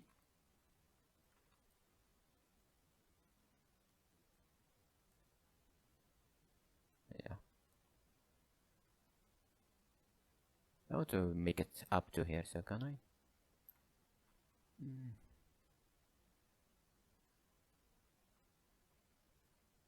let's try it like that. So go Shift A, choose color, mix color. Let's put it right here. We want this to be here. So we want to take from the base color to a darker color. I think we should take between these two. So this, Control C, Control V, and this darker color, it should be a little bit darker. Maybe something like that. Okay. And then let's take all this. Let's take this back. Take this. And I chose this. Like I connected this to this. And as you can see, like if you take this off from here, it already does not look as much as I wanted. So I chose here, Control Shift and press on this to see it. And as you can see, the effect is not that exaggerated. So I decided to exaggerate it a little bit. So let's push it a little bit like that. And I darkened this color a little bit. I made it a little bit darker to have it looking like that. Maybe I will just push this a little. Like I don't want this to be fully colored. So something like that. Or like that. Something like that. It's okay. Then I took this, connected to this, connected back to this, and just Control Shift on this. Now we have it like that. We have basically the color that we want. It's a lot darker here than in the top. Okay. Now what I want to add it is little scratches. Like I thought about it, and this is too clean. Like even though it's beautiful, but it's too clean. So it's a good chance to show you how to add scratches. So let's get this a little bit up, this normal little bit here. And let's go back to our 2K here, and let's choose another material. It is Scratches Light. It is this one that I will open it. Okay, so take this normal thing right here and just put it here. Okay, choose color and choose here normal map. We can use the bump one, but as you remember, the bump one uses black and white information. And this is already a blue one, so we don't need that. Let's convert this to non-color, and let's mix these two. Of course, you may think of mix color, but it does not work. We need actually to mix between two normals, which mean mix between two vectors. So go to this and choose mix that shows right here, like which is mix A, mix B. Let's put this in B, and let's put this in A. And this basically will mix between two normals, because it will mix between two vectors. So just put it away like this, and just put this in its place. There we go. Now we will have some scratches, as you can see, and we can like press 2.5 maybe, make it stronger to have them more clear, to make the effect more clear. Maybe it's too strong, so let's make it 2. Here we go. Now we have it like that. Now I want to add another thing, so go back to object mode, make all this go up like this. Let's choose this and go to data, color attribute, add it. Search color attribute, input, and put it, choose color, and mix between these two, this and this. So go here, mix, put it in B, put this in A, and just put it right here. Now go to multiply, just make this darker. And now let's go to vertex mode, make it bigger, choose white, so go saturation 0. Just I want to have more exaggerated effect when I want it to be more exaggerated, so let's do this. Like let's delete everything like this. Let's make it pretty white. Let's give it back its natural color, and then whenever we need to be darker, we will get it darker. Okay, this is the plan. So get a little bit down here, choose a purplish color and make it darker, and just control and press, make this a little bit less strong so it have the effect. And let's start drawing the shadows as we want them. I want this part to be a lot darker, so let's do this.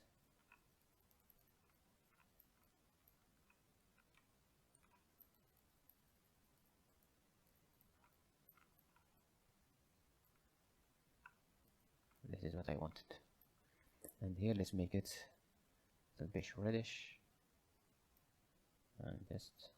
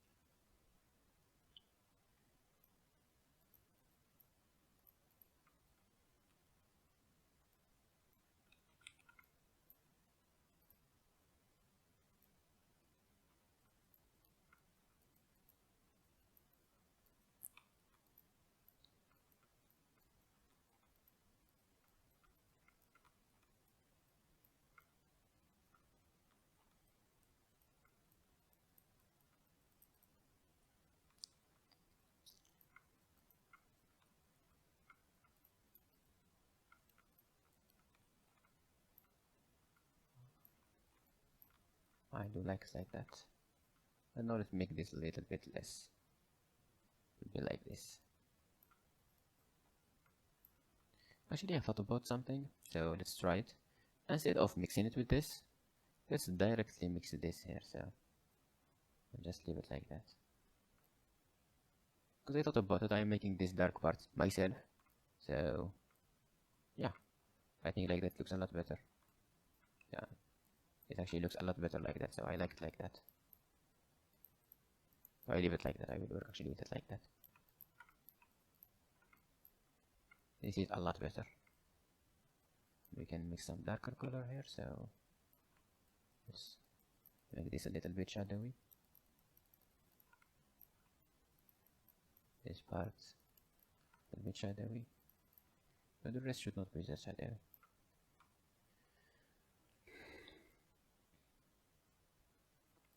I think like that it looks amazing. And yeah, we basically finished it. So as you can see, we learned how to mix between two normals, and we learned how to mix all these colors to create my own, and we learned about PBR, which is awesome.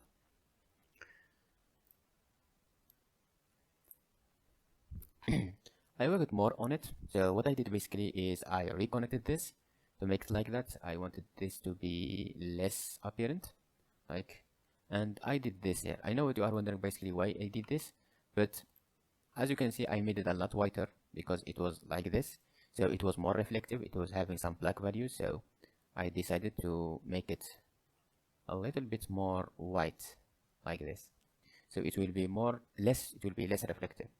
Okay, like this will be less reflective. And I want to do the same thing to the metallic, so let's Control C, Control V, because this object should be plastic, not really metallic, so it should have like something like that. And now I think it's a lot better.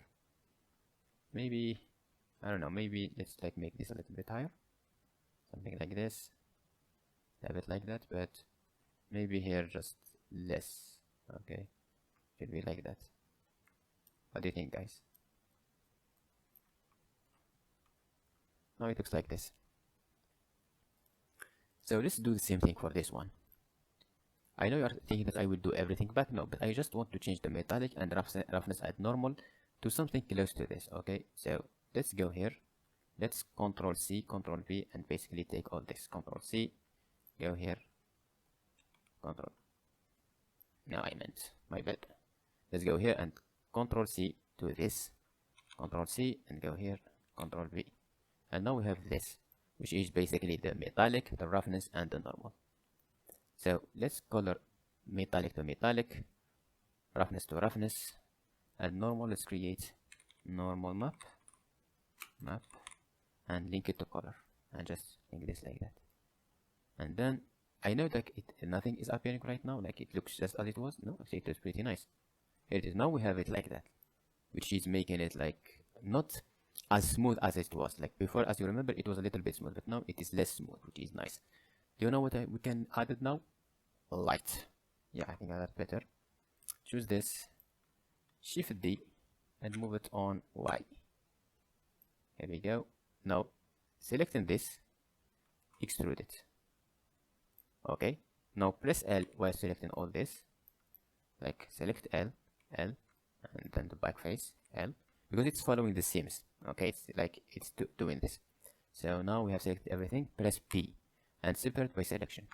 Now we have this and this as separate object. Now let's take this and J, X, Y. Wait, why is this? Oh, it's because set origin and just put it right here. And let's make it a little bit smaller. Okay, something like that. Now select this. And what material does this have? Oh yeah, it has the same material. So select this, press 2, this. When you do that, now you have created a copy. Now this and this are not using the same material. So now if you go here and just delete everything, nothing will happen. Only this will be affected. It's still purple because we are choosing purple here. So let's make it like pretty like that. Go to emission and choose strength. Okay, and be sure it's like green color.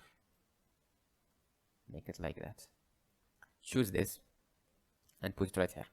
Why did we do that? I don't know if you remarked this or not, but whenever you create an object, it's created in the center of the world because this cursor is in the center of the world.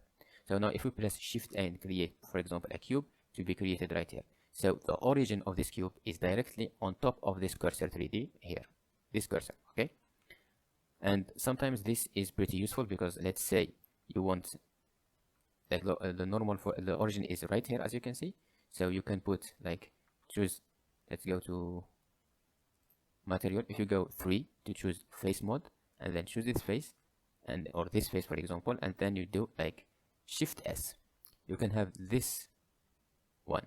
And you can have a lot of options. One of them is selection to cursor or cursor to grid, cursor to world origin if you want to get it back to world origin, cursor to selected. If you do that, now the cursor is right here, right? So you can create from here. Let's put this right here and go to here, edit mode, not edit mode, Shift A, and you choose a light, and this light is an area light. Okay, now this light area is like origin is right on the cursor here. So let's R X 90 degree, no, R X minus 90 degree, and now it's doing this. You can give it a green color and make it stronger. Let's make it like 100, and let's go here again. And now if you move this, it's right here. So you can do like 200 for example and make it more green. Okay, so now it's giving this light. Of course now it's too big, so let's maybe SY and just SZ and just make it a little bit smaller, SX and just make it a little bit smaller, SYZ again, make it like this, and make this like 100 or 15, yeah, something like that, just to have it like that. And now let's do Shift S, cursor to world origin, so we get it in the center here, and just leave it like that. Okay, now we have it like this.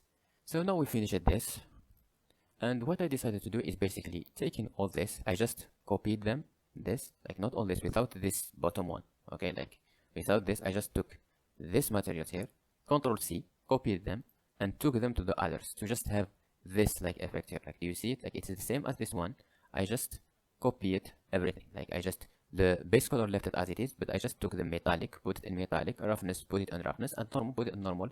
These three without any modification, just as they are. The only thing I modified is I added a Control T, and I added a mapping, and I make it a little bit bigger so we can see it better. And this is it. I did this for this one, and for this one, for this points right, for this one, and even this one. And I did the same thing for the button on top here, like and this is it. So let's finish the cassettes. The first thing I did, I just rotated this a little bit and made them in this way. You can do it alone, it's just me pressing R and rotating, so I did not care to show this. And now let's make first the cover that comes here, okay? So select this, press 1 for go to front view, press H to hide this, go here, let's get a little bit close, and let's just added a cube almost here, and just do it like that. It will be a little bit and inside, and just done. Let's go back to selection mode, and let's give it some thickness. F9 to get this back. That's 2 meters. Okay, like, let's give it some thickness. Tab J Y and just move it a little bit to give it some thickness. Okay, then in edge mode, control and double click on this to select every edge, and just press 1, you can see it, and just give it some bevel, something like that. Okay, there we go. Now select this, or you know what, just select this, press slash to isolate. No, I meant what? Not this, I meant this. Press slash to isolate, and just let's unwrap it. 2 for edge mode. Select this, Control E, and mark a scene. Then choose a point in the bottom, I think, because, well, I prefer the bottom part. Maybe here, and Control E and mark a scene. Then go to face mode and select everything you unwrap. You can go now to UV editor and see your unwrap. Here it is. Just close this because we don't need it anymore. Notice that when you close something here, it does not mean that you have deleted it. It's still here. It's just that it is not open, because I don't want to open it. I want to add another thing now. So press slash to go out again. And what we are going to do now is we are going to make this, give it a material and give it a texture, then copy it to all of this, okay, and change the texture. Okay, so let's go to material, new, let's create a new material. Let's go back to shader editor. Here we have this cover. Go to Blender and put it right here. This cover have every cover that we need, and if we put it like that, nothing will come out, because even though we have unwrapped it, but we don't know where it is. Like, choose, you can see that we are in UV editor, so we can modify UVs. Go to this and choose cover. There it is. Now we have this. Now we know what we want.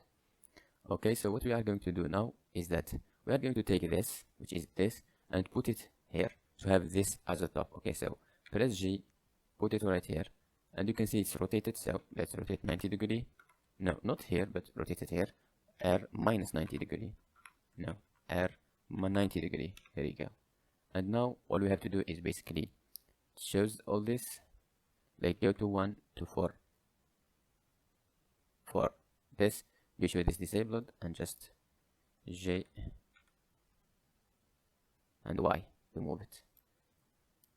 J and Y to move it. J and X, put it right here. J and X and put it right here.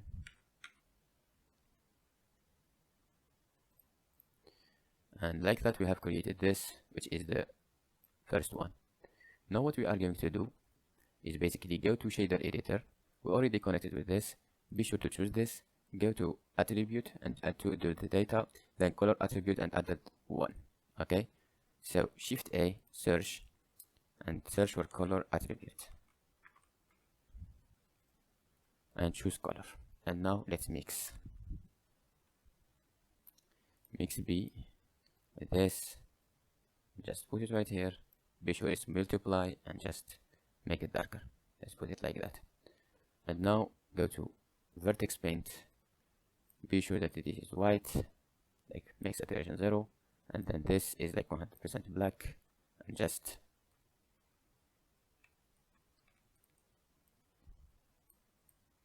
do this to have like a gradient. It's like we have like the ambient occlusion without really creating an ambient one. And just let's give it some yellowish color, maybe a little bit less than this, and just to give it that yellowy color. Okay, and now we have finished it. So basically we have created the image, then we have done all this. Okay, let's save, and now let's go out and go back to object mode. Okay, now let's do this for all this. All you have to do is shift D, X, move it, go to snap tool, choose face, align rotation, and choose closest or center or whatever you like. For me it's center because I want to do it with this. Then G, just move it right here, and just deactivate, and just, it's probably inverted, so it's inverted, right? So RX 180 and just RZ and just do it like that. Now let's get to top view, G. Of course, now if we do G and Y, it will move it like that, but if we do G, we go to local and we do this, now it will move according to the rotation that we have. So let's put it like that to have this kind of rotation with it, okay? Like that. And now this is using basically the same material, like this, just take a little bit up and more like this. So now this is basically using the same material. If we go here, it's using the same material as this one. So let's change this. Let's click here, and now we leave the same image, we leave the same details basically, and we just go to UV editor and 3 to choose the face, and instead of this face like being here, let's like go to face, select this face and just put it right here. Okay, so now 1 for vertex again, JX, put it right here, then choose this, JY, do this, JX, this, and JY, and do this. Okay, now we have it like that. Okay, now we have it like that. I'm going to change the color too. We can like go to object mode, vertex paint again, and choose white. Okay, and just like make it all white, and just go control and just make this side a little bit black, just a little bit. Okay, then some like reddish color like we did before, put it right here, and just something like that, and control to have like darker colors from here. And then let's do the same thing, go to object mode and shift D and then on X. It's still rotated like that because we are still like following the local.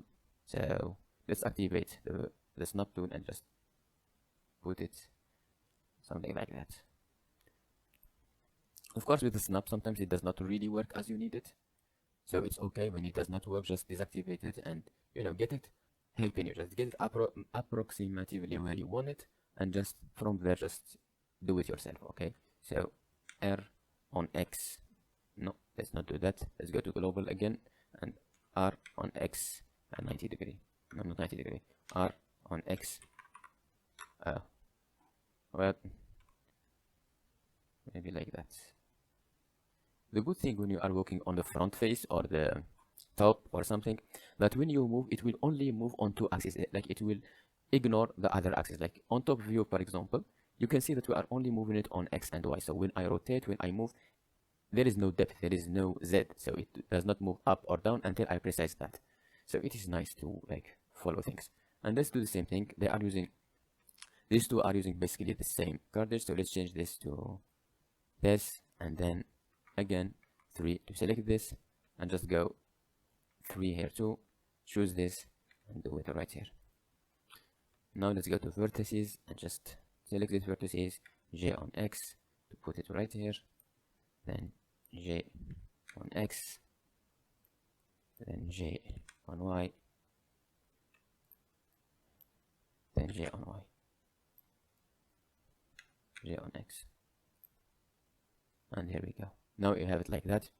Again, you can go to the vertex paint, make it white, and again just make everything white, and just control to make some areas a little bit dark. And you know what, I did a mistake, so just give it a white color, and let's do that again. Let's give 100% strength and just make it like that, and let's get it back. Control to give it some shadow in the bottom from this areas too, and just some yellowish color from this side, or some little bit reddish. And here we go. Now you can keep messing with this and adding details, it's up to you, but for me I think I like it like that. Now let's go back to object mode and let's do the same. What I will do here, let's first change this to a little bit greenish, like something like that, maybe like that, maybe like this, I don't know, something like that. Yeah, probably I will change it a little bit, but it's okay. But what I'm going to do is actually leave this as an exercise to you. I will show you how we did it, but I will leave this as exercise to you. Okay? What I'm asking you to do now is to create a material for this. It's an exercise. It's the first exercise that we are doing, and that's good. I think now you have learned so much, and you can actually do it alone. So all you have to do is choose a color close to green. Okay? Close to green, and try to make it green with some yellowish hair. Okay? Some yellowish part like that. Like that yellowy part is like, it's like it's old.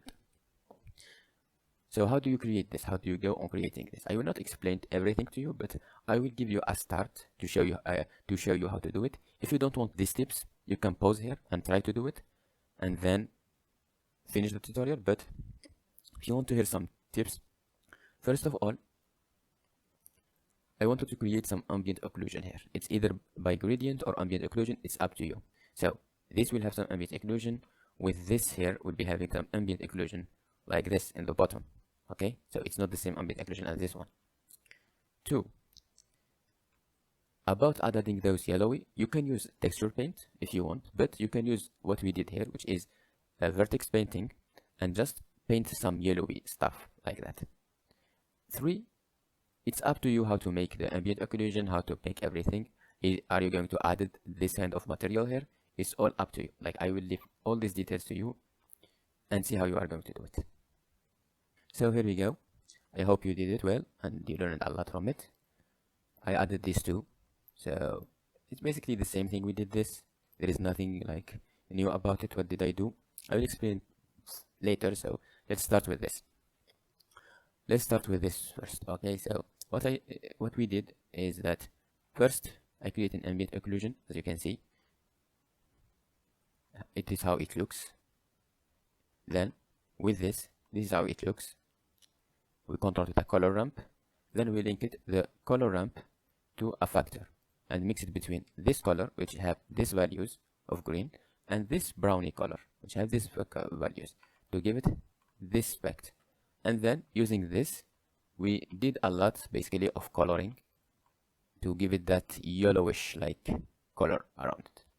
There is of course other ways to do it, but this is how we did it here. This one is basically the same thing. I changed the mixing color here, so instead of having a green color, I had a green and a darker green, as you can see in the bottom here. Okay, and then I used this to add this yellowish color. It's really obvious here. And then we did this with the base color. I basically left the roughness and everything as it is. I did not change any roughness or any other options. Okay, as you can see here, each one of these is basically, these are basically using the same, these three are using basically the same material, but this and this are using each, like, it's the same material, but it's like its own copy, so I can modify it better. Okay, so this is how we did this. For this ones here, it's basically the same. So we went to this, we applied, we go to this, applied all modifiers on all of them. Then enter edit mode, I UV unwrapped them, as you can see. Like, this is a UV, this is a UV. Like, I made everything its own copy. Like, each box of this, like, each one of them is like its own. Not this small one, like, I mean this big one, and this big one, and this big one. They are all faces. You can see it in UV editor here. Go to UV editor. As you can see, they are all its own faces. Okay, and then we took these faces and we added them to this, which is the, let me look for it. I think it is this one. Yeah, here it is. This so if you press L, you can find this is love, and this one here is this one here, and the others I just left them. I just left them at dark. They are basically mixed ones, as you can see in the bottom, because they don't show, so I did not care to put anything on them. This one too. Here, like, if you go, it's right here, and we have now all this. One last thing, maybe I should add it to this, because I want to have like different metallic. Oh, by the way, I did not apply anything here. If you go here, all this still having like the same. So if I color something from here, it will be colored here too. This made the process a lot easier. One last thing that I wanted to show you is that if we go to choose this, and let's go to shader editor, and actually let's go to this and let's copy this. You can do it. I don't know if you did it or not, but I want to do it. Control C, get to this, take all this up, and just here, Control V, and just let's do it. So metallic to metallic, roughness to roughness, and normal to normal. So it have like that pointy effect here. Here let's make it 0, 1 as it was, and just leave it. I think we need to modify a little bit the geometry. There is some stretching happening here, but here it's pretty nice. This stretching here is probably because actually I don't know why. Should not be happen. Oh, wait. What?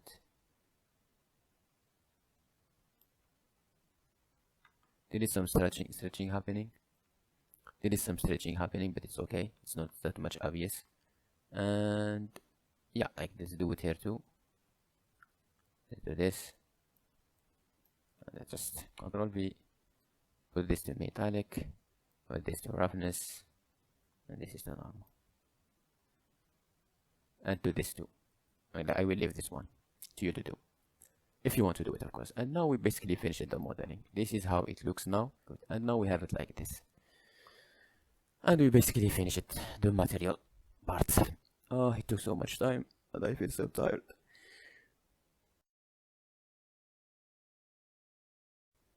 I decided to use a model from Polyhaven, which is this model.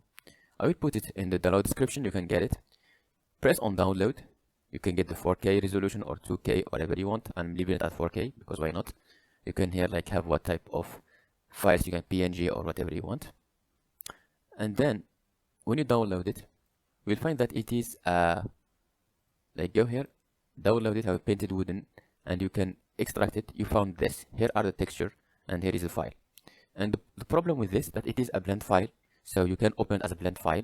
So if we press double click on it, it will be opened as a new scene, as a blend file. Here it is. But what I want is actually to take this object and add it to my existing one. So what I did is basically, let's close this. What I did basically, go to file, then append, and then let's go to our location, Control C, then go here and Control V, and just here it is. This is the blend file. Double click on it, you will get this, which allow you to choose what you want to import. For me, I want to import the color. Usually, if you want to import the mesh with the materials, you go only to collection, and that have only one collection that have basically the object, which is this. And now, like let's delete this. Here is our object. Okay, we added to this file, and if you go here, it's already textured and ready to be used. Okay, then what I did is basically I choose this, edit mode, then Z, and go to wireframe, and then I chose this. Like let's go to edge, vertex, and I chose this J, then Z, and move it on Z, and I leave it probably like that. Okay, then I got it a lot bigger. Now if you go to solid and you start getting it S, like S, and get it bigger, you see that it's like the origin point is right here. So you can go to object, set origin to the center, or you can choose it, right mouse button, and go to set origin and make it in the center, and just make it a lot bigger. Okay, after that I decided to not use this, because if you make this bigger too, it will look weird. So I did not use this, and now we have it like this, which is pretty nice texture. Okay, now let's go back to our project. Here it is, and basically this is it. Now it is looking like that. We can modify this, added some color if you want to, but for the moment I like it like that. Let's save, and now we can go to room and unlock it, and this is how it looks. Let's save. For room, for this, like we can use the ground and pay selection and separate it. Now like if you go this is actually, let's press F2, it's ground, so let's put the, well, or floor, let's name it floor, and these are walls. Okay, like these are walls. Here we go. Now we leave it like this. For this, let's let's make a material that I liked. So go new, create a new material, and I downloaded this material from Polygon, from Polygon is plaster painted. It's free, and I will put the link down to it, and it's like basically the paint. So let's actually use this 2K and just copy, go to our scene, not this one, let's don't save it. Let's go to this, choose this, and here shift, choose this, then shift W, choose added principal setup, go Control V, add it here, and this is what I was talking about. You can see here that it have its own naming convention. It's like the name, like Polygon plaster painted 7664. Then it have normal, like as this like slash and then normal, and then this is like ORM, and this like the base color. So from this it knows basically how to link them, and this is what you need to use actually. So this is the base color, this is the metallic, this is the normal, and this is the roughness, and here we go. Now we have it like this. Look how it looks. Now we can choose all this and make it 0.5 maybe, or 2, or 5, and here we go. Look how it looks, and we leave it like this. Now we have finished the materials and the modeling. These two right here, we have basically imported them. Okay, let me show you how we did this. Go to Polyhaven. Inside Polyhaven, you can search for these two, pot plant and pot plant 1. Okay, go here and choose what resolution you want. I want 2K or 4K. Then choose what kind of file you want, FBX or blend. For me, I want to blend. Then download both of them. Okay, when you download them, you get both files. Then go to your project, then go to File and choose Append. Okay, then inside Append you can choose the collections of these two, just like we did with this. Okay, and basically this is it. Now we have these two inside our file, and they are already textured, so this is nice. Okay, and now we have finished this. I know that materials are very hard and very annoying, but they are like the beauty of modeling. Like they are what give life to your scene. So first thing, how do we add an animation? Well, to add the animation, we need first to talk about timeline and keyframes. Keyframes is taking all informations of an object and save them in one keyframe. And to add a keyframe, either choose an object, then press right mouse button, then choose added a keyframe,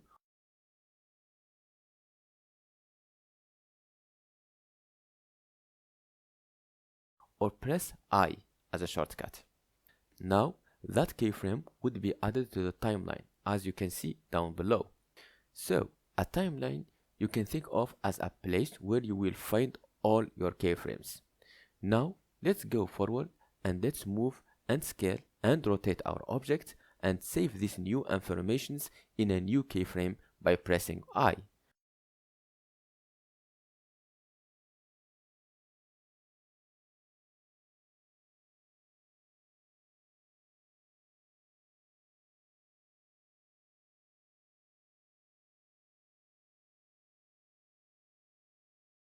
And just like that, my friend, you created your first animation. Now you know how to create an animation, but how to control your own animations. As you saw, Blender basically smooth and generate new animations based on the two frames you have created. But what if you want to control it more? Well, Blender got you covered. You can do that with the graph editor. So let's open it. Go to the editor type and choose graph editor. You will be welcomed by all these tabs that may intimidate you at first, but worry not, my friend, I got you covered. We will first understand our tool, the graph editor, so we can modify better our animations. The left tab is basically all animations that you did.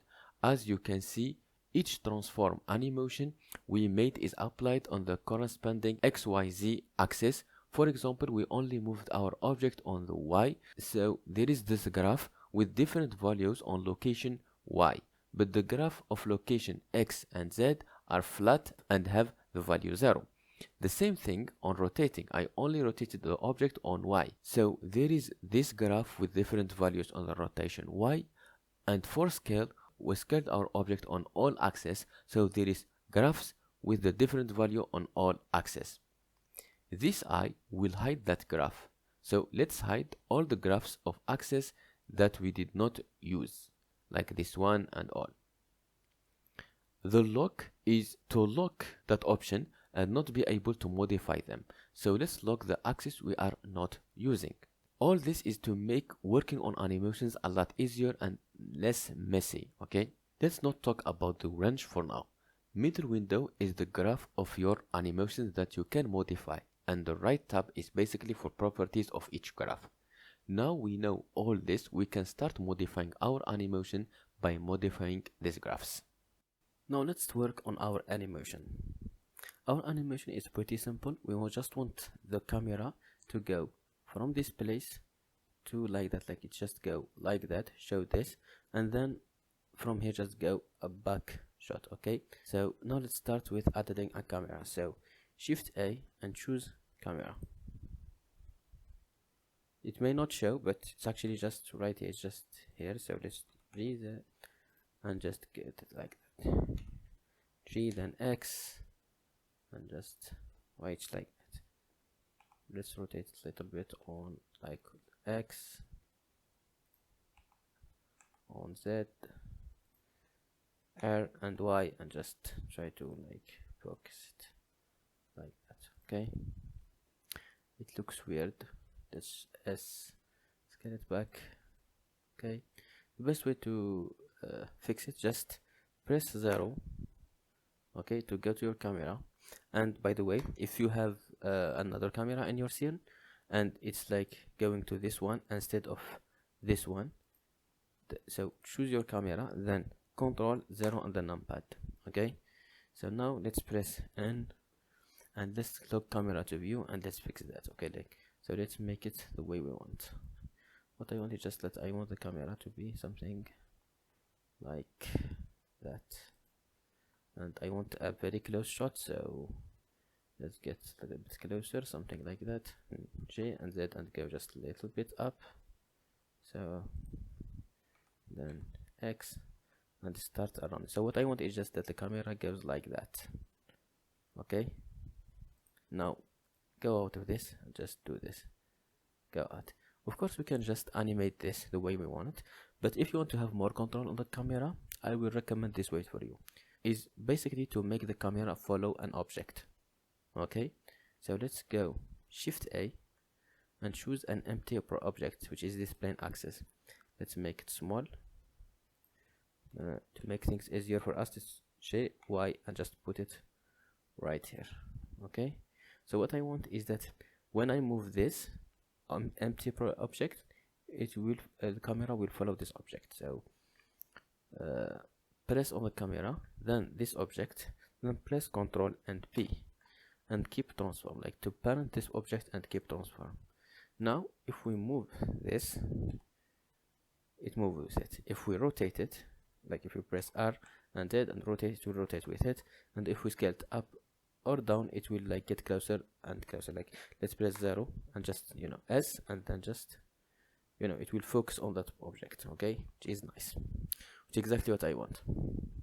Of course it would have been a lot better if we moved this to right here in the middle, and like that the control would be a lot more smooth. But for me, I don't need like to make the camera go zoom in or out. It just will move in this shot, so it's okay to keep it like that. So now let's get this a little bit up and let's use what we have learned at the animation tool now. So first thing, let's just put it on 0 and press E and press I. Okay, it's E in French, I in English. Okay, like press I, and then let's go like maybe to 60 second or 70 second. I think you just make it 110, like maybe 100, and then we just move this on the X. So press J and X and move the empty to right here. Right here, really, like press 0 and see. Maybe, yeah, like it will keep going, and then from this point it start like going off. So fading off. So yeah, I will do it until here, and there is some like soothing in and out, and I really hate that. I don't like it, so I like it to be constant.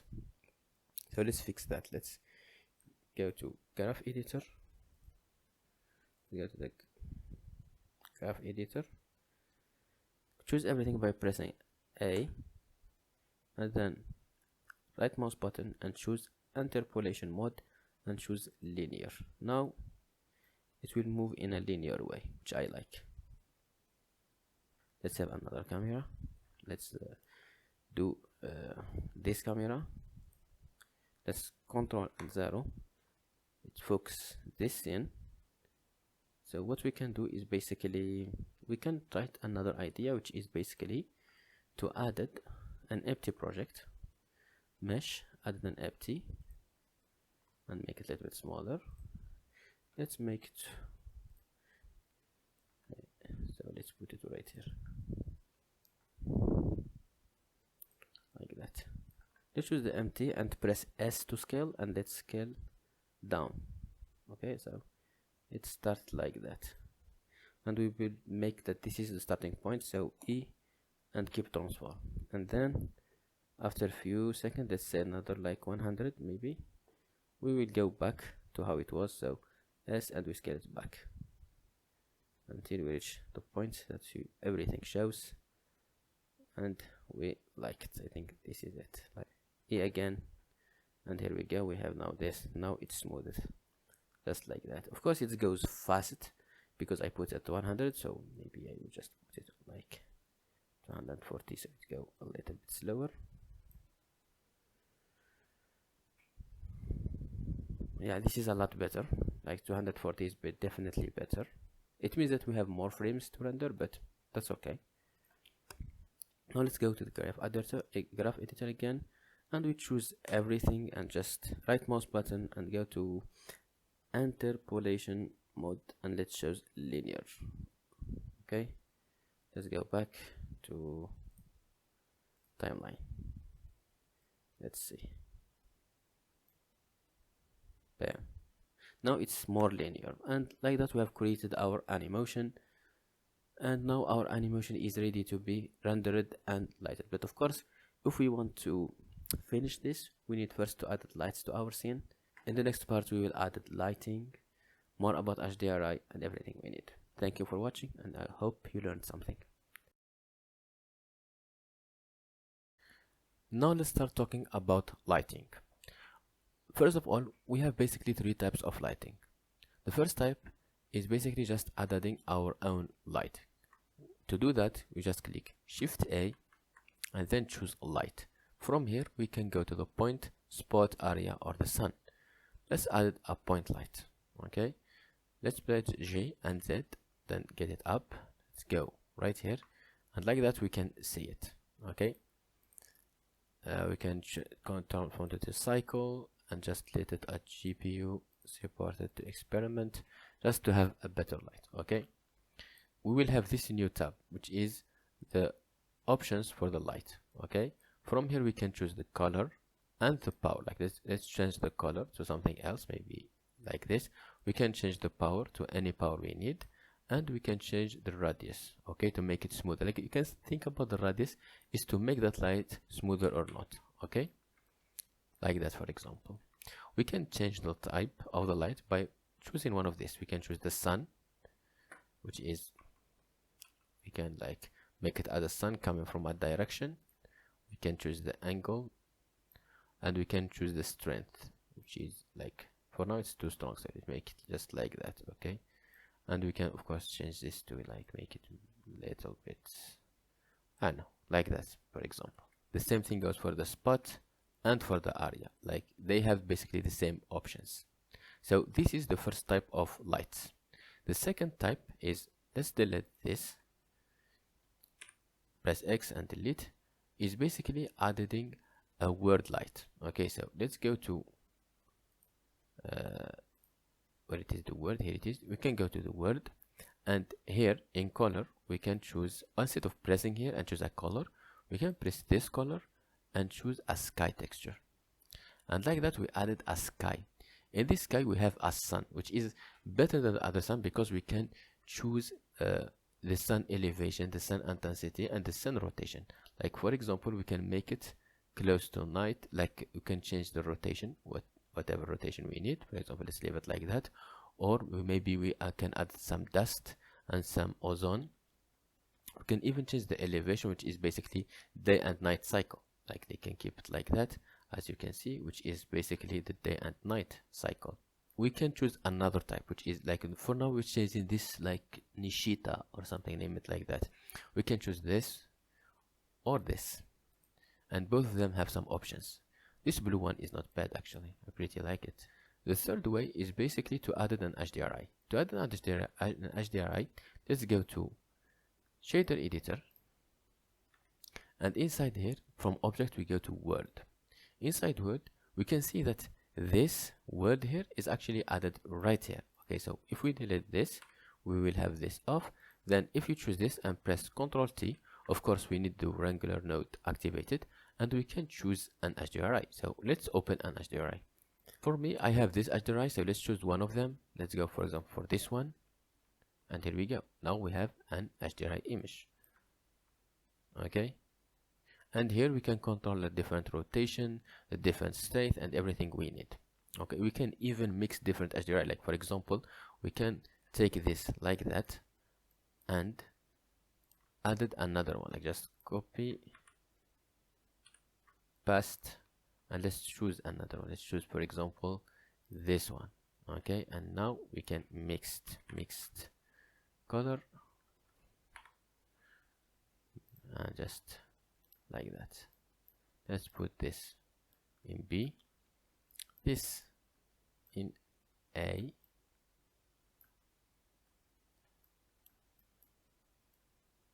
and here we go. Now we have a mixture between those two. Okay, we can 0 is the top one, 1 is the bottom one, and 50% is between. Of course we can choose multiply, we can choose added, we can do whatever we need. For me, I'll just leave it at mixed. To hide this background, I usually hate, so let's go to render, and let's go back to film. Let's choose for film. Here it is, film, and here transparent, and now we can see that HDRI.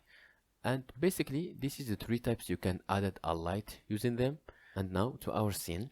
As you can see, I have lost my texture right here. This is why its color is pink.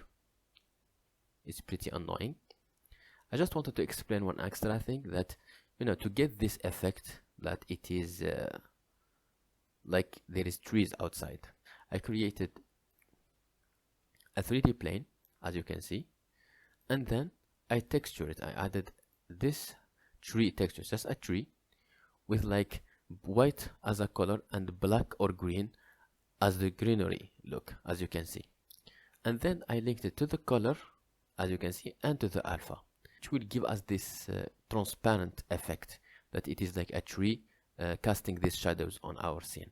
For the rest of the lighting of the scene, I will leave this to you as an exercise. I want you to try yourself using HDRI, or using the normal lighting, or using the sun. You can do whatever you want. I just want you to create a light that you yourself like. Thank you for watching. Now let's talk about render. As you can see, there is two types of render. It's either Eevee or cycle. But what's the difference between them? Well, Eevee is rendering in real time. While working, you will notice that there is no buffing time. It means like if I decide to move like this, you will see that there is no buffing time. There is no rendering happening. Okay? But with cycle, you can see that it will need to calculate light each time you move it. Okay, like each time you move, you will start calculating light. Because it takes time to calculate the light and the materials interactions, it will look a lot better than Eevee. Okay, Eevee look bare bones, but that's because we are not modifying the options for Eevee. If we start optimizing Eevee, it will get to a very nice point where it will look close to cycle. Like I will not say it will look perfect as cycle, but it will look close to cycle with no render time. It will be happening in real time. There is no render time. Okay, so let's start optimizing Eevee. First of thing is sampling. Sampling is basically how many samples it will take to calculate his things. So the higher the sampling count, the more time it takes. Okay, especially when you click the render, like as you can see, it's like in the viewport sampling and in the render sampling. Usually 24 up to 65 is all what you need. Okay, 2, you can activate shadows. The moment you activate shadows, you will feel like the animation, the render is getting a lot better. Like this are already making it look a lot better. And here you can see how you can get the calculation of the shadow to a higher value. Then there is the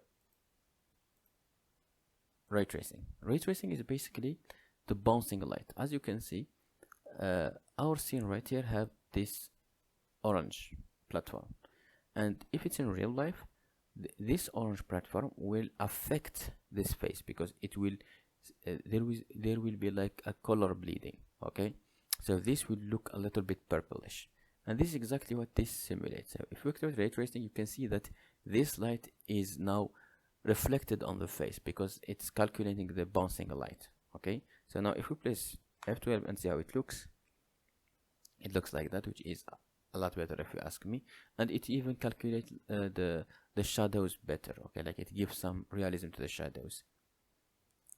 And then there is like volume if you have fog in your scene, and motion blur if you have camera movement and you want to add the motion blur. This is you can activate motion blur here and like follow it.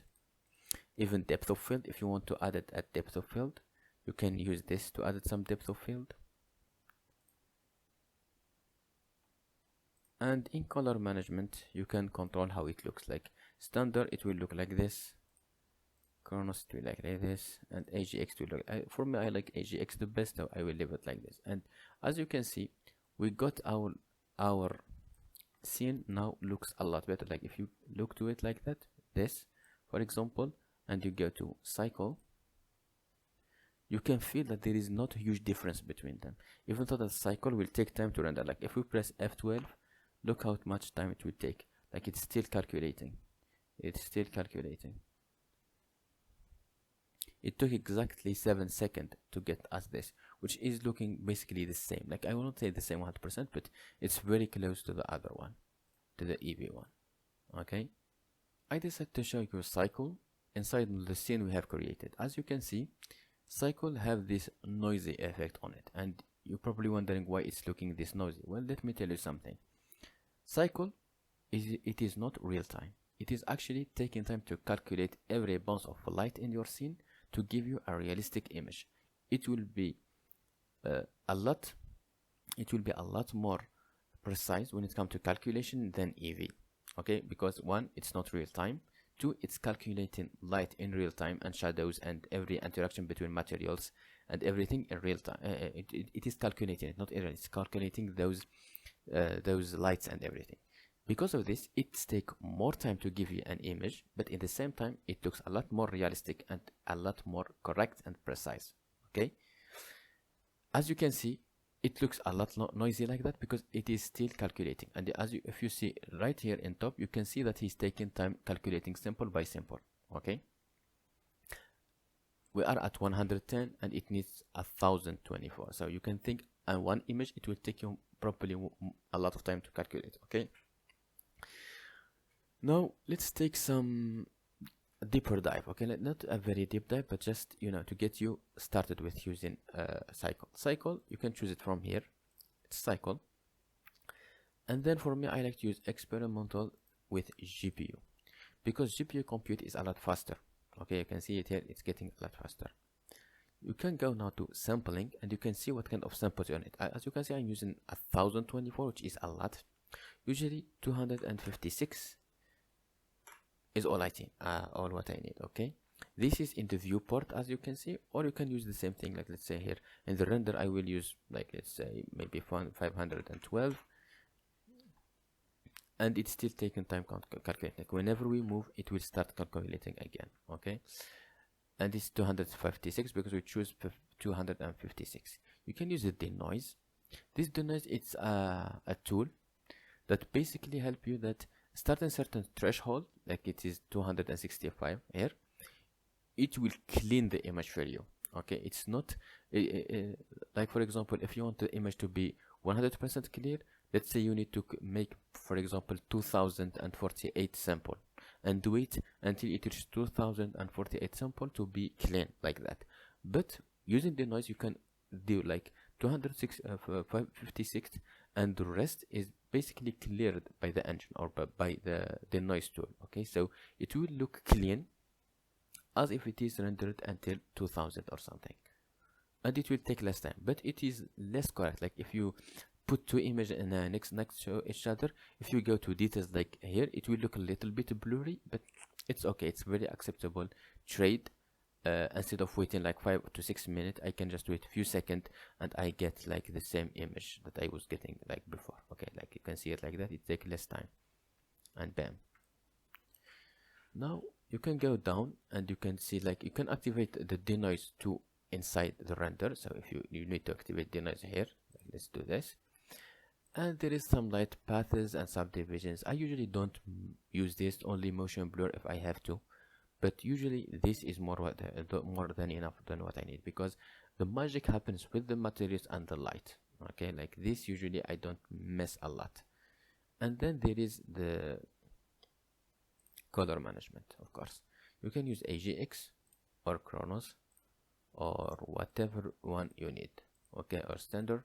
Usually I use this AGX with like high contrast or very high contrast, or maybe even base contrast if I want, depending on the scene that I'm creating.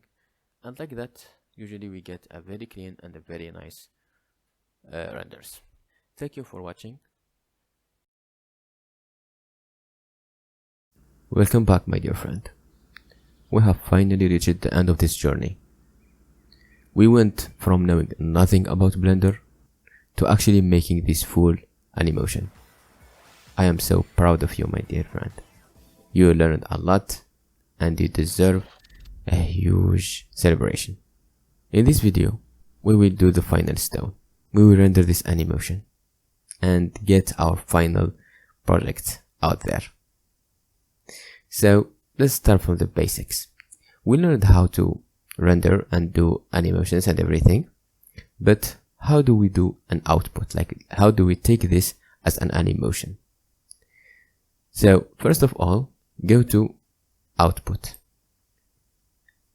Right here you will find all these options. Okay, here is the resolution, here is the frame rate. You can go up to 60 if you want. But remember that frames mean like images per second. So if we have like 60 images per second, that means like this image will render 60 times each second. So the animation would be like smooth, but it will take more time to finish. Okay, I found usually that 24 or 30 is usually more than enough. Okay, this frame range is the start of the render and the end of the render. Okay, for example, we will render this whole 250, so it's from 1 to 250. This is the output. It's where you will save the animation that you have made. And this is the file format. Of course, we are going to render a full animation, therefore it's a video. You will think that, oh, so I will take this movie, right? But I will not say it's wrong, but there's a better way to do it, because you can choose this, which is a video, but the problem is, let's say your render has crashed in the middle of the render. The problem with this is that if you are choosing a video, you will have to redo the render from the beginning, because the video format that you will have, it will be a broken one. But if you have a PNG, you can go at the render output that you put, and you see, or you look for what the end or the final image render, let's say it stopped at like 50, then you can write here from 51 to 250 and just take it from here. Okay, so it's a very good way to not lose all your progress while rendering. The second thing is you can choose a JPEG, but I found that PNG is better. Okay, and then there is the color management. This color management is like taking, like you can override, but you can follow the scene. The scene for me is this, like it's what I have made in the render. Okay, and now you can start rendering. Of course it will render from the active camera. Okay, in that case it's press 0. This is the reactive camera. Okay, so it is this camera, but let's say I want to render from this camera or from this camera. Okay, let's say I want to render from this camera, because that's what we are going to do. We are going to render from the first camera, which is this one, which is this. Then we are going to render from this. So now we have discussed all the different settings that we have, and as I said, it will render from this camera because it's the active camera. And if we want to choose to change the active camera, we will just choose the second camera, press Ctrl+0, and make the second camera as active. And now if we start to render again, it will render from this camera. Okay, now let's go to render and choose render animation or Ctrl F12. The moment we start click on this, it will start rendering. Now it will take our options and settings that we have put here and render the full thing. I already did this, and of course it took so much time, so we are not going to wait. And here is the final result. We have these two files, final 2 and front camera, and the second one. Okay, so now we can take these images to our DaVinci Resolve, because I like to work with DaVinci Resolve. So let's do this, and now let's go to the final and just go from 1 to 250 and just put it right here. And now it created this. And now let's do the same thing for the other camera. Let's go from this and to this and just put it to right here. And now we have this. Let's create a new timeline using the project settings, and we take this with this, and now we have this.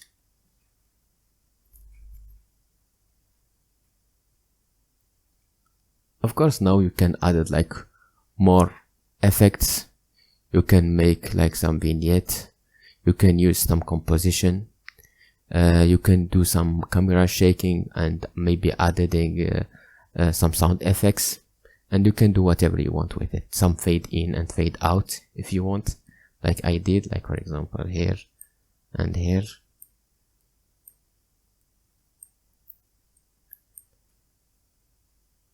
This is like yours to do whatever you want. Okay, in my work I actually did some composition. Like if you go here and go to the compositor, you find that I did some composition to this inside the Blender file. I was going to explain this too, but I think it's a little bit advanced as a topic, and maybe in the future I will make a tutorial for like just compositing. But for now, I think you will get a very nice and very beautiful results only with the lighting and everything. Okay, and basically this is it. We have finished it. It took us so much time, but dude, I'm proud of you if you reached this point. It was a long journey. We went to basics, modeling, UV unwrapping, materials, texture painting, animations, lighting, different type of render engines that we have, and finally making the final result. Good job for making this long. I'm so proud of you, and see you in the next adventure. Bye bye.